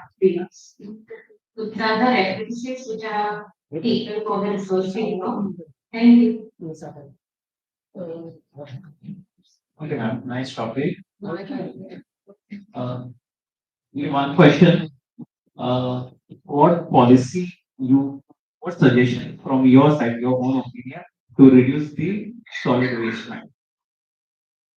So we basically you can say various policies are implemented by India as well as in Goa, but when you go for the implementation of the policies, the ground level reality is not very much good. Even we say Swachh Bharat Abhiyan and we say various campaigns are being taken up.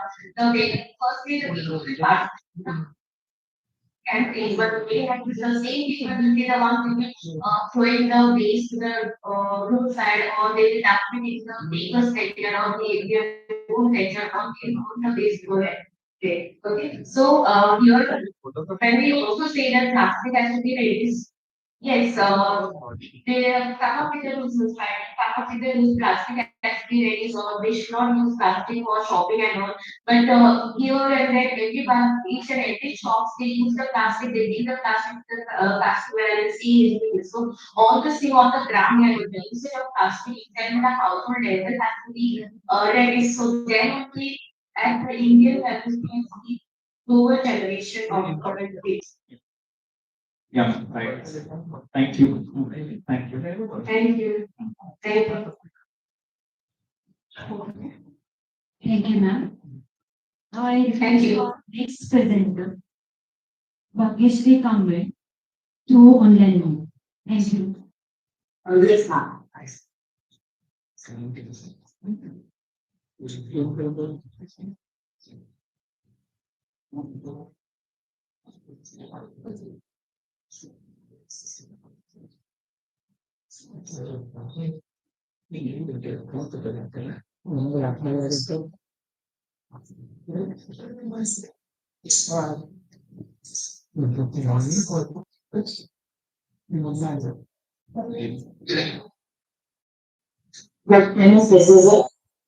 Yes, ma'am. Bhavyashri ma'am, a small request.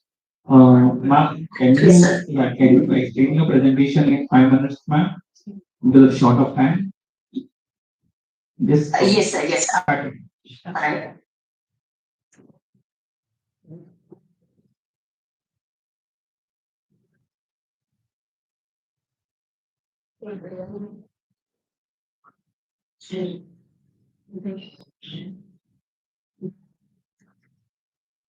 Just a minute, sir.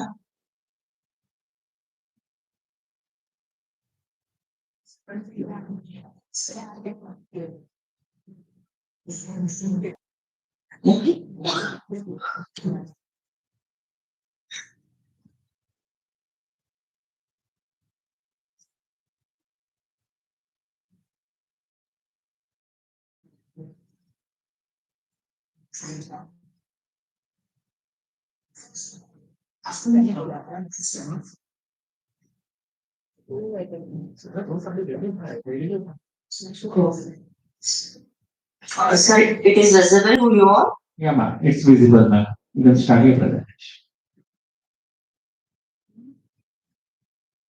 Okay. Okay. Good afternoon, everyone. My name is Nageshri Kamble, and I'm here to present a research paper titled.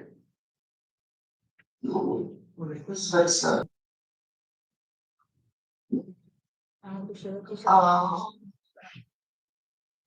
Can I share it again, sir? Actually, it is not moving from my side. Yes, ma'am. Okay.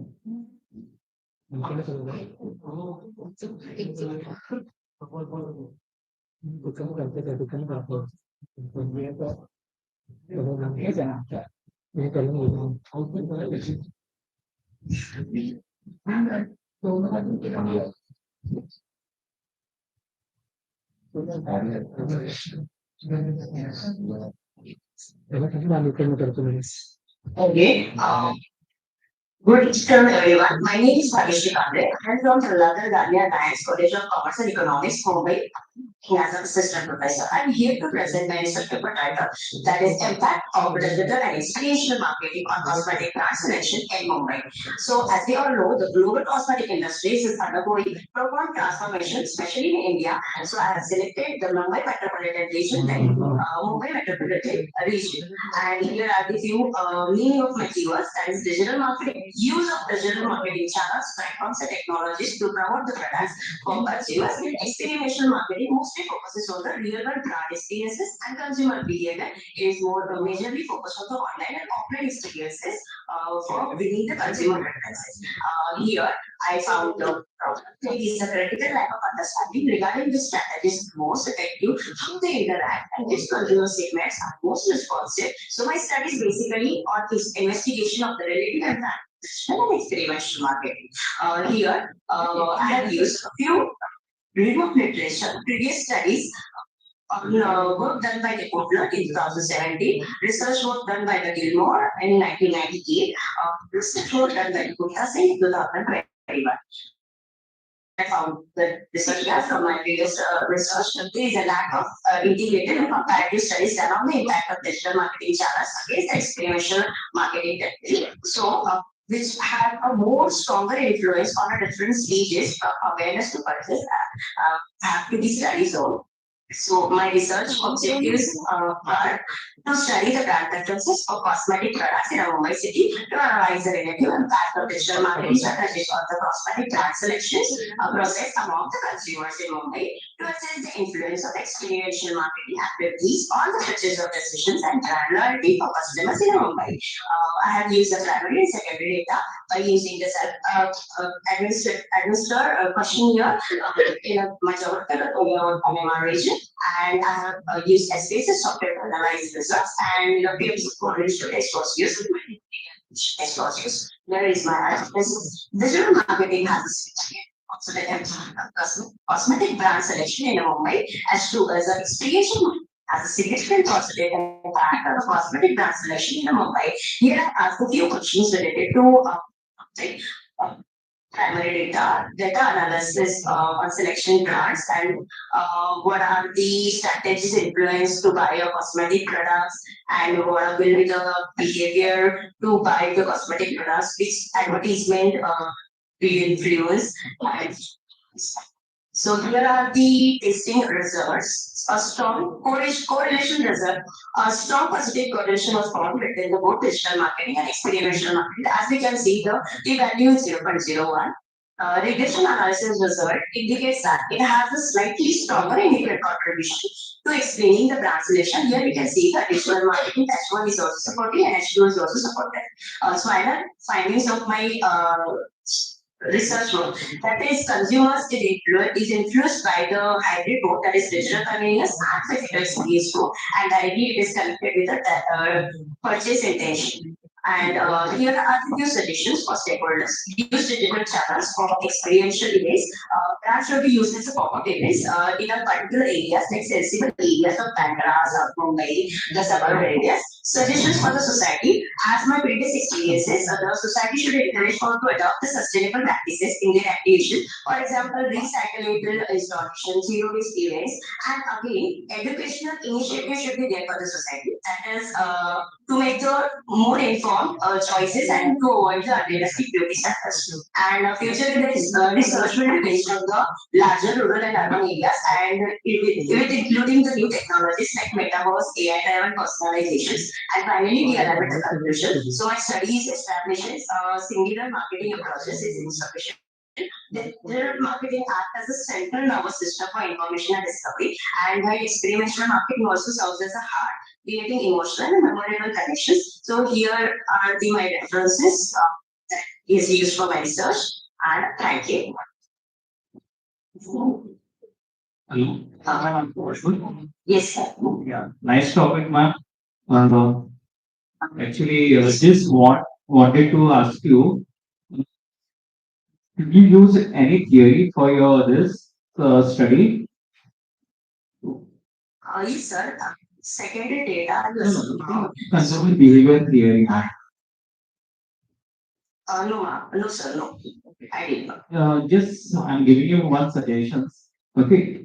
Please, please use anyone theory and narrow down the topic. Cosmetics covers a lot of things like herbal cosmetic, natural cosmetic, then chemical cosmetics. Yes. Yeah. If you narrow down little bit, you can focus buying behavior. And there is a one journal is there, Journal of Consumer Retailing, which is a Scopus Q1. You can target over there, ma'am. Yes. Where only few studies are done on this topic, ma'am. Okay? Yes. Thank you. Thank you so much, sir. Thank you, ma'am. Suggestion. Hello, ma'am. Yes, sir. Yes, ma'am. Yeah. Did you collect the data from secondary source? Yes, ma'am. Can you just specify the sources? Yes, ma'am.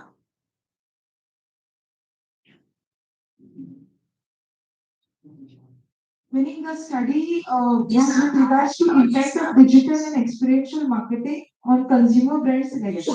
So I assume the consumers were interviewed or the data was collected from the consumers with regards to the impact they are experiencing.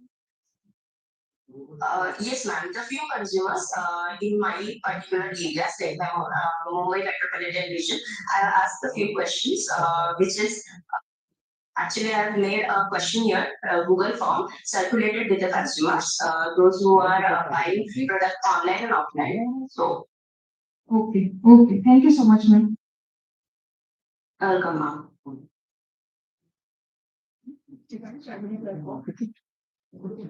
Thank you, ma'am.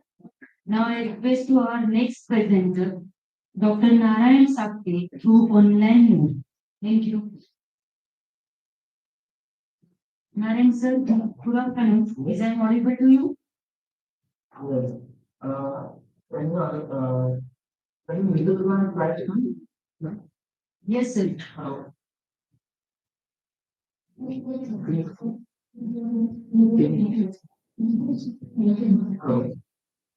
Hello?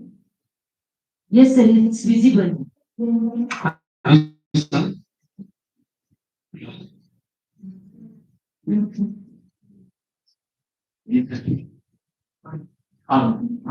Narayan sir, hello, am I audible to you? Yes, sir. So small request to you. Yeah, just you can explain in 5 minutes, please, sir. Yes, sir. Thank you, sir. Stating your voice. Yeah, so your voice is very low, sir, from your side, and yeah, it is audible but very. Sir, please maximum your voice. Hello. Hello. Hello. Yeah, it's okay, sir. My topic e-commerce and consumer behavior or electronic commerce. This one of the concept. I was studying people. Maybe the growth of economic and probably change the consumer behavior in the especially in the electronic sector. Consumers increasingly rely on buying online with one order. And this paper is linked to e-commerce of behavior of consumer cards in motivation and visual challenge in purchasing in commerce. Usually, descriptive analysis work on 120 purchasing samples responded from the RFP. The study is not a demographic influences purchases factor and key factors US.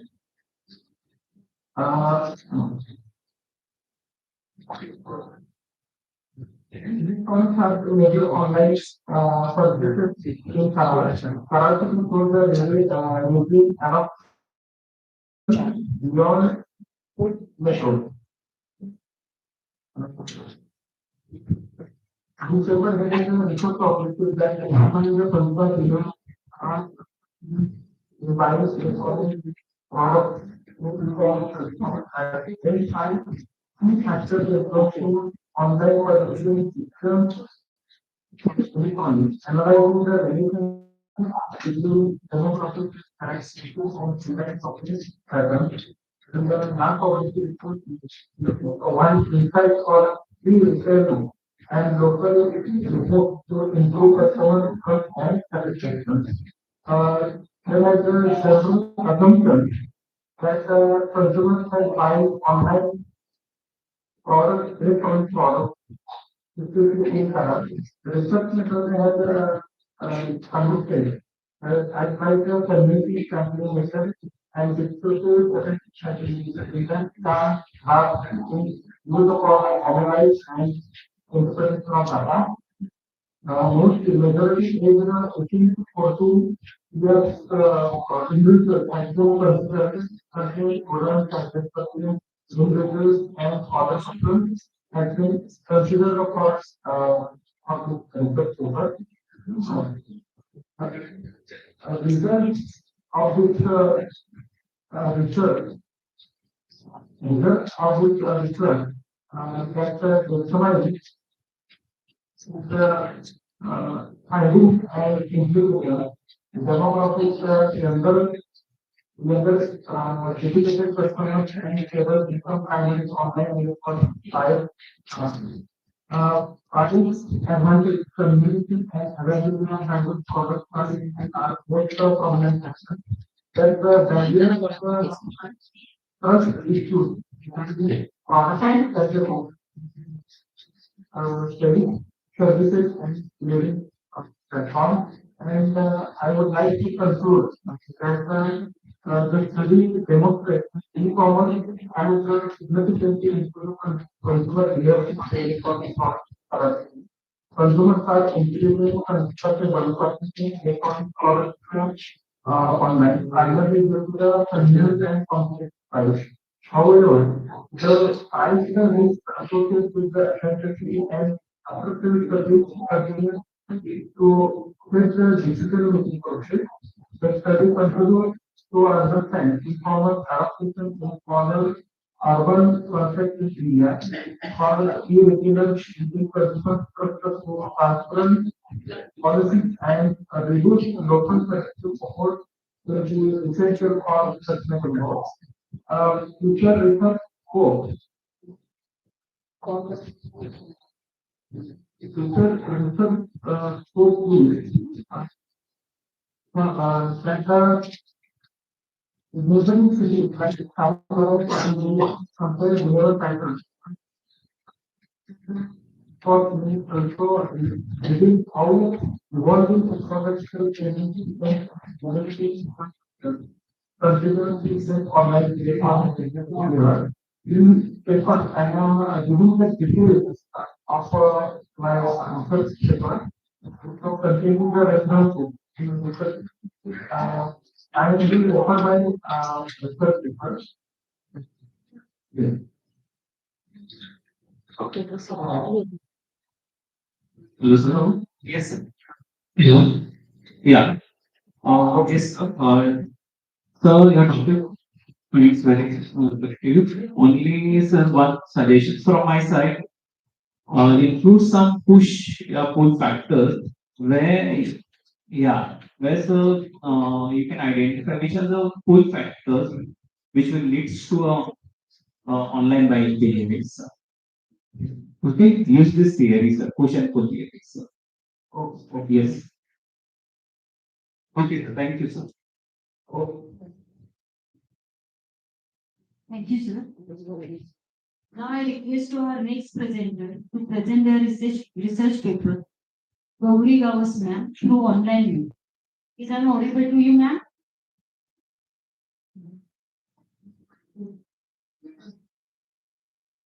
Gauri, ma'am, is I audible to you?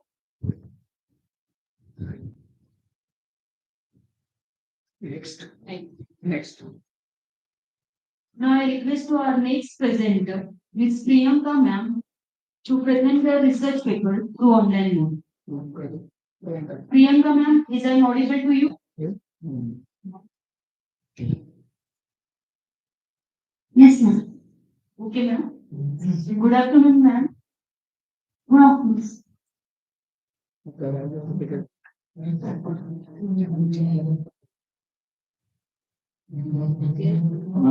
Ma'am, hello. Ma'am, you have 5 minutes, ma'am. Yeah. Please explain your entire presentation in 5 minutes, ma'am. Okay? Yes, sir. Yeah. Thank you, ma'am. Good afternoon, sir. My name is Priyanka Goitre, Department of Commerce, Dr. Nakata Classroom, College of Arts and Science and Commerce, Marathamai. My research title is a study of online by behavior of rural consumers in the private sector. Online, a complete study of explore how digital revolution is transforming consumer behavior in rural consumers and clarifying economic awareness, motivation, and barriers to e-commerce adoption.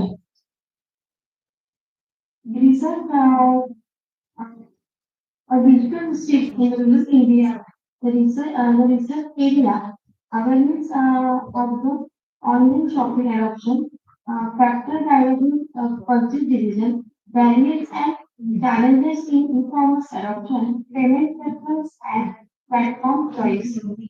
Methodology of the research methodology that is random sampling, each of 55 one selected for 8,000 to 45 each, ensuring the balance represented across social, economic, and educational groups.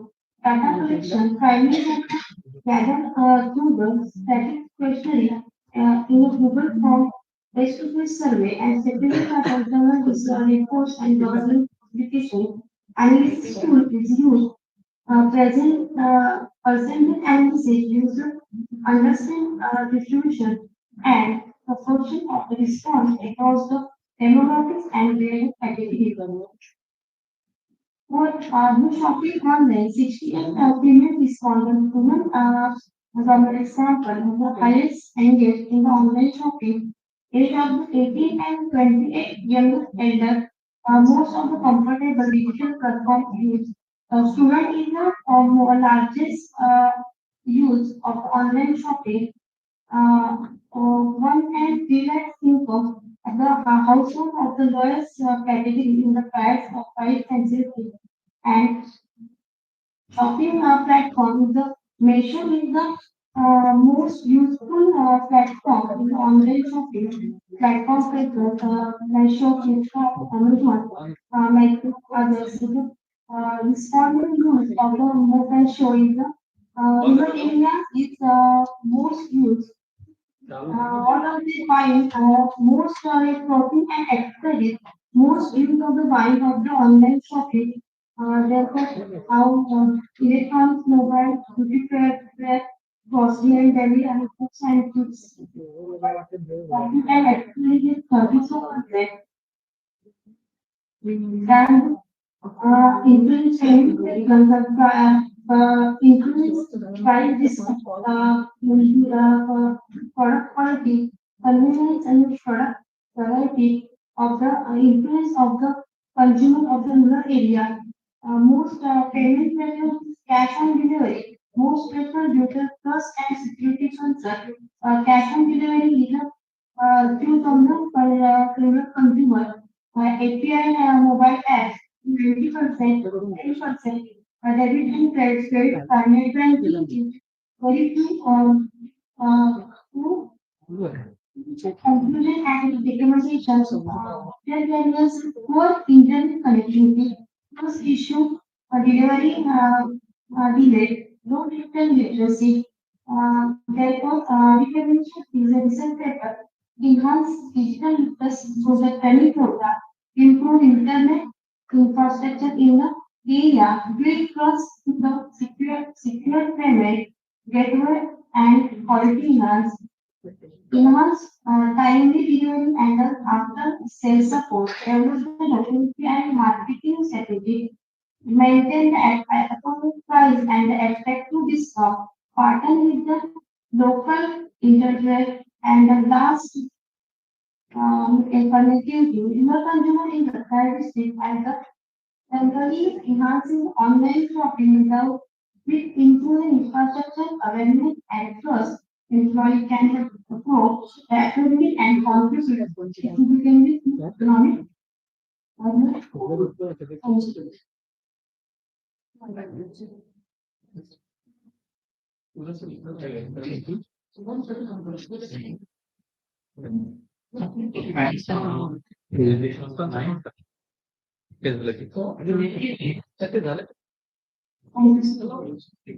Now I request our next presenter, Miss Anjali Gindi, to present their research paper through online mode.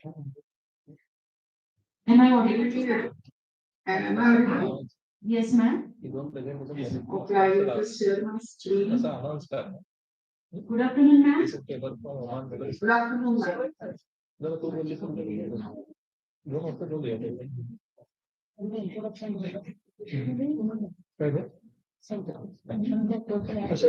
समीकरण आमचं oven loading करतो या टाईपचं आपण recorded form मध्ये present करतो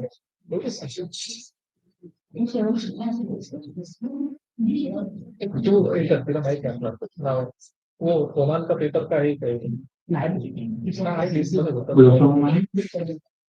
Is my screen visible? Yes, sir. Your screen is visible, ma'am. Yeah, ma'am. It's really requested that the participants to please present your entire research in 5 minutes. Okay? Yes, sir. Yeah. Thank you very much, ma'am. Click on my screen.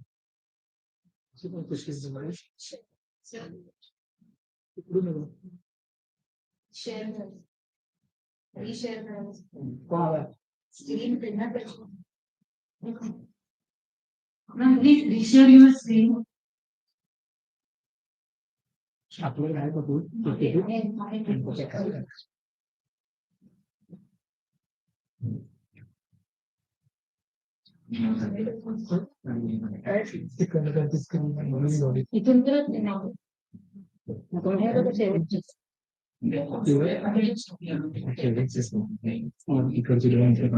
नको account दाखवायचं online दुसऱ्याला दाखवलं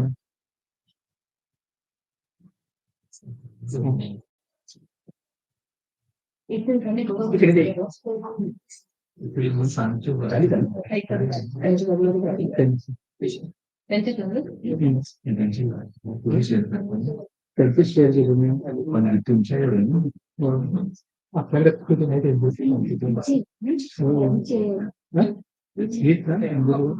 नाही असं आहे ना doctor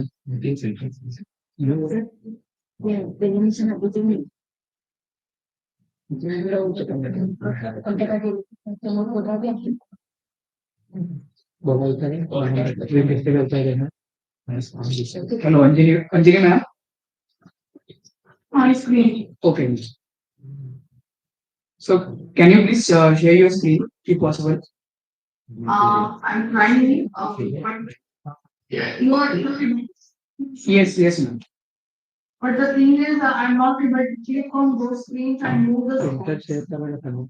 You can, ma'am, if you from your side it is more, you can start, ma'am. No issue with that. Yeah, you can continue. The screen works. Yes, ma'am. Kabir sir, we can run from here. We can run from here, ma'am. You can just say next, ma'am. No, ma'am, please, ma'am, your PPT is okay right now. Can you please continue with your PPT? अरे स्वप्ने इथं आहे PPT इथून run करा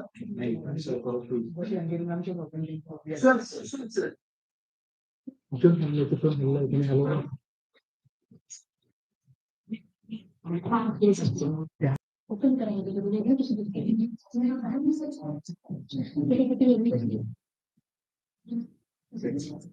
हाँ मैं बाकी pending है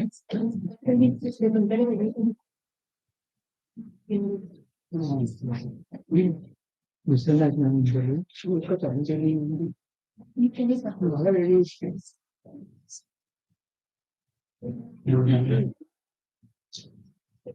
Yeah, thank you, sir.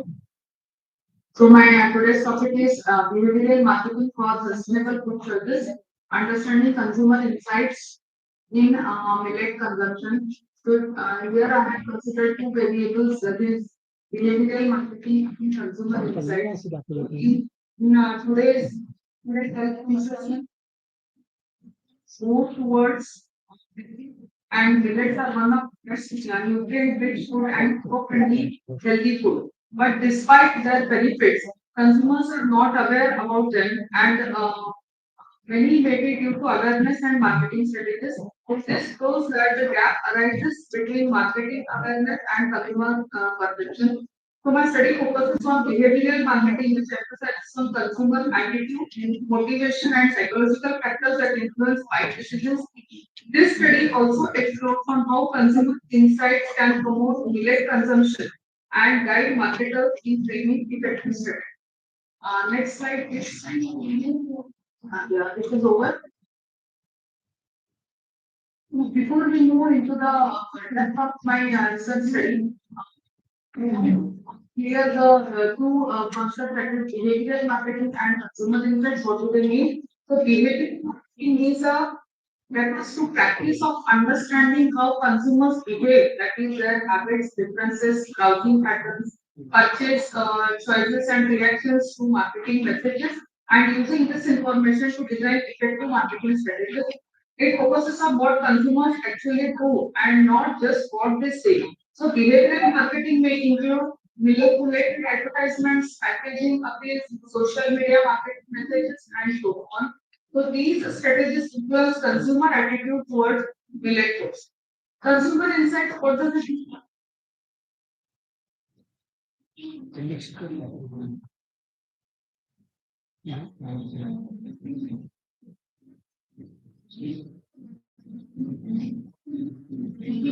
Motivations, feelings, and future intentions. And the help consumers insight include how consumers feel about millets, their future intentions to consume millets, their willingness to adopt millets, and their motivation to recommend millets. So based on this study, I have made some literature reviews, and most of the literature reviews found that find that people are aware about their health, food choices, etc. They are aware, but despite this, they are not aware about the benefits of the millets, and hence the consumption and demand for the millets is very little.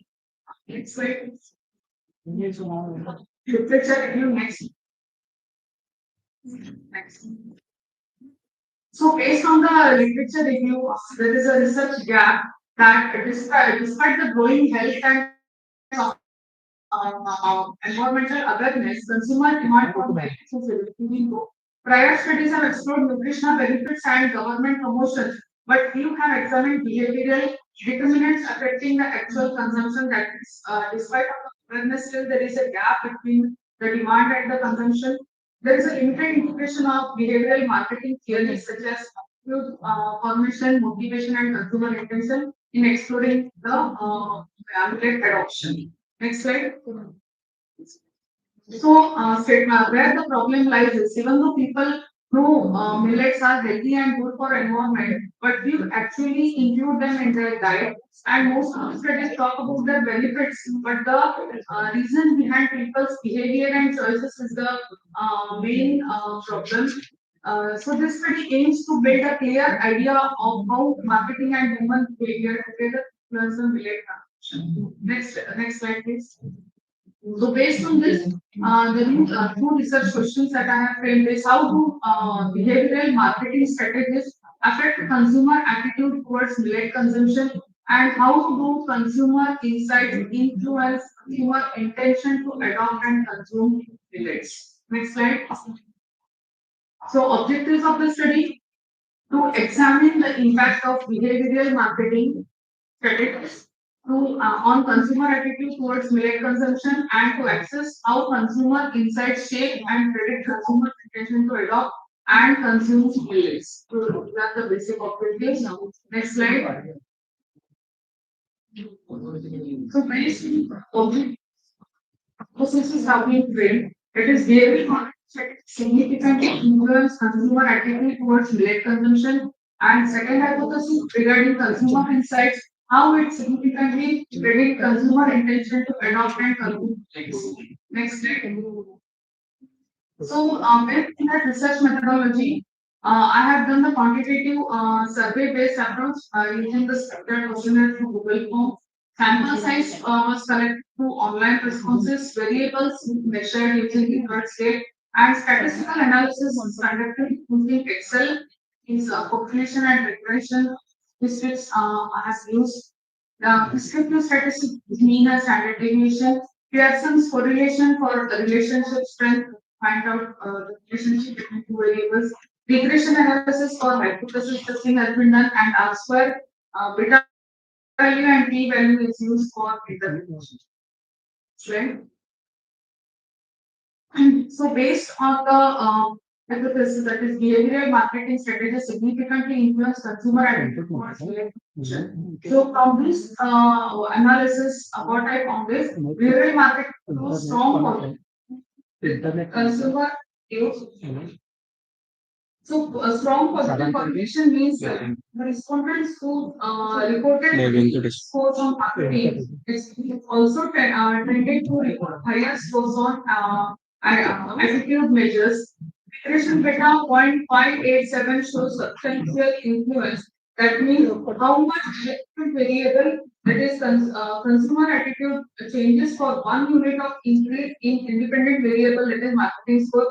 It also means that 1 point of improvement in marketing score is associated with approximately 0.59 increase in attitude score. So this shows the relationship for that is for every 1 unit of increase in the independent variable, there is an increase in the dependent variable with 0.57%.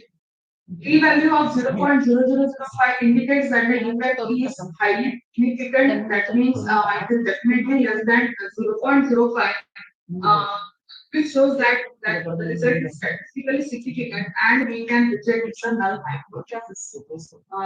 Next slide. Coming to hypothesis 2, it is consumer insights significantly predict consumer intention to adopt and consume millets. This means here consumer insights show positive and significant effect of intention means that consumers who have better knowledge, understanding, and awareness of millet are also knowing the health benefits take and users have the intention to purchase more millets. So the effect is positive and significant. The regression B of 0.05 shows a strong effect in behavioral research.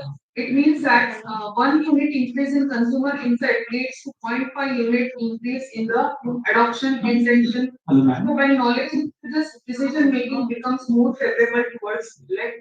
The p-value of 0.0079 strongly supports the relationship between consumer insights and adoption intention, which is extremely strong and reliable. Right? So here also we can reject a null hypothesis. The limitations and research sample size was very small, generalized. Self-reported data, I made a self-reported data and I used only Excel. Then cross-sectional design is one limit of behavior that is longitudinal study was also here. Limited variables were used to marketing and consumer insights. So the remaining other variables were not considered here, only marketing and consumer insights are considered. Next one. So scope for future research, large samples and comparative studies across regions can be done. Inclusion of digital marketing and influencer effects can be studied. Use of advanced models like SAM for deeper behavioral insights can be taken into consideration, and longitudinal research to track changes over time can be done. Next one. So in conclusion, we can say that digital marketing strongly influences consumer attitude towards millet. Consumer insights significantly predict intention to adopt millet foods. The study supports promoting millets through effective marketing and awareness strategies. It can also help policymakers and marketers design better relate tactics. Next slide. So these are the various references that I have based on my literature review. Thank you. Thank you, ma'am. Next, sir. Okay, ma'am. Yeah, thank you. Okay, thank you, sir.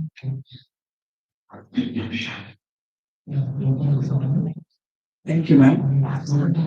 May I request Mr. Chandru Govekar, sir, from Goa.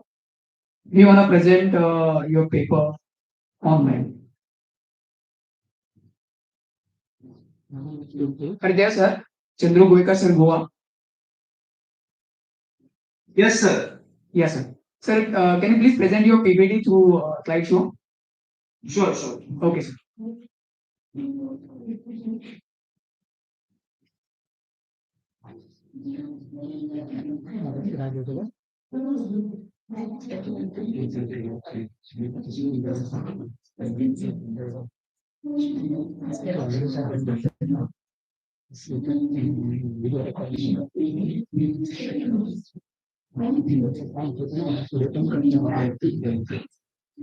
Hello.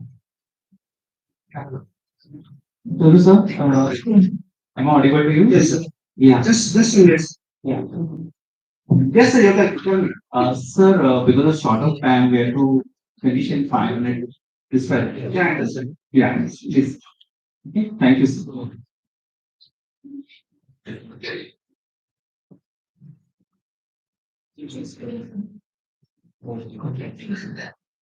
Okay. Can you see my screen, sir?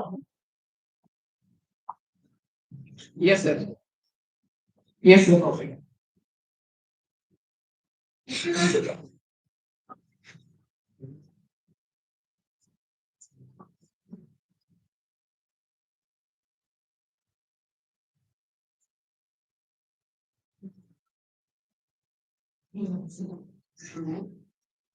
So my topic is just 1 minute. The screen is slide is not moving.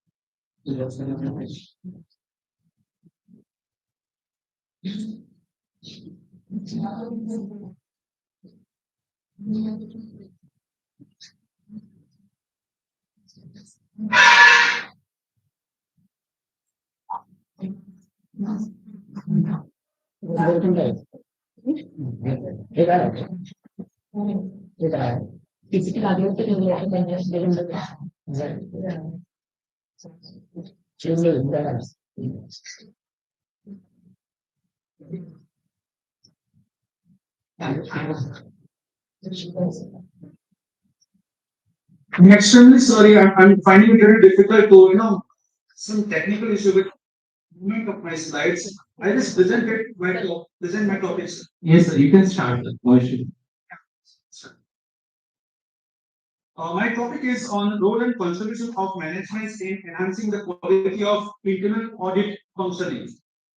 Myself, Mr. Chandru Govekar, from Canada College.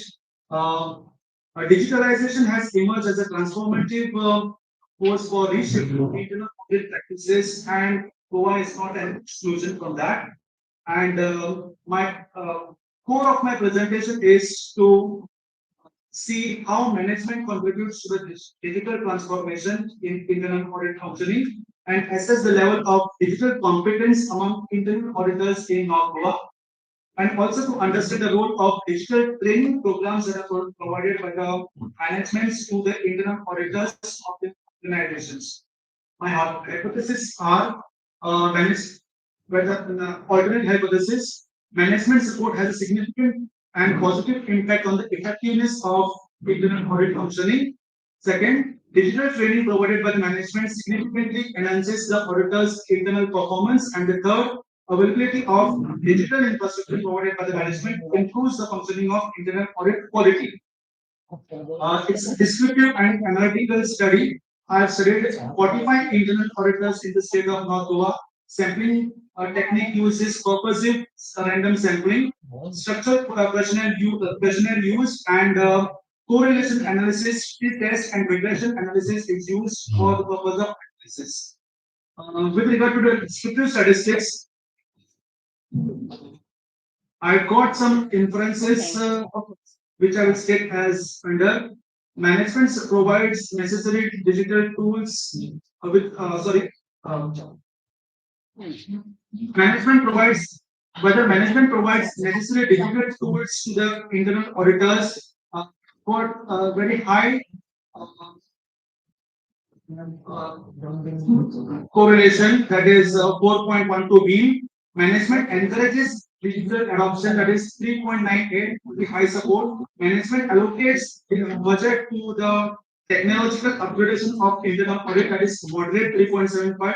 Management arranges technical training sessions for internal auditors, again it is moderate support 3.6.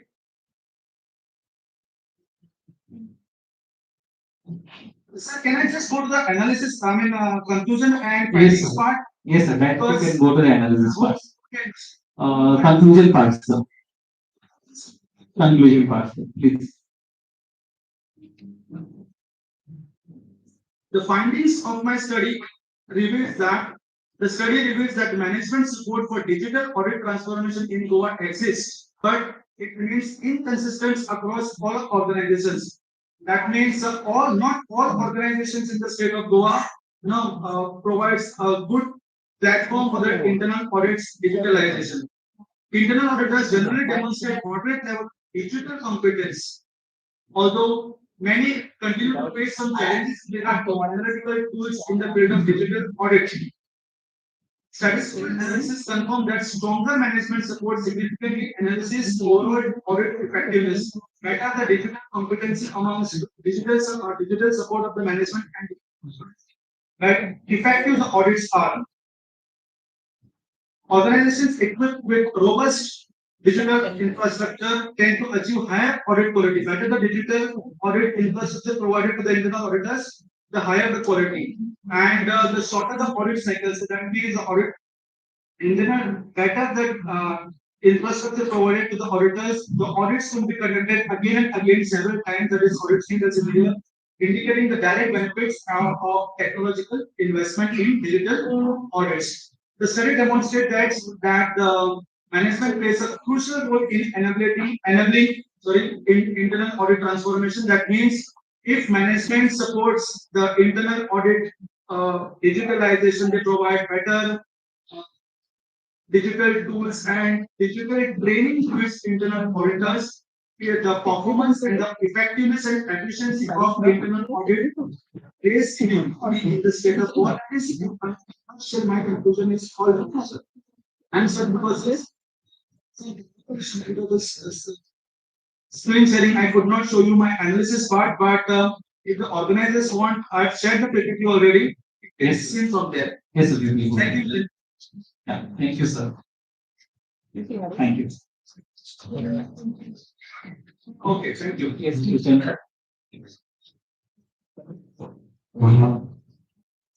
Thank you, sir. Yeah, okay, thank you very much. We are going to conclude this track 1 of commerce session. I hope you all enjoys this and get a lot of new things right from these PPTs and different conversations. So may I request to dignitaries, like if you want to say some few words like for this, like.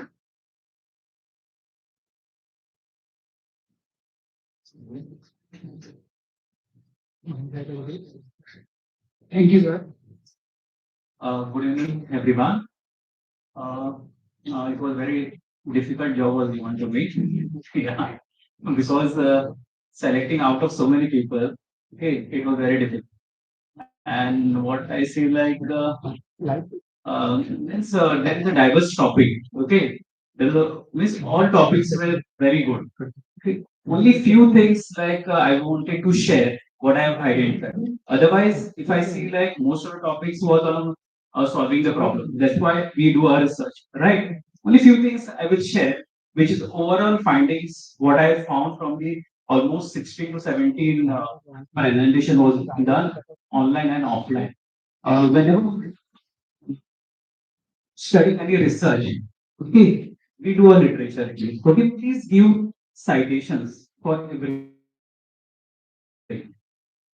If there are three ways you can, for if it's a primary study, you can design your questionnaire where you can adapt, yeah, this like design the question.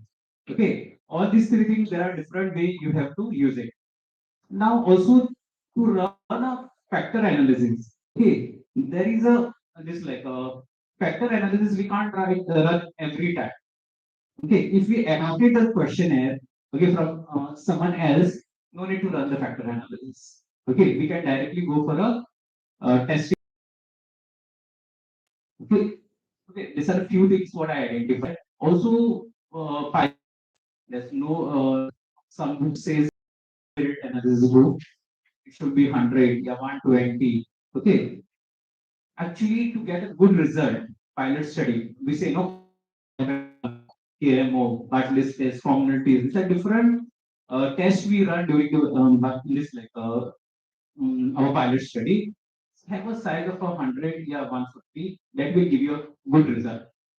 For a final testing, okay, when we go, always try to use a Likert scale, yeah, ratio scale, where you can run all the analysis, almost all the analysis. Okay, you want to if you want to run a simple categorical analysis, nominal analysis, that also can. Okay, these are few suggestions what I feel like giving. Okay, and one more, start your research with any like conceptual framework with the use of a previous theories. Okay, that will give you a strong foundation for your any research. Okay, this is few things what I wanted to from the all this previous. But if you ask me, all topics whatever covered today is very nice. Okay, and it is researchable. Thank you. Thank you so much, sir, for your valuable insight on especially this research topic. Now over to Rucha ma'am for the next program. Yes, thank you, sir. Thank you, Shirodkar, sir, and thank you, Gawas, madam. Your valuable response and your valuable remarks means us to a lot. Now it's time for a short tea break of 10 to 15 minutes. After that, we will come together for a valedictory function. Okay, so thank you, everyone. Please have your tea at outdoor.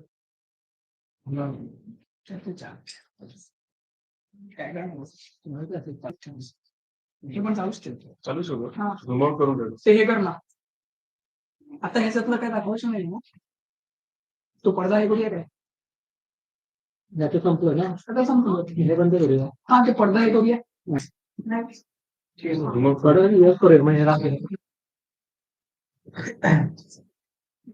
हे पण ते डोळ्यावर येणार होतं. त्यानंतर आम्ही वरती आपण starting हे का ऑन करून ठेवू म्युझिक हा म्युझिक लावून ठेव.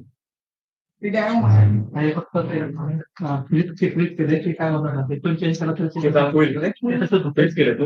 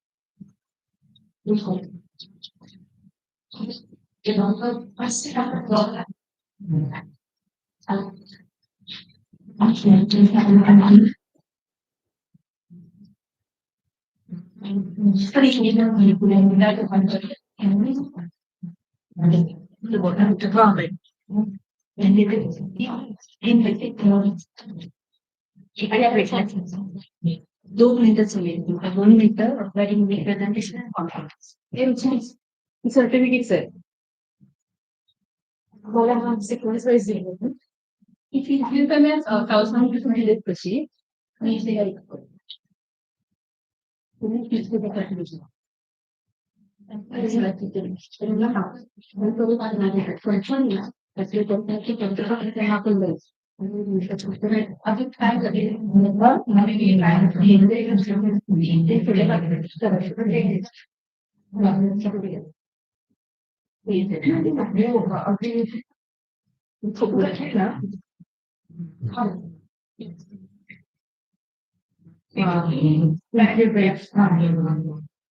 वो चाय होने के बाद चाय के आगे मुझे नहीं चाहिए 3 लोग है ना वो हाँ 15 मुलं खाली होती होय ना खाली होती हो बिचाऱ्यांनी तयारी करून परत नको म्हणून सांगावं लागेल हा फक्त आणायचं प्रॉब्लेम आहे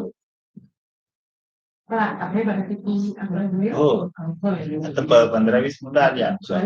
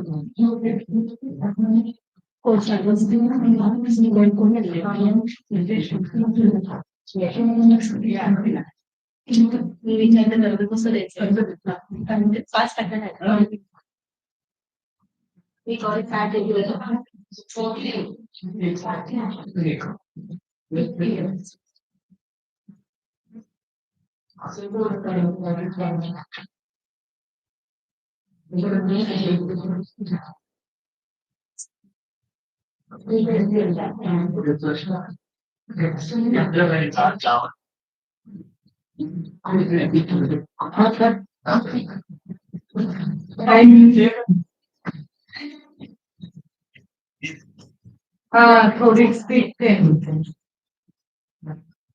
हे संपलंय का संपले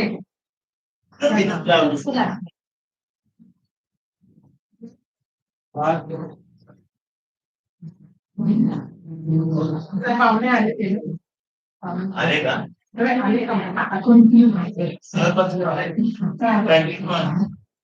खूप येणार आहे ते त्यांची वेळ तुमची त्याची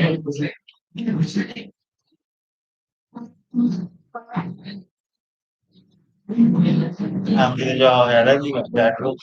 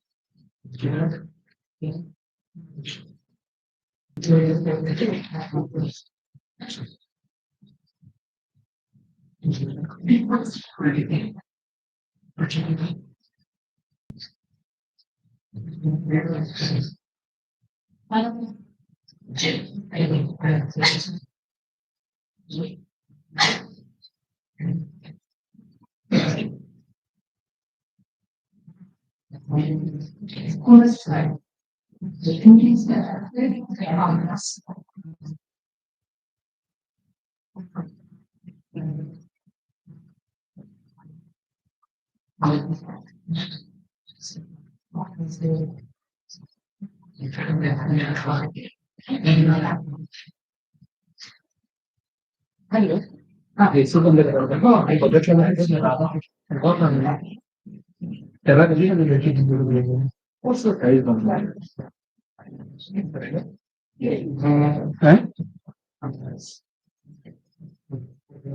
Dois comigo é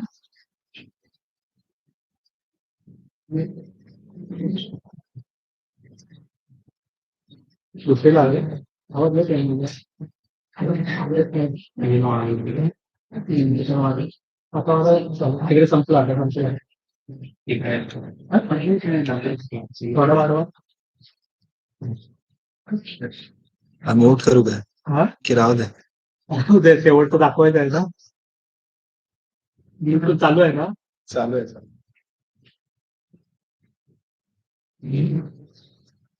तो आठवण मिळेल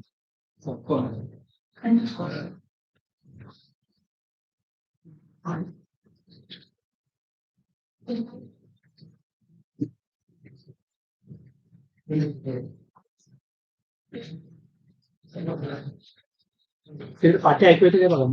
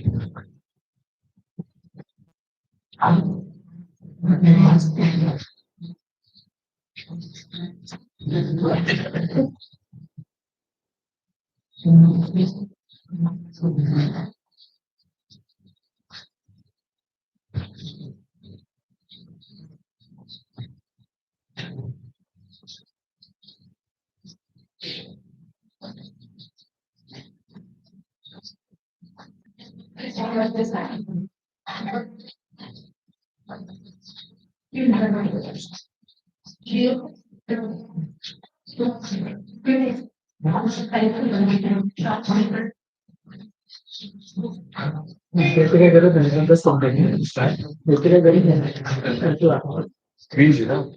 YouTuber live.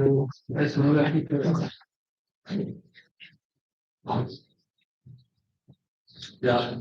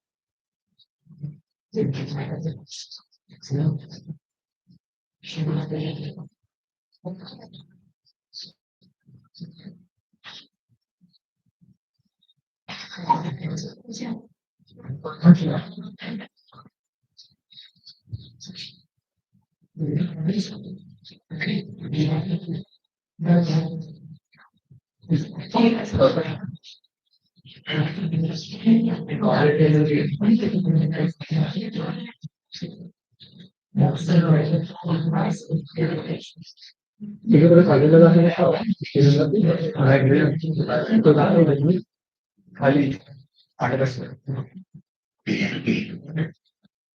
बोलते तो नहीं बोल रहा है फाइव मिनट चलो थोड़े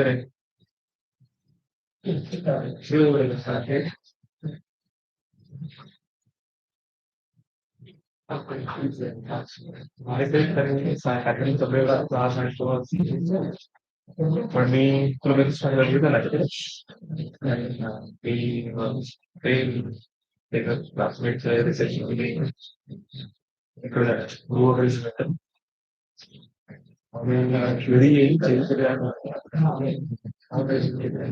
तो मैं तो डायरेक्शन में तो बैक पॉजिटिव अपॉर्चुनिटी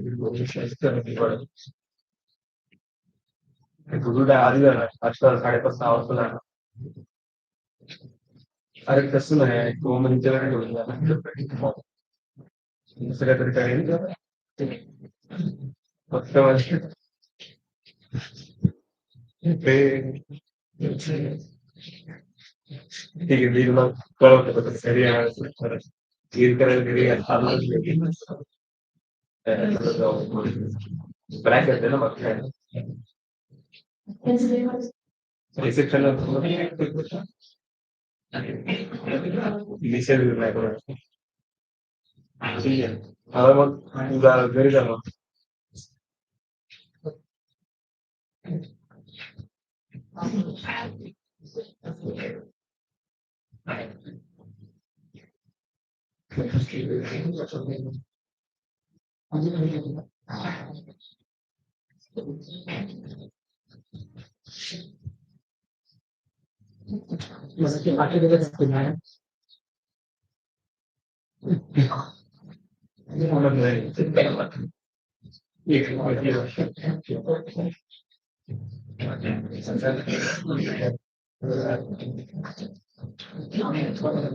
तो चालू करायचं आहे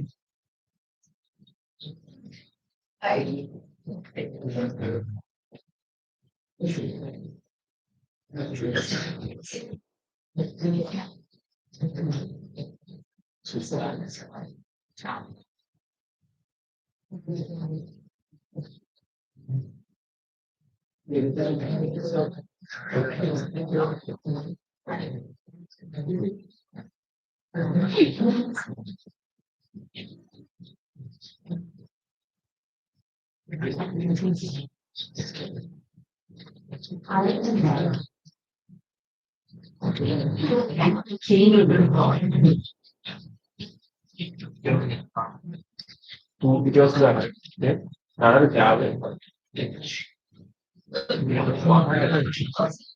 अच्छा वाढला समजू शकते आणि मला वाटलं त्याचं मागचं म्हटलं ना त्याच्यावर म्हटलं समजून अंदाज आहे. मला वाटलं तू इकडे आला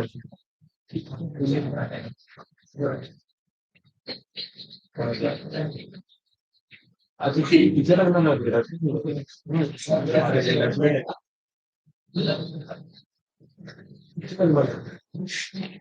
तिच्या लग्नाला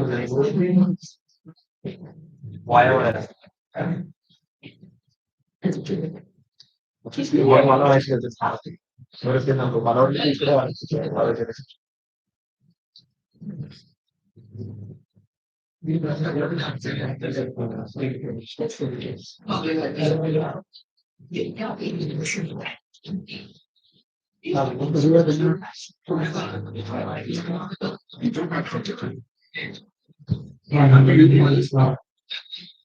तर आता ठीक आहे प्रोजेक्टची गरज सगळं संपलं कुठे आता हे संपलं ना प्रेझेंटेशन वगैरे संपलं सगळं युट्यूब आणि हे राहू दे फक्त ते बंद करतो डोळ्यावरती पडेल प्रोजेक्ट हे सुरू आहे पण ठेवा फक्त आणि बंद करा मागे तसं एक बॅनर आहे ना बॅनर आहे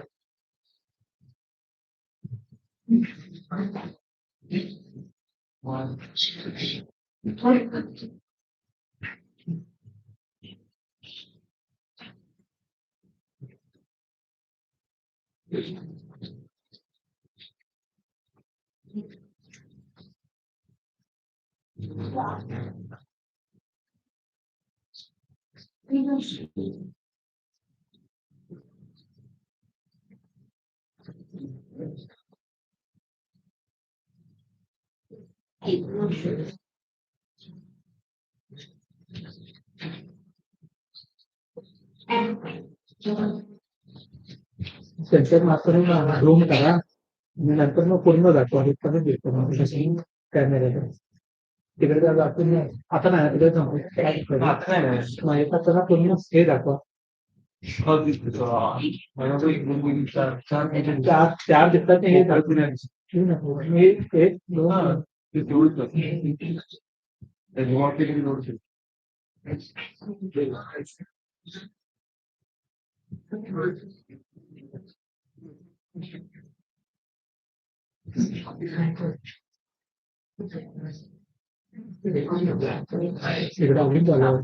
प्रोजेक्ट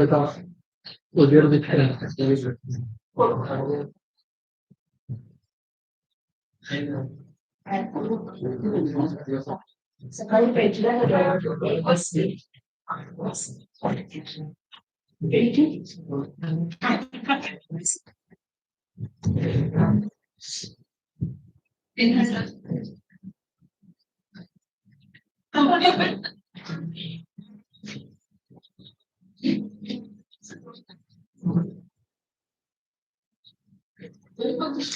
ट्रेनिंग नाही काढलं ते बाहेर लावलं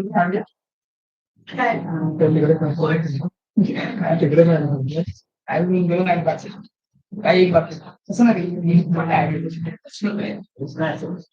चालेल आहे कोणा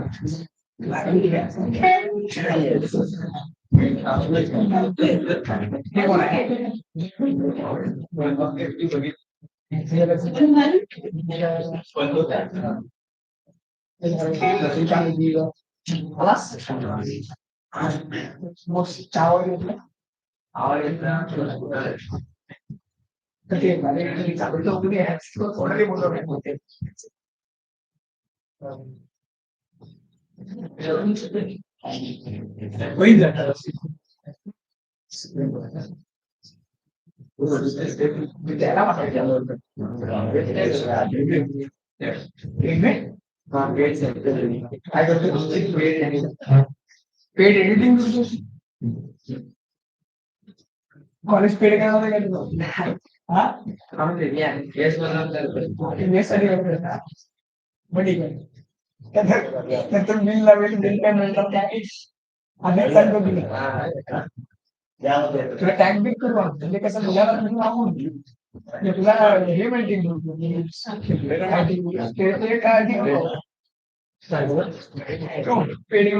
पैकी मिळणार नाही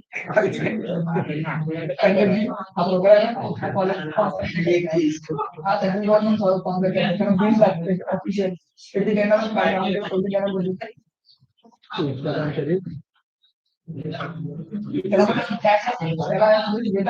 वगैरे करू त्याला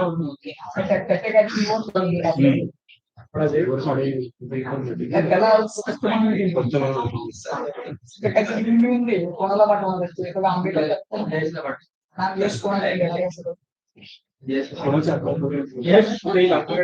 आपल्याकडे म्हणजे आता हे कोण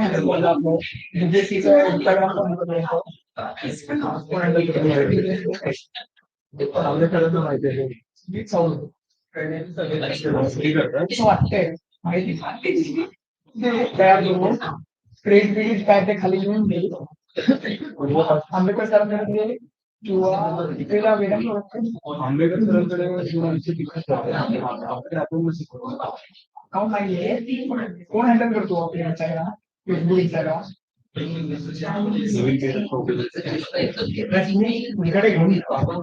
आपण पाठवूया आंबेडकर सरांनी आंबेडकर सर पाठवू त्यांना बरोबर माहिती आहे माहिती असेल तर काय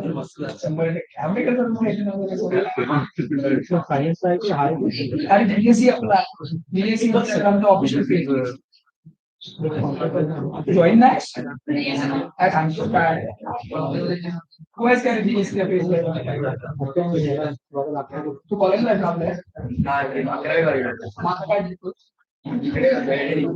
आपल्या कॉलेज सोडून दिलं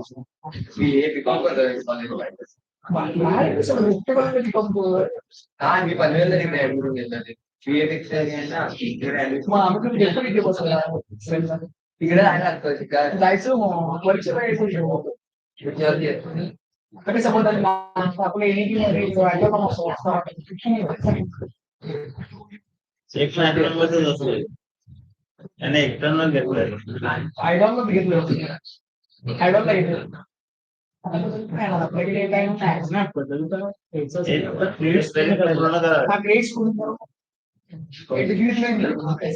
किती ग्रॅटिट आहे 22 आहे किती आहे आमच्याकडून पेपर झाले इंटरनल आणि डिग्री इंटरनल पास करायला तुला करायला सावंत भेट सावंत तुला सांगतील काय काय करायला आमचं एमबीए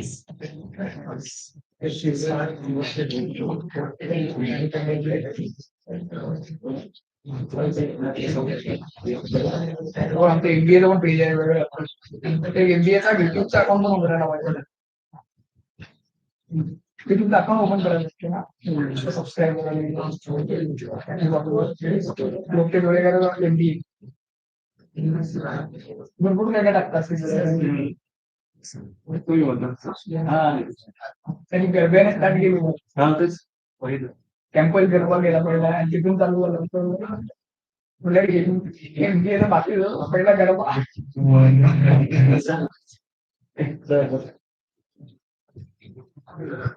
आता बंद करू नाही वाद झाला ना म्हणजे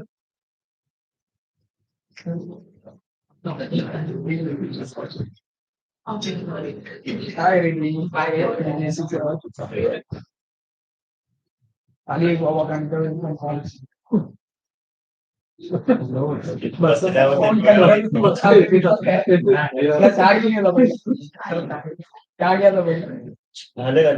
त्याचा पहिला खूप बाहेर बोलवलं त्यांना इथे पण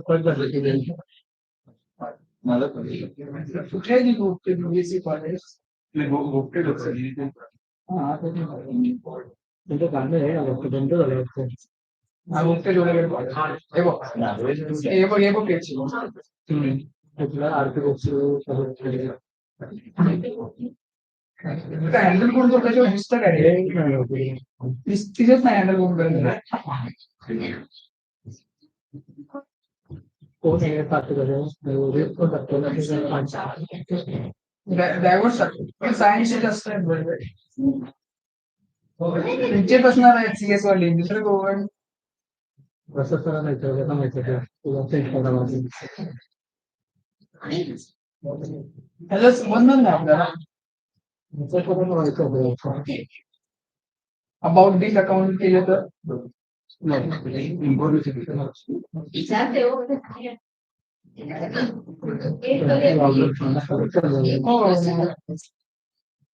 त्याला शेअर करायचं. तुम्ही करतो सर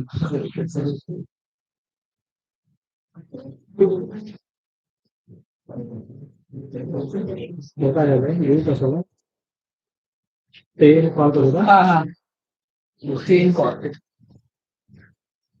रेकॉर्डिंग चालू आहे.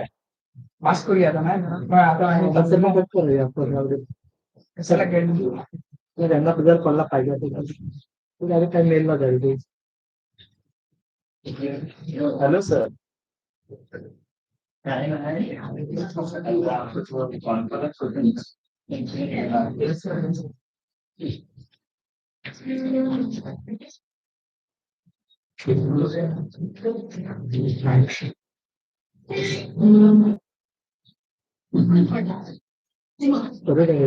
प्रोजेक्ट बंद करू बंद करा.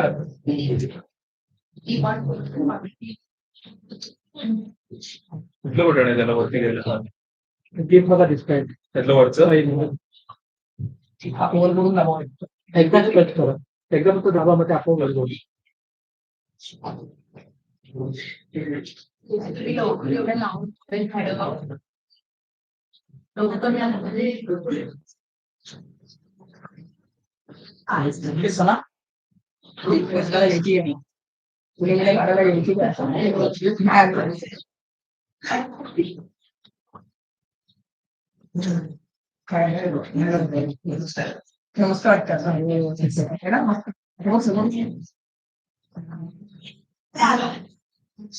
नमस्कार. काय म्हणतो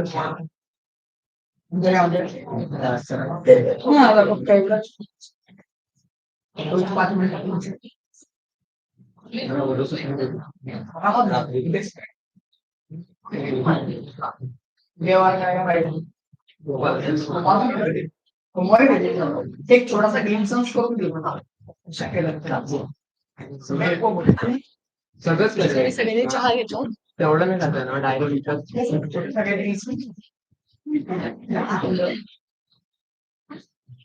कळलं काय शॉर्ट मस्त टेक्निक करेल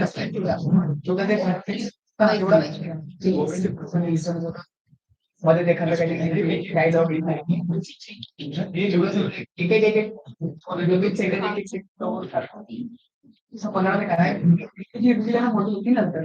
चालेल ठीक आहे जो तुला काय तुला आउटपुट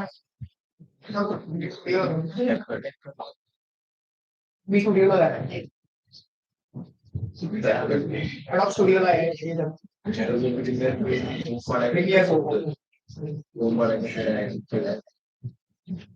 मी व्हिडिओ सबमिट केली होती ना माझा जो एडिटर होता त्यावेळेला पाठायला ना त्यावेळेला अगदी नवीन नवीन होतं माझं एडिटर पेजेस नंतर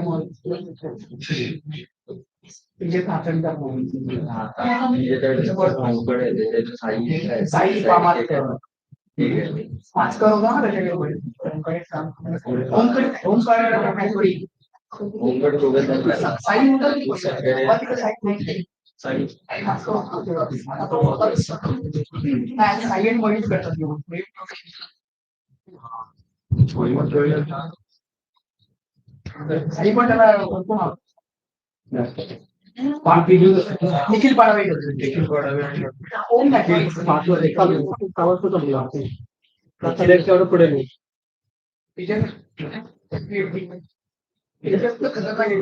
ओम अगदी नवीन आहे अगदी नवीन होता त्यावेळेला मी तुला सांगतोय निखिल कडे जेवढं हे आहे त्यावेळेला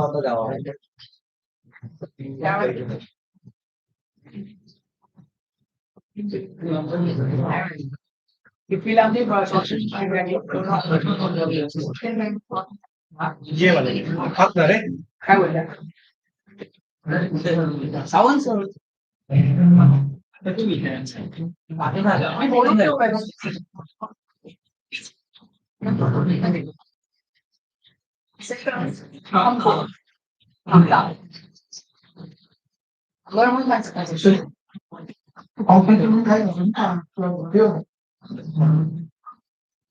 एक 15 सेकंड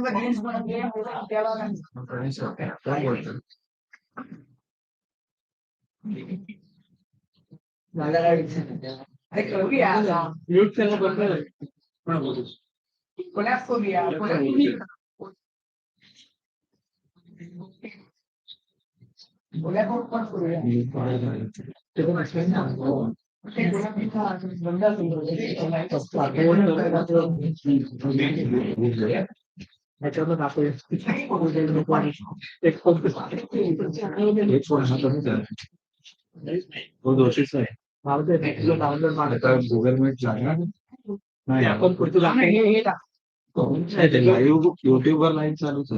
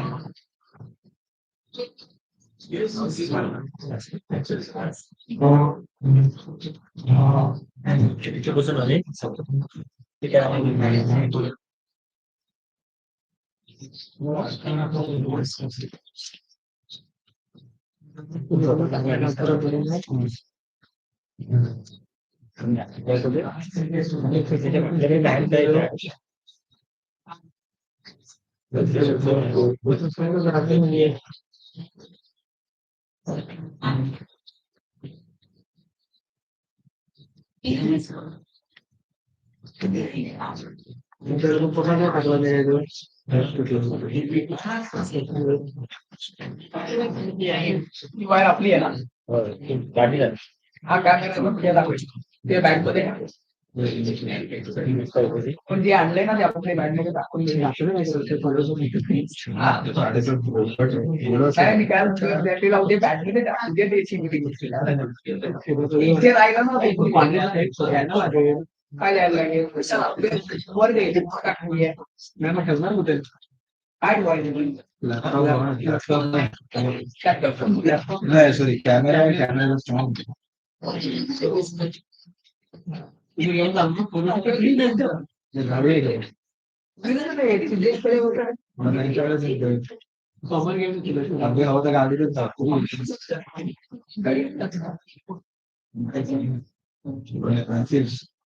गाडी नाही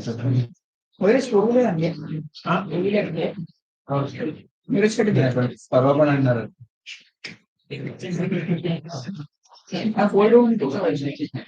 हे होईल एवढंच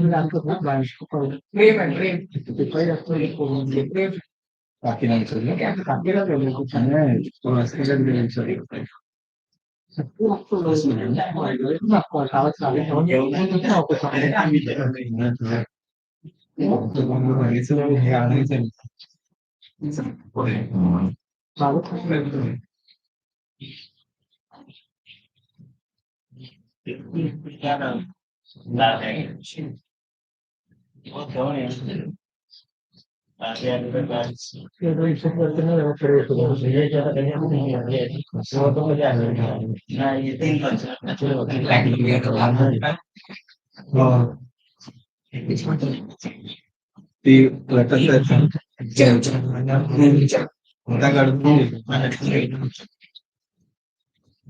तिकडे बटन आहेत बघ ती लटकतायच.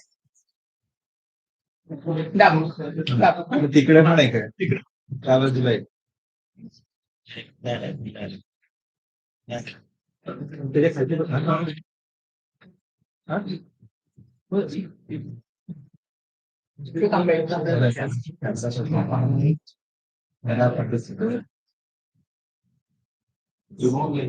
हा सगळं तीसी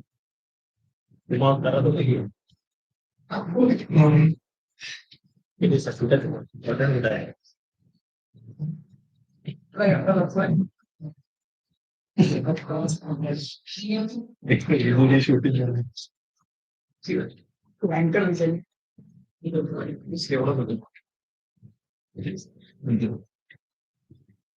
अँकर विचारली.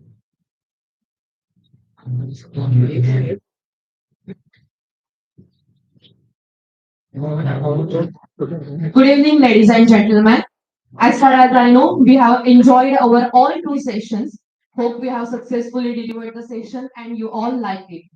As we gather together for valedictory function, now I take this opportunity to welcome our honorable chief guest, Dr. Panduranga Barkale sir, also our esteemed dignitaries and participants of the conference present over here. There are dignitaries who joined our session. I would likely to request Professor CMA Dr. Sakharkar sir to welcome chairperson of the valedictory session, chief guest of the valedictory function, Dr. Panduranga Barkale sir.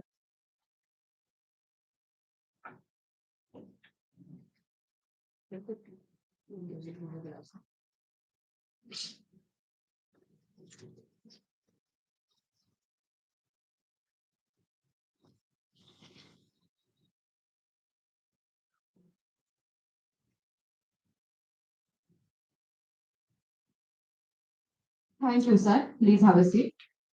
I request Professor Dr. Seema Kadam Madam to welcome Professor CMA Dr. Makaranda Sakharkar sir for this valedictory function.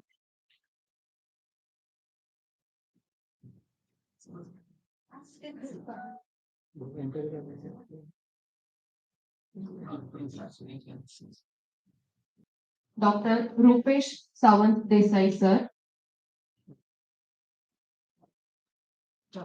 co-conveners of the conference, Dr. Rupesh Sawant Desai sir, CA Dr. Ajinkya Pilankar sir, co-convener of the conference,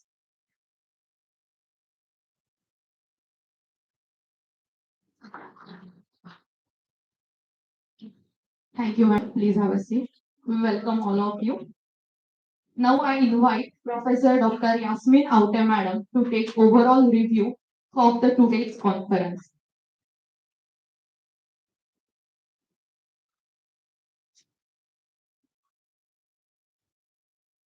Good evening and a warm welcome to all the dignitaries on and off the dais.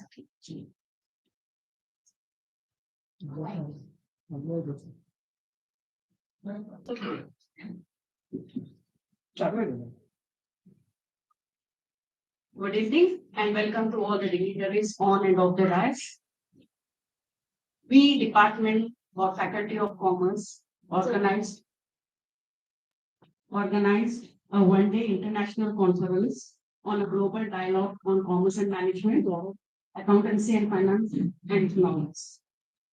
On this auspicious day, we began our function by lighting of the lamp, and the Vice Principal of our faculty, Dr. Seema Kadam Madam, she gave a brief outlook or a brief write-up of the entire seminar, what is the theme, and about the development of our college since its inception long back in 1960.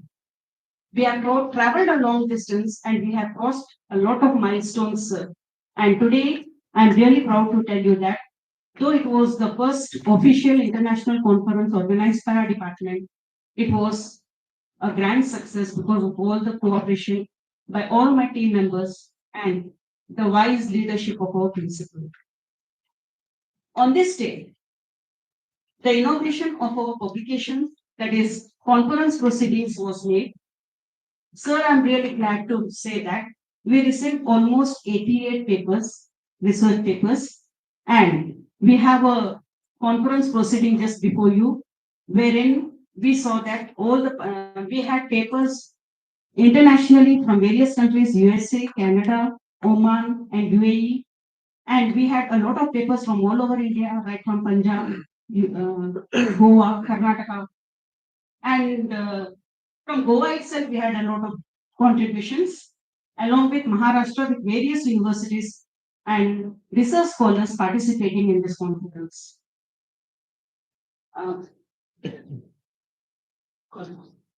We had a principal's address followed by the publication, where our honorable principal gave a brief about the entire conference, the vision and mission statements, and also how the title of our conference related to global dialogue on commerce and management is interlinked, and he wished us all the best to say that the conference will be a success.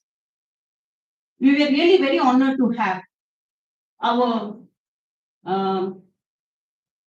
Vice Chairman, Advocate Vijay Sakalkar sir, who also guided us and who was really happy with the topics that we selected, and he tried to interconnect these subjects not only with the academic point of view, but as a practical way of life as well. We were really honored to have one of our esteemed chief guests for this inaugural function, and that was Deepak Kadre sir, a very renowned industrialist, and his presence itself made this entire auspicious gathering really come true. He guided us and said that he had some visions where he talked about how ethics can be achieved through their goals, and these ethics should be followed not only in business practices but in our day-to-day life as well. And he also wished us all the best so that the function or the conference goes on very well. It was followed by Shilpatai Patwardhan, the chairman of Agies Society, who wished us all the best again. And she also, I think she was really proud to see that Agies Society's Gogate Jogalekar College is organizing so many international conferences, and that too at a very big scale. And she congratulated us and she wished us all the best for that as well. The first session began with a keynote address. And for this keynote address, we had a resource person from Malaysia, Dr. Muhammad Khairul Anbiya. He spoke about TWET, that is Technology for Vocational Education and Training. And he spoke about the Workforce 5.0. And he spoke about, it was really a very enriched dialogue or a very enriched keynote address where he spoke about sustainable manufacturing, economic resilience, skill development, and also the gap finding and how it can be filled. It was based on technological transformation in factories. He spoke about transforming people and people transforming the economy as a whole or a nation as a whole. The next keynote address was followed by Dr. Ketan Bera, who was the director of Tele-Education Societies. And in his speech, he spoke about strategic resilience, rethinking of trade policies, a global dialogue. It must be interconnected with history, geography, and economics. He spoke about clean energy and green jobs. And his he also spoke about the impact of tariffs that has an impact on Indian economy because of Trump's tariff of 50%. He gave a very well speech and we were really enlightened with it. After this session, we had a break. We had a lunch break in between 1 and 2. And after the lunch break, we started two tracks simultaneously. The first track was in this auditorium itself, where we had commerce and management papers being presented. Almost 18 papers were presented over here, both offline and online, on various subjects of commerce and management. Similarly, in track 2, we had accountancy and economics papers being presented. There also we had almost 12 papers were presented, both in online and offline format, followed by a students track where 9 students participated online and offline mode. And in this way, parallelly, we had 2 sessions, and by 4:30, we tried to see that we completed our presentations, and many of them were very much interested. Lack of time, they felt that 5 minutes was not enough for them. But anyways, it was really well organized and well managed. I congratulate the entire track persons who tried to see that the entire sessions were done well. In track 1, for commerce and management, we had the chairperson or the resource person who judged the papers was Shirodka sir and Miss Gavas. Right? And in the second track, we had accountancy and economics. For accountancy, we had Kishore Kechri sir, and for economics, we had Aftab Alam sir. Qualified the track for students, we had Tushar Karmakar sir and Isha Toraskar sir. Toraskar madam, sorry. A little messing up, sorry. And in this way, we concluded the session with paper presentations. All the papers were really very good. There was even the chairpersons who were chairing the sessions felt very happy to see that there were quality papers that were presented with proper hypothesis testing. At the same time, the conclusions were really very good. The chairpersons also guided the students, saying that what are the do's and don'ts that they have to take care of when they are presenting the papers. So it was really a very enlightening one, and students also were benefited by the suggestions that were given by the chairperson. In this way, the tracks were completed, and we had a break for tea. And now that we are going for a valedictory function, this is just a brief sum up that I'm giving for this valedictory function. Thank you so much for giving me an opportunity to sum up the entire proceedings. Thank you.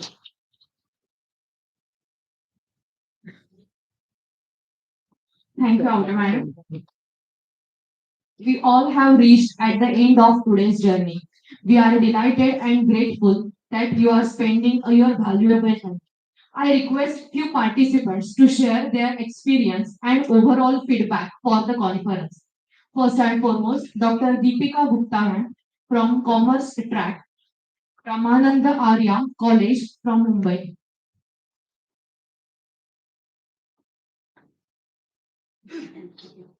Thank you. The day started with good morning, and now we are reaching towards good evening. A very good evening to one and all present here on the dais and off the dais. This journey, like for me, it was started with a message on WhatsApp group that there's a conference in Ratnagiri. I have never been in Ratnagiri, like I'm from Mumbai. So I was under dilemma whether I have to come or I shall be giving online presentation. But I didn't want to miss a chance to visit Ratnagiri. So this was a great opportunity for me. And regarding conference, starting from making WhatsApp group till today morning, Rupesh sir, Dr. Rupesh is continuously posting messages what we are going to miss it.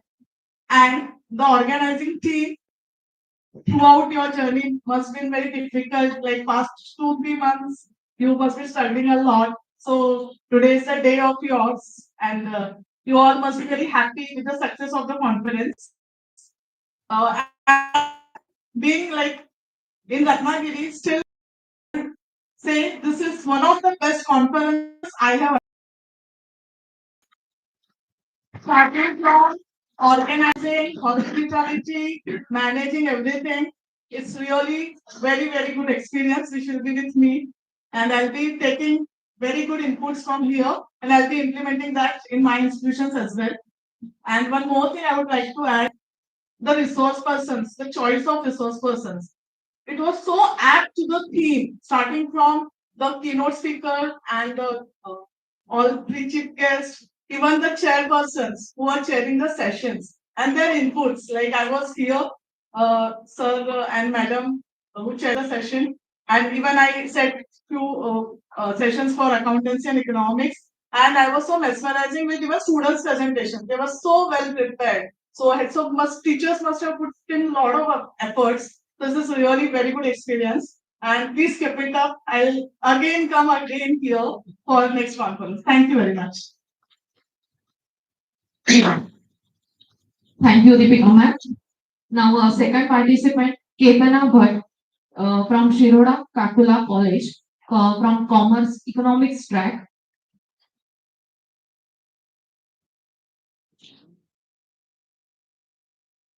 Good evening, everyone. I've been here since morning and I've attended both the sessions. Both the sessions were very informative and I gained a lot of knowledge. And I'm very grateful to get an opportunity to attend this international conference. And that's due to my teachers. And everything was managed very well and the hospitality was very good over here. And yes, thank you. Thank you, Ketana. Now, Shivali Naik from Sant Sohirabanath MBA College from Goa University. She is working in Accounting Finance Department.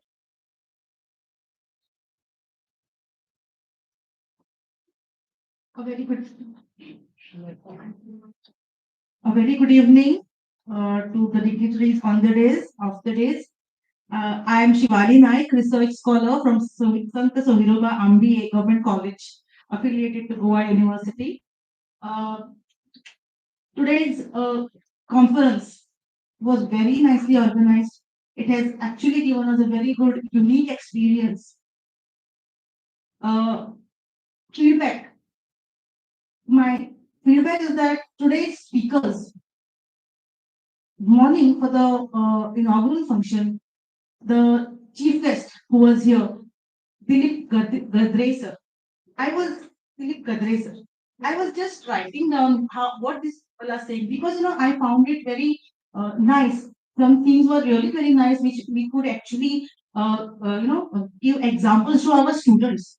So sir said, commerce, we always define as commerce is trade, vyapar, hey, and te. Sir was very renowned person. He was entrepreneur from Ratnagiri. Very nicely and a spontaneous definition was given by sir. He said commerce is a team activity, team management. It is a process of taking all the people along with you.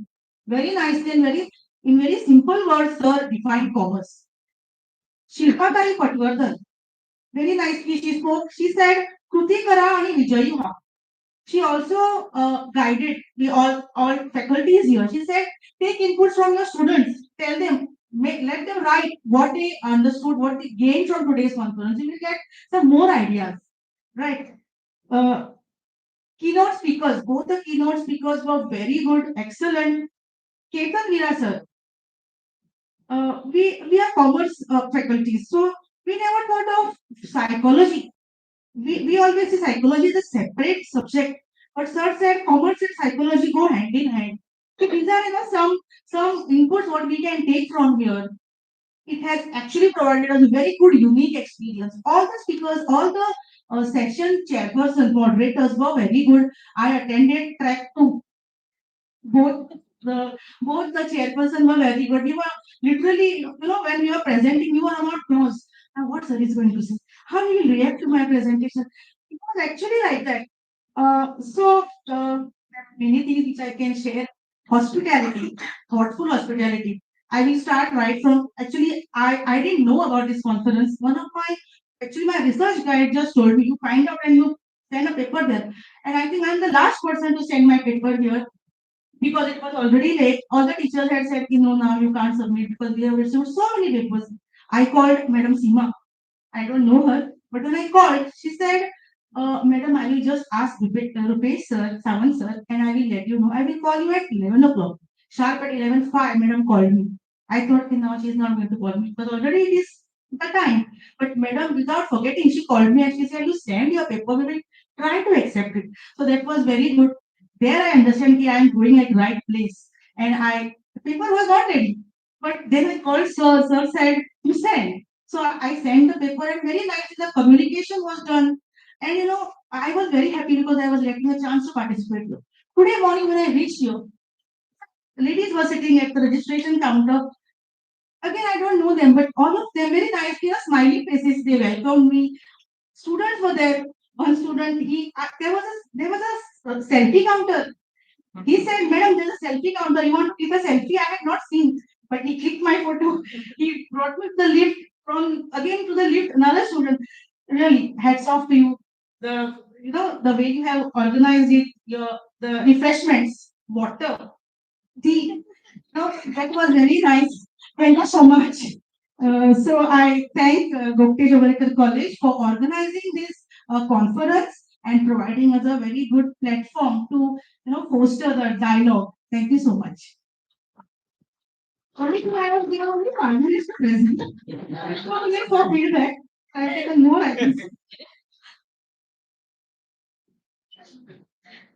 Thank you, madam. Thank you. Now I would likely to invite Professor CMA Dr. Makaranda Sakharkar sir, convener of this conference, to give his remarks on today's conference.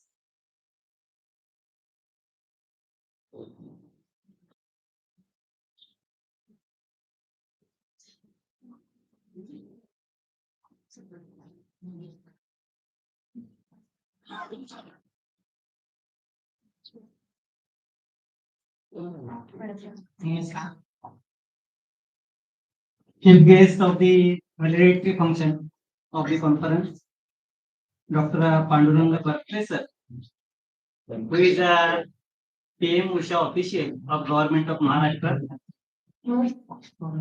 We are organizing this conference under the aegis of PM-USHA. Coordinator of PM-USHA of the Gogate Jogalekar College and Vice Principal of Science Faculty, Dr. Aparna Kulkarni Madam. Co-convener of this conference and Vice Principal of Commerce Faculty, Dr. Seema Kadam Madam. Another co-convener, Dr. Rupesh Savan Desai sir. And a co-convener, Dr. Ajim K. Pilankar sir. All respected resource persons, distinguished delegates, esteemed academicians, faculty colleagues, research scholars, dear students, good morning to all. Good evening to all. Good evening to all. Or morning to evening. As we gather here for valedictory function of this one-day multidisciplinary international conference on global dialogue on commerce and management, accountancy and finance, and economics. It is a moment of immense satisfaction, reflection, and gratitude.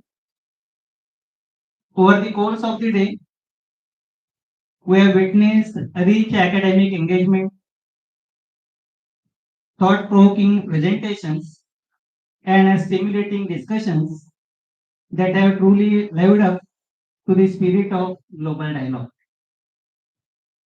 The sessions conducted today brought forward a wide spectrum of perspectives, from emerging trends in global business and financial practices to innovative approaches in economic analysis, management strategies, and accounting methodologies.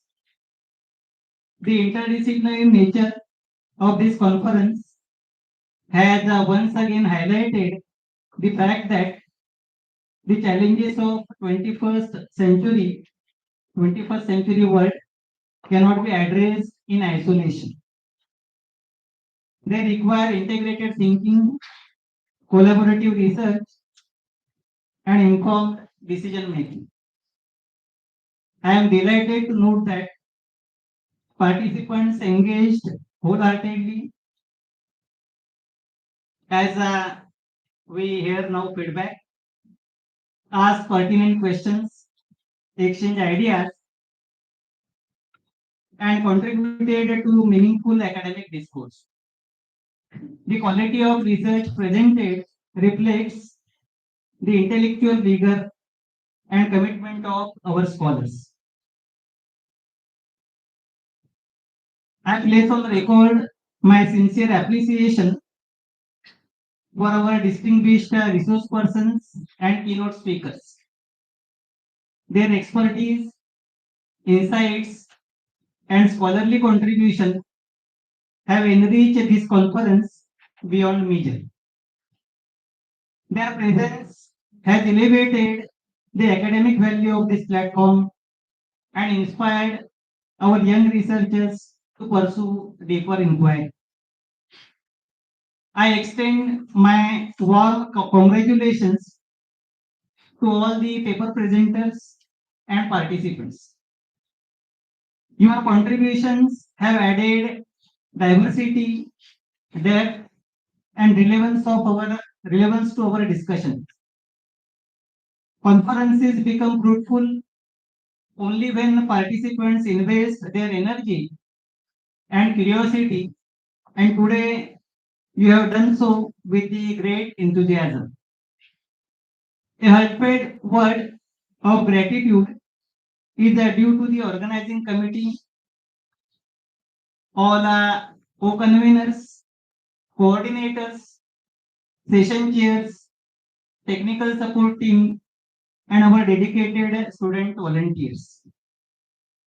Their meticulous planning, teamwork, and uninterrupted support throughout the day ensured that the conference proceeded smoothly and efficiently. From a conceptualization, the theme, to executing the program with precision, their efforts are truly commendable. At our institution, we strongly believe that academic platforms like this are catalysts for building a culture of research, innovation, and global awareness.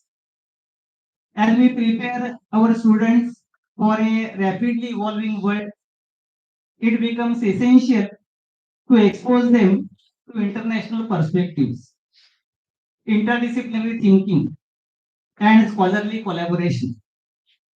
This conference is one more step in that direction. We remain committed to the organizing such meaningful academic events in the future and to the strengthening our ties with scholars, institutions, and experts across the globe. To all participants, I encourage you to carry forward the knowledge, insights, and connections you have gained today. Let this not be the end of a conversation, but the beginning of many more academic collaboration, research pursuits, and professional explorations. The future of commerce, management, accountancy, finance, and economics lies in continuous learning and shared global wisdom, and each one of you is a key contributor to that future. As we conclude this enriching day, I express my deep appreciation to all who made this conference a memorable academic experience. Your presence and active participation have made this event a resounding success. With these words, I wish everyone a safe journey ahead and continued success in your academic and professional endeavors. Thank you.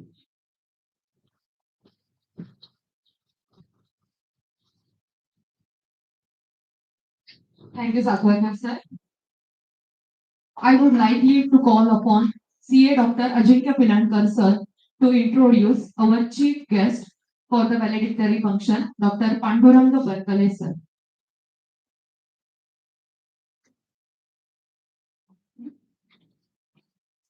Thanks, Surusha. Good evening, everyone. A true teacher does not just teach, he transforms minds. Today, it is my honor to introduce such a distinguished scholar and visionary leader. We are privileged to have with us Dr. Panduranga Barkale sir, a renowned academic leader, researcher, and currently the senior advisor to Rashtriya Uchchakar Shiksha Abhiyan, Government of Maharashtra. He also serves as the coordinator for the Konkan region. Sir holds the additional charge as the nodal officer of the state quality assurance cell. Barkale sir has fabulous academic journey of more than 17 years, serving as the head of the Department of the English and Director IQC at SNDT College, Mumbai. He has also taught postgraduate students of University of Mumbai, Somaiya College, Joshi Medical College, and Tata Institute of Social Science. He is a recognized PhD guide, currently mentoring multiple research scholars. His specialization includes Indian English literature, critical theory, higher educational studies, post-colonial writing, and research methodology.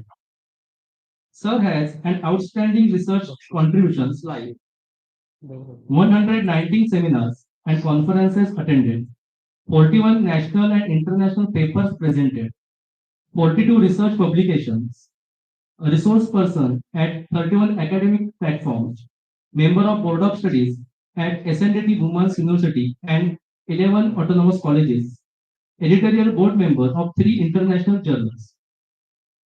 Sir has also contributed to the curriculum design in several universities and autonomous colleges and has been invited worldwide as a chief guest, session chair, and keynote speaker.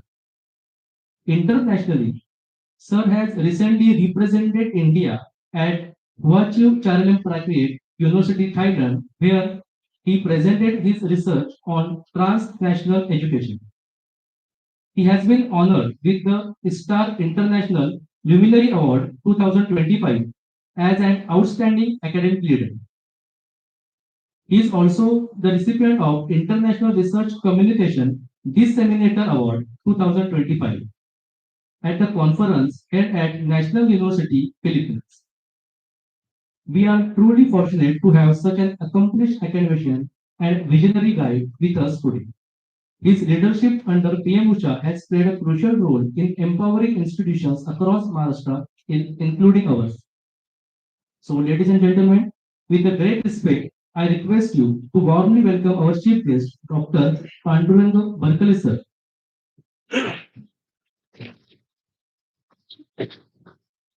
Now, I would like to ask our chairperson, Principal Dr. Makarand Sakalkar sir, to honor him.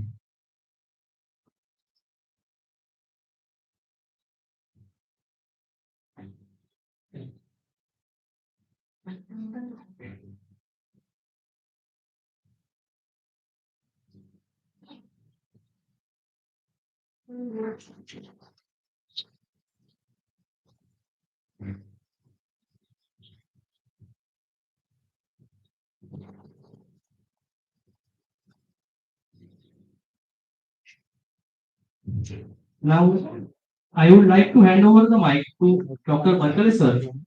Sir, we are eager to hear you. The stage is all yours.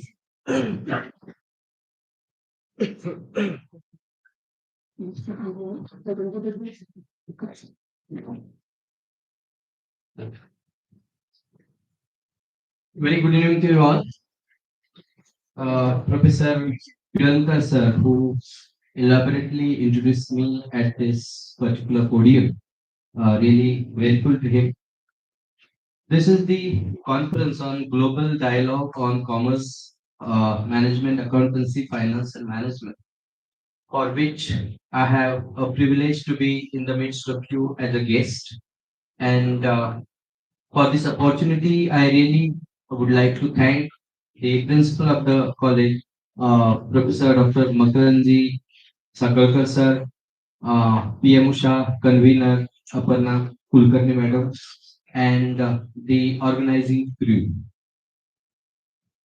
Before I go ahead with my points, let me congratulate the principal sir and the entire organizing committee that this is one of the most successful conference. I rarely, yes, please, college and management organizing committee really deserves thunderous applause for this.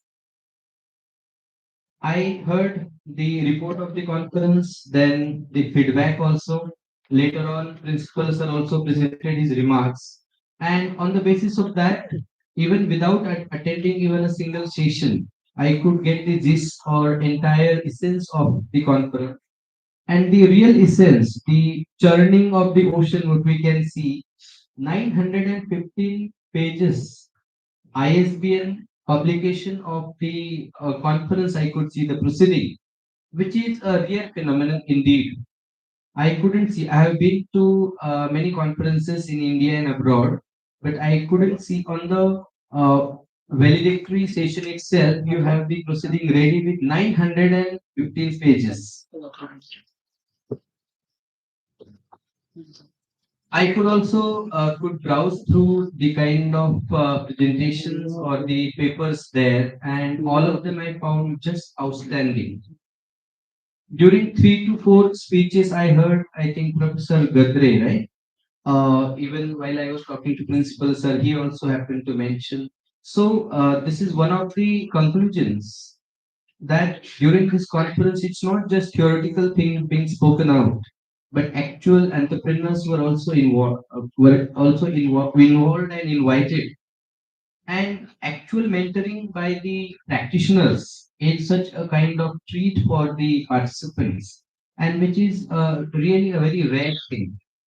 So I again announce the conference being very successful and a great appreciation to the organizers for that.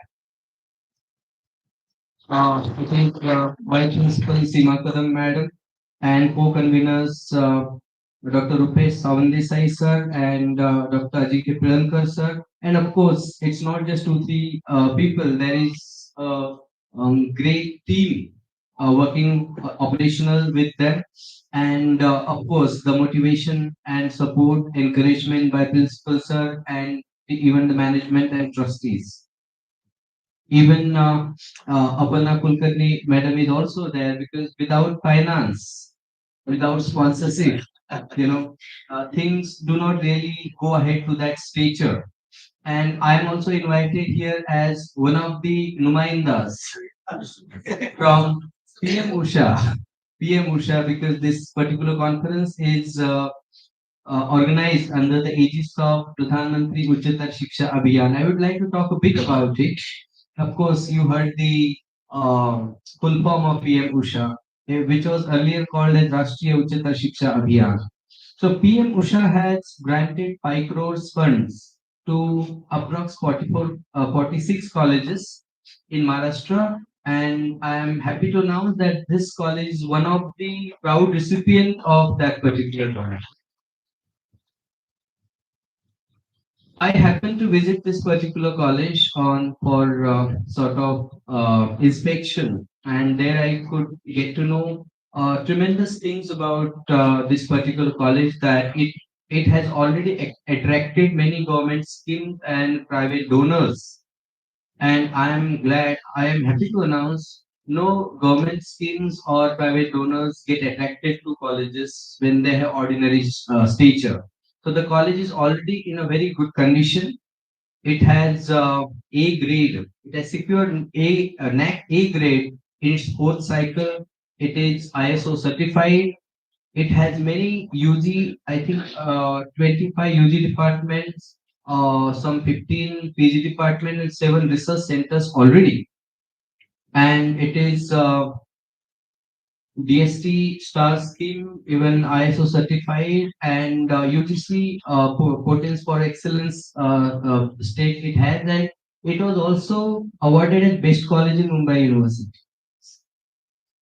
So having all these things in already in hand and PM-USHA scheme going on, I would be surprised if this college could be called as university in making.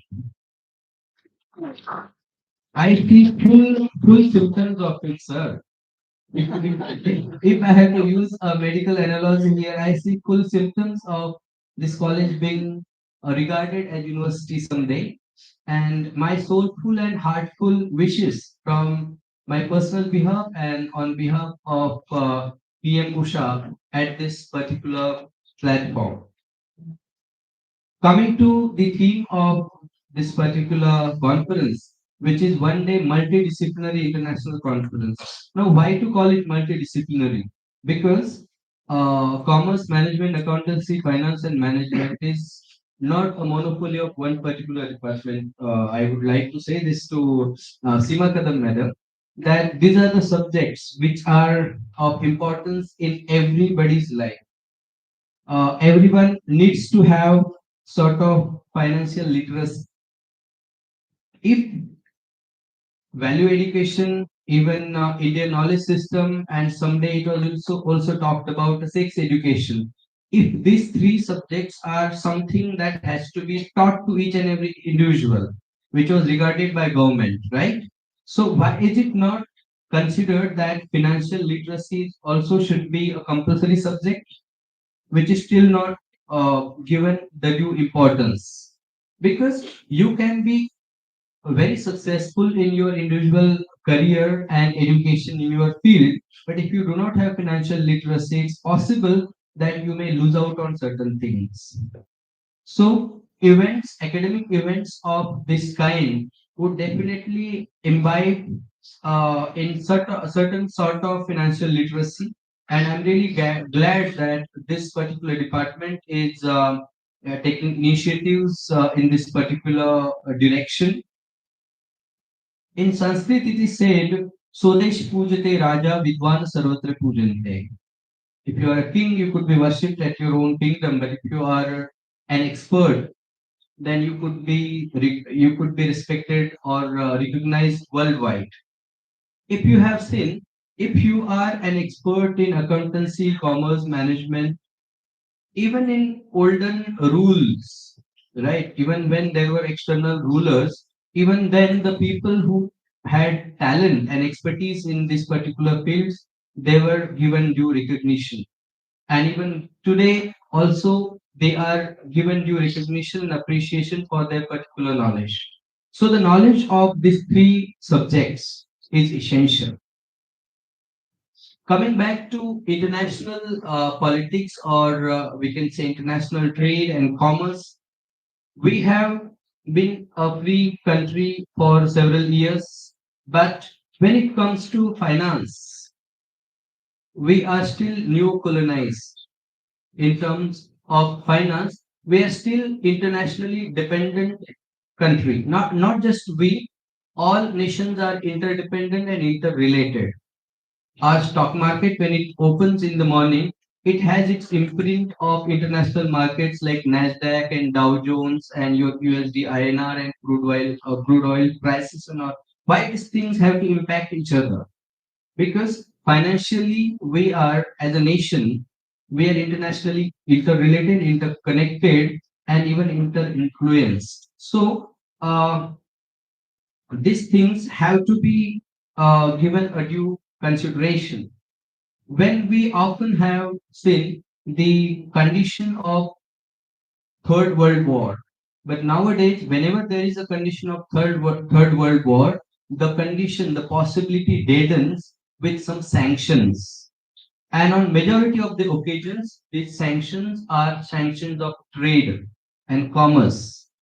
So it's very easy, it has become very easy that a few sanctions related to trade and commerce solves the problem. So you can really understand why the study of these particular subjects have become very important. Coming back to management, you all would be surprised, even I was surprised. Whenever you go to some corporate hospitals, you don't have to literally plead with the doctors because doctors are salaried employees there. You have to go to bill counter, right, to settle with the bills. Now, how much charge, how much security deposit, and what are the charges? It is decided not by the doctors, but by management person sitting out there. Those are not doctors, those are MBA professionals, right? So this management degree has become a kind of appendage, or we can say external. Even you can say a lot of engineers after their their engineering degree they do management. There are hybrid subjects also like computer management. Your degree is IT plus management. Even some doctors also venture into management after that, because management has become a very crucial degree to manage almost everything. Almost everything. So I really appreciate this departments or this particular organizing committee for having so thoughtfully chosen this particular topic and having this kind of star-studded audiences and participants also. I would just like to say Ratnagiri, Ratna and Giri. It's a kind of mountain of jewels. And if I have to literally translate that, and having a kind of resource person that you have had, it's really a Ratnagiri. You really had jewels as the resource persons during the entire program schedule of this particular conference. So, with this particular remarks of mine, on behalf of State Project Directorate, PM-USHA, Rashtriya Uchchatar Shiksha Abhiyan, and State Quality Assurance, I again convey my heartfelt appreciations, gratitudes for having given the rightful use to the government funds and having organized such kind of grand stature event. And again, I thank for having me here. Thank you, sir, and thank you, everyone.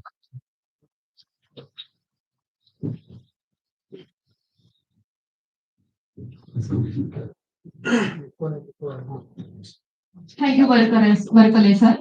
Your thoughts and views regarding our college are so praiseful. It's our blessing to have you here as a chief guest for the conference. As I know Makaranda Sakharkar sir from last 10 years, I'm sure that your thought of making our college as a separate university would be a next dream and task for our respected principal, Dr. Makaranda Sakharkar sir. Today, at the end, we are going to look after two important things. First of all is the felicitation of the person who helped a lot for bringing this conference in reality from behind the curtain along with Dr. Rupesh Sawant Desai sir. I am talking about none other than Dr. Kavir Shirodkar sir. I request Dr. Rupesh Sawant Desai sir to introduce Dr. Kavir Shirodkar sir. Thank you, Ruja. Thank you all. I think Dr. Kavir has already been introduced to you very well in the whole day. I'm just going to say a few words as he has helped me a lot for bringing the thought of conference into reality today. I remember that day when we met first time in his college, maybe regarding one of the conferences which I have attended in Goa. Whatever conferences I had attended in Goa, that is only because of Kavir. And he is a good friend of me. And whatever lessons I learned from that conferences, I tried to bring that lessons into truth. Say, for example, what kind of hospitality should be. So I think all of you have really enjoyed the hospitality today in this conference. This is the outcome of that lessons which I learned in the conferences which I have attended. I remember almost, if am I right, Kavir, 3 to 4 years have gone when I put the subject of organizing conference in front of him. And immediately he said, just, sir, we can do it and definitely we will do it at some time. And from that onwards, till yesterday, our discussion on the conference, its organizing, and so many things was continued. Many times we were discussing maybe for half an hour or more. So whenever his call was coming to me, my wife used to say that now he will take and you will take 1 hour at least. So I will not wait for you for a dinner. because many times he was calling me after evening when he was free from his daily responsibilities. He has given input in the form of a lot of suggestions. Um, he has supported me a lot. Many times we were discussing, and I'm very much grateful and thankful to Dr. Kavir for the support he has extended to me for bringing this conference into reality. Really, the person behind the curtain. Yes, please, Dr. Kavir, come forward. I request Principal of the College, Dr. Makran Sakalkar sir, to felicitate Dr. Kavir Kirotkar.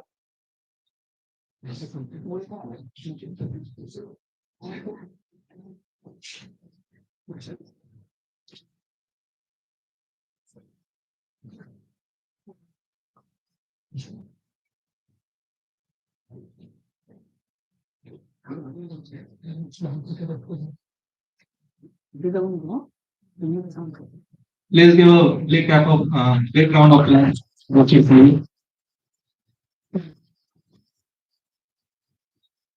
you, Sakalkar sir, for felicitating Dr. Kavir.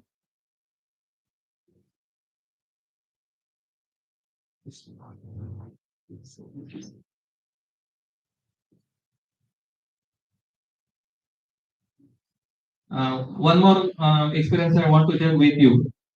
I remember that 5 days workshop which I have attended at Gipad, Goa.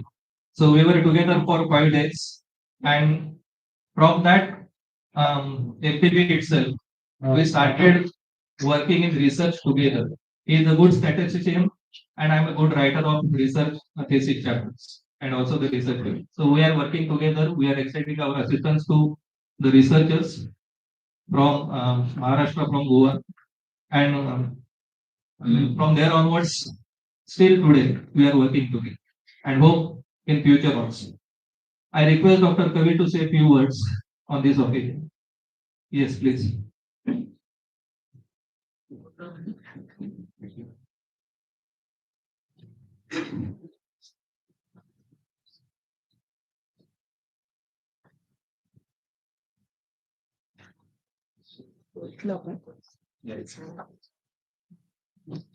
Good evening, everyone.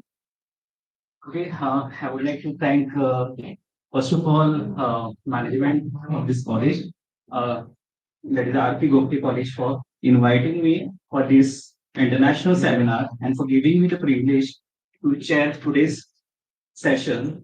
It's truly an honor to be here as an invitee among such a distinguished academicians and scholars. I also extend my heartfelt thanks to our respected principal, Professor Makran Sakalkar sir, and Vice Principal, Madam, for their encouragement and leadership in organizing this this time. One more thing I wanted to put forward, like how the things started. Like this, I will put it in a research, research. When Sir called me for there's an international conference they are planning. Okay, that was the objective behind of a that to have an international conference. We both theoretically and conceptually identify what will be the scope of our this conference. Okay, then we came to know. Okay, then we identify our scope of the conference is we can have a commerce management, accountancy, and finance economics. Then we develop the hypothesis. Okay, what will be our success?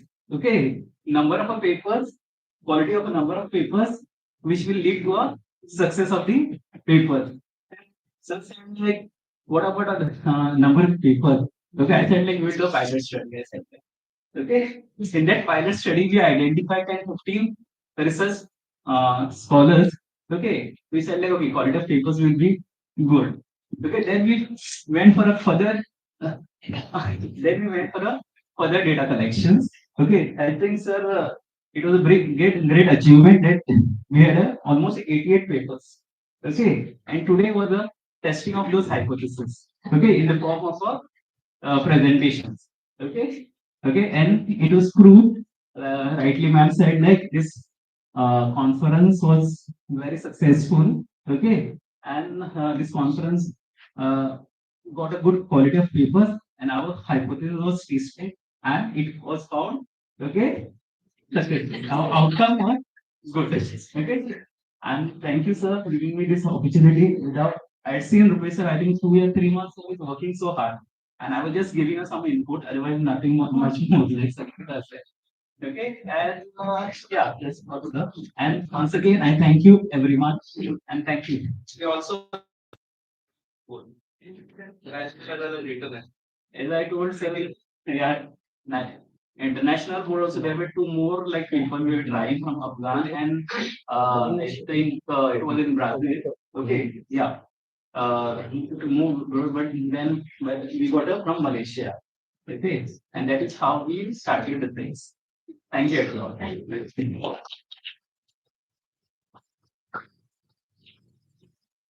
Thank you, sir. We are all blessed to have you today for the conference. Your work and your presence is totally appreciable. From morning session, we are attending this conference by physically presenting here. But there are so many participants attending the conference online. From inviting all the colleges, universities, also to the foreign delegates, making over conference available to all over globe through Google Drive link, our technical team is still working hard. I would likely to request Dr. Makaranta Sakhalkar sir to felicitate our technical team. Dr. Swapnil Joshi sir.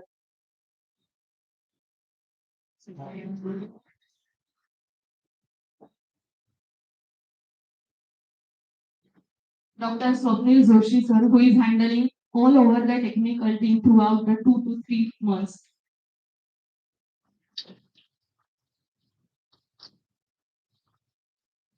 Mr. Mayuresh Pandit sir, who is also associating the Swapnil Joshi sir.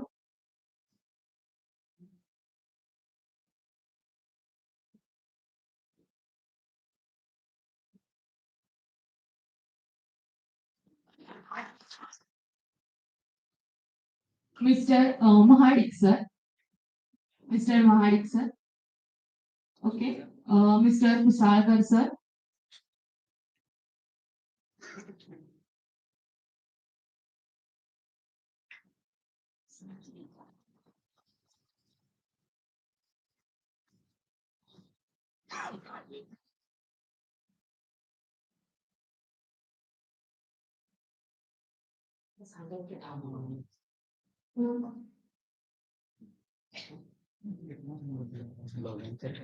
Thank you, Sakhalkar sir.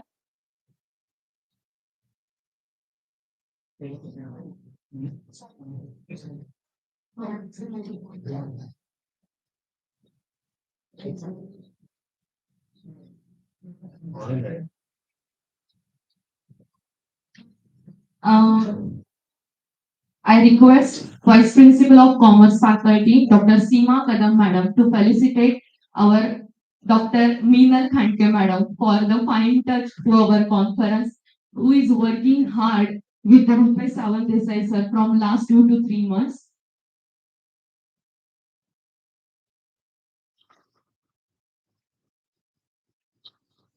Along with her, Mamata Gharshi Madam. Okay, she is not here, but she is also working hard with Meenal Khandke Madam. Ladies and gentlemen, with any further delay, we could start certificate distribution to acknowledge and encourage the talent of our participants. All of the presenters are capable of it. All of you are masters. Today we are going to crown best papers and best paper presentations from UG, PG students and from all our tracks, that is commerce and management, accountancy and finance, and economics. But that is not only the yardstick to define your capacity. You are all are great and you all will get a certificate of participation also with the presentation. Far and away, the best prize that life has to offer is the chance to work hard at work worth doing. With this prize, we'll say, let us start our certificate distribution for best paper presenters. I would like to request Professor CMA Dr. Makaranta Sakhalkar sir to give away prizes to few best paper presenters.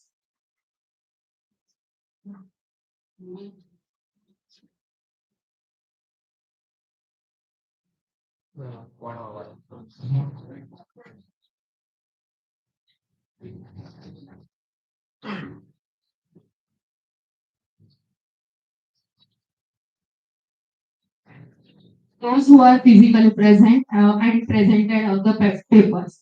Miss Suchi Desai. Miss Suchi Desai.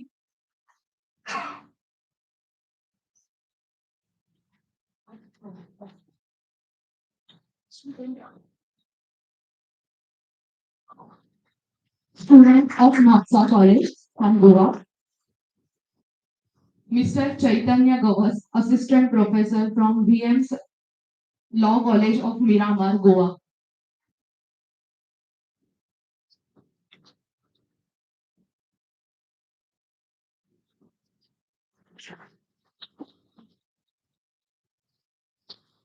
Miss Ketana Bhatt from College of Commerce and Management Studies, Mapusa, Goa.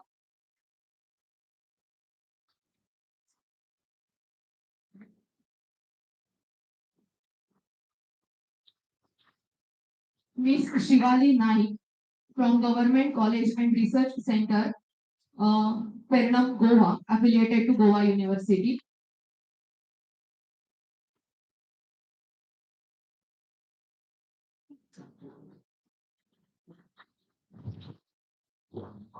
Mrs. Vidisha Naik.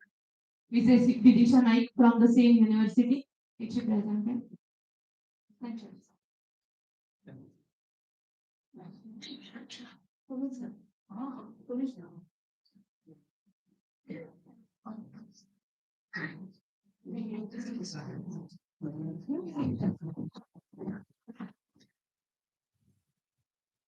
Dr. Padme Motiram from Commerce and Economics College of Mumbai.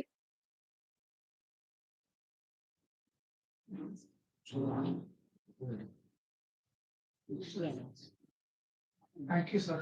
Thank you so much.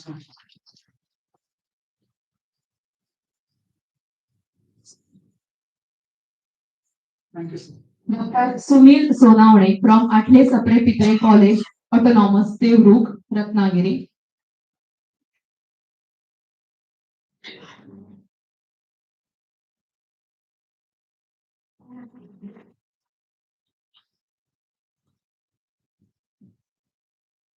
Dr. Deepika Gupta from Ramananda Arya DAV College, Autonomous, Mumbai.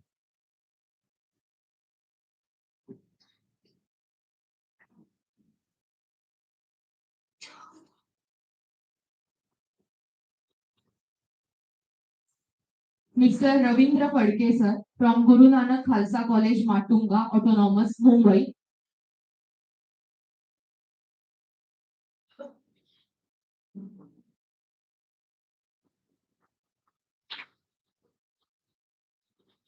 Mr. Suryakant P. Mane from R.P. Gogate Jogalekar College of Arts, Science and Commerce, Autonomous, Ratnagiri.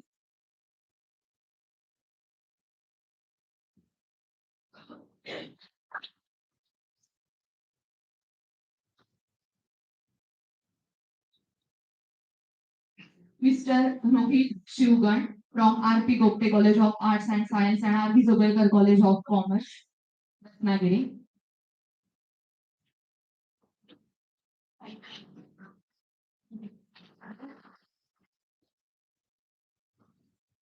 Thank you, Mr. Sakarkar, sir.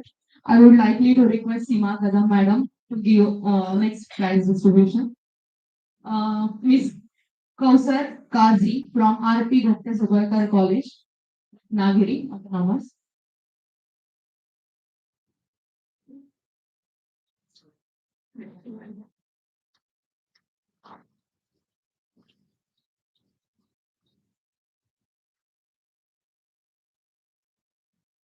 Mr. Neil Jain, R.P. Gupte College of Arts and Science and R.V. Jogalekar College of Commerce.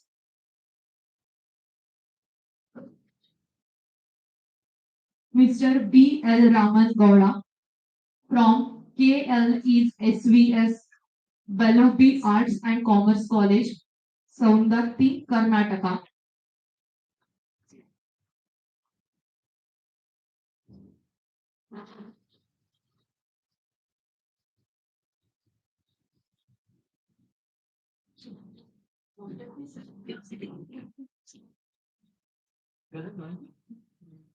Mr. Sai Juroli from R.P. Gogate College of Arts and Science and R.V. Jogalekar College of Commerce.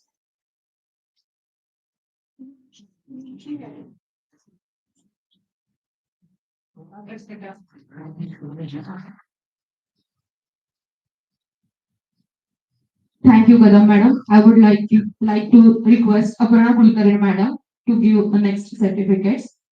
Mr. Kiran Mani. Mr. Kiran Mani,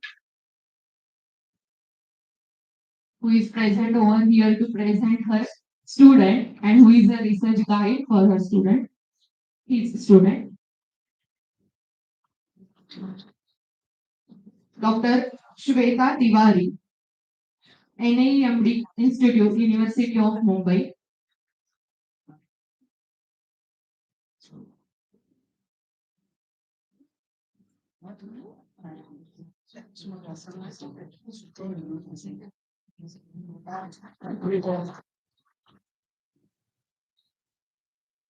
Thank you, Aparna Kulkarni Madam.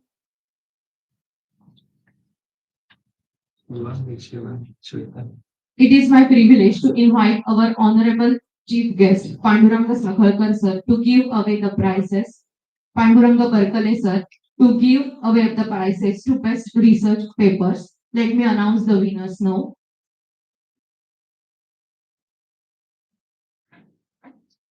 From UG student track, Miss Suchi Desai. Miss Suchi Desai from Kakula College of Commerce and Management Studies, Mapusa, Goa.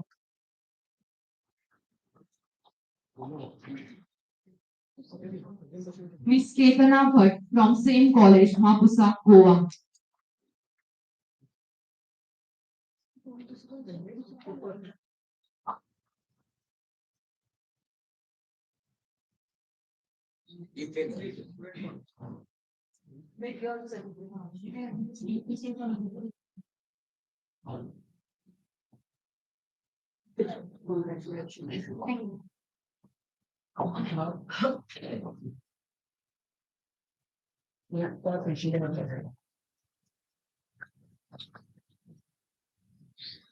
From PG track, Mr. Sai Suryakant Juroy, R.P. Gogate College of Arts and Science and R.V. Jogalekar College of Commerce, Autonomous, Ratnagiri.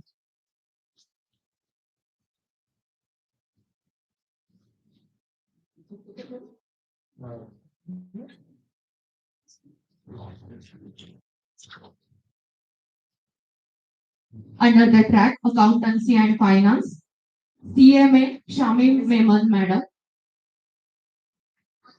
who has delivered her presentation through online mode. From the track Youth Economics, Mr. Haider Khan sir, who is also delivered his presentation through online mode. And under the Commerce and Management track, Miss Shweta Tiwari from NAEMD Institute of Mumbai University. Second rank for the best paper and presentation.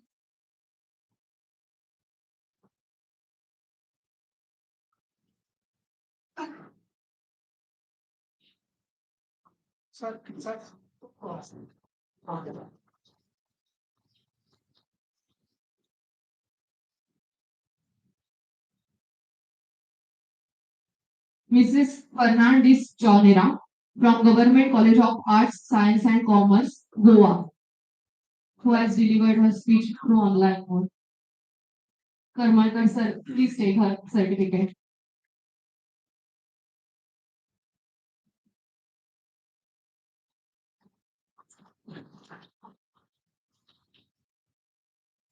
Thank you, Dr. Barkale sir, and congratulations to winners.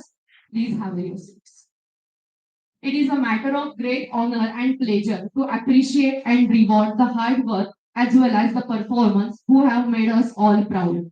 I would like to announce that all participants and presenters present us will get the soft copy of conference proceeding and certificate within next 15 to 20 days. The copies will be shared through the Google Drive link. You can download the proceeding and your certificate from that link. Now the time has come to draw a curtain to our program. To conclude today's one-day multidisciplinary international conference on global dialogue on commerce, management, accountancy and finance and economics under aegis of PM-USHA, Faculty of Commerce, Ratnagiri Education Society, R.P. Gogate College of Arts and Science and R.V. Jogalekar College of Commerce, Autonomous, Ratnagiri, State Maharashtra and Country India. I request CA Dr. Ajinkya Pilankar sir, co-convener of this conference, to propose vote for thanks.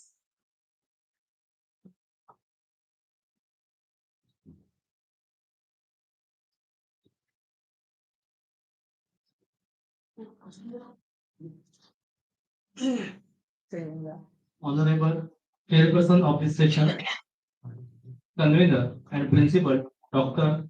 M.R. Sakalkar sir, dignitaries of the Agies societies, Chief Guest Dr. Panduranga Varadkari sir, Vice Principal of Science and PM-USHA Coordinator of College, Dr. Aparna Kulkarni Madam, Vice Principal of Commerce and co-convener of this conference, Dr. Seema Kadam Madam, co-convener Dr. Rupesh Savandesai sir, our senior teacher, Dr. Yasmin Aute Madam, Dr. Meenal Khante Madam, esteemed experts, invited speakers, paper presenters, and all my students, good evening to all.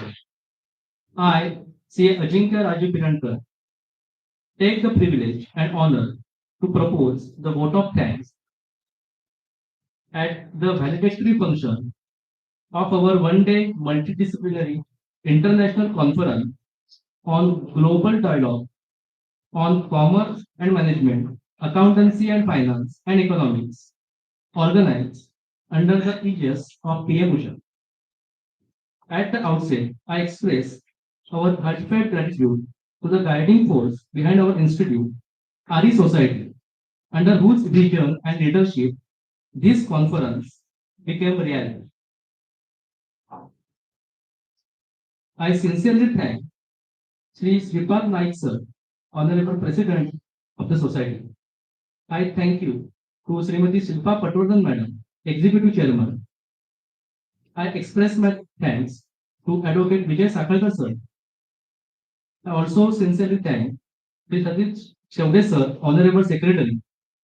I also express my gratitude towards Sri Shrikant Ludvikar sir, Honorable Joint Secretary. Your consistent support, guidance, and encouragement are the pillars of every academic initiatives we undertake. As the sayings go, institutions grow strong when the roots are strong. Your leadership is that root for us. We are deeply grateful to Dr. Panduranga Varadkari sir, Senior Advisor, RUSA, for his unwavering support and motivation. My sincere thanks to Professor Makarand Sakalkar sir, our principal and conference convener. Sir, your academic vision and leadership have been backbone of this conference. Your guidance and constant involvement ensure that every stage of planning and execution was smooth and successful. My sincere thanks to Dr.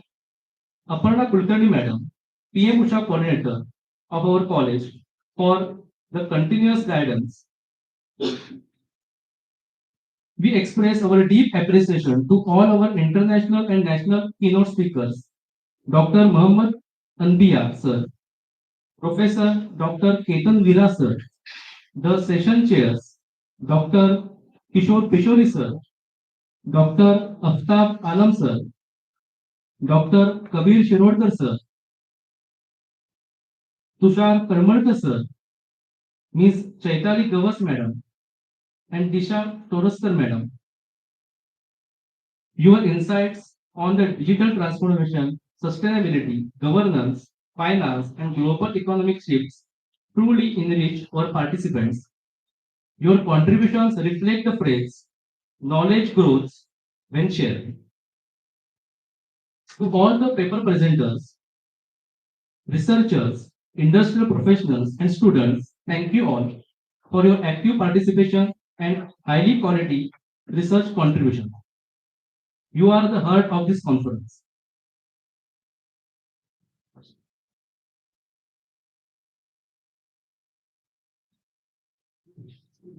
A conference of this scale is not possible without teamwork. A heartfelt thanks to conference co-conveners Dr. Seema Kazam Madam, Dr. Rupesh Sawandesai Sir, and myself. Also, the organizing committee members across the departments, various teams, volunteers, and supporting staff. Your dedication, late art, and teamwork ensure the event was executed flawlessly. A very special thanks to Sri Khanolkar sir, whose support in DTP design and creative preparation was invaluable. Our sincere appreciation to Hotel Viva Executive for excellent arrangements and wonderful hospitality throughout the day. As we conclude, let us remember the beautiful thought: the great conference ends, but the great idea begins. Today's discussion, interactions, and reflections will ensure new research, collaboration, and innovations in the days ahead. On the behalf of Jogalekar College Autonomous, Ratnagiri, I once again thank each one of you for your presence, contributions, and support. Thank you all. Wishing you a safe journey back home and future filled with the learning and success. And with the permission of the chairperson, I would like to conclude this conference.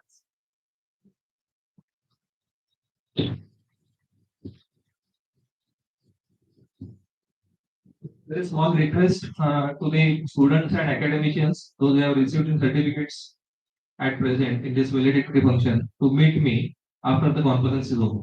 It is a request for you, all of you, please meet me when the conference is over. Thank you.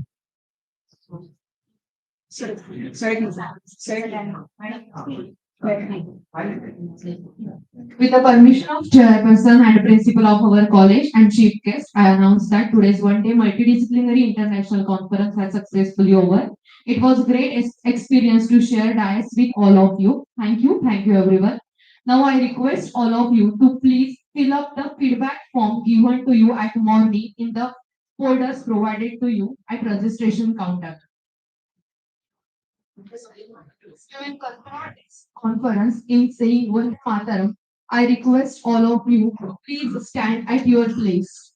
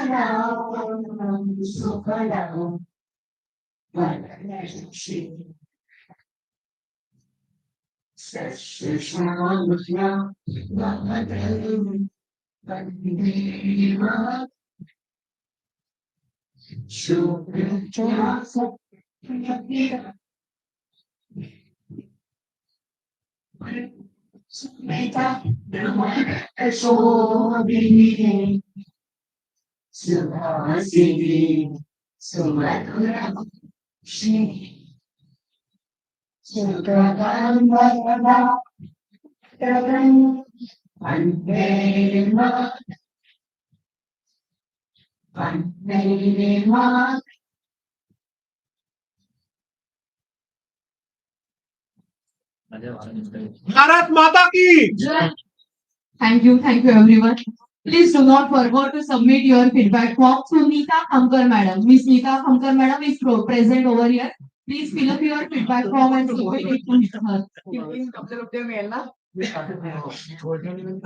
I request all commerce faculty members and organizer team to please be present over here only for just 5 minutes. थांबव कैसे connection काढा आणि हा मुख्य मुद्दा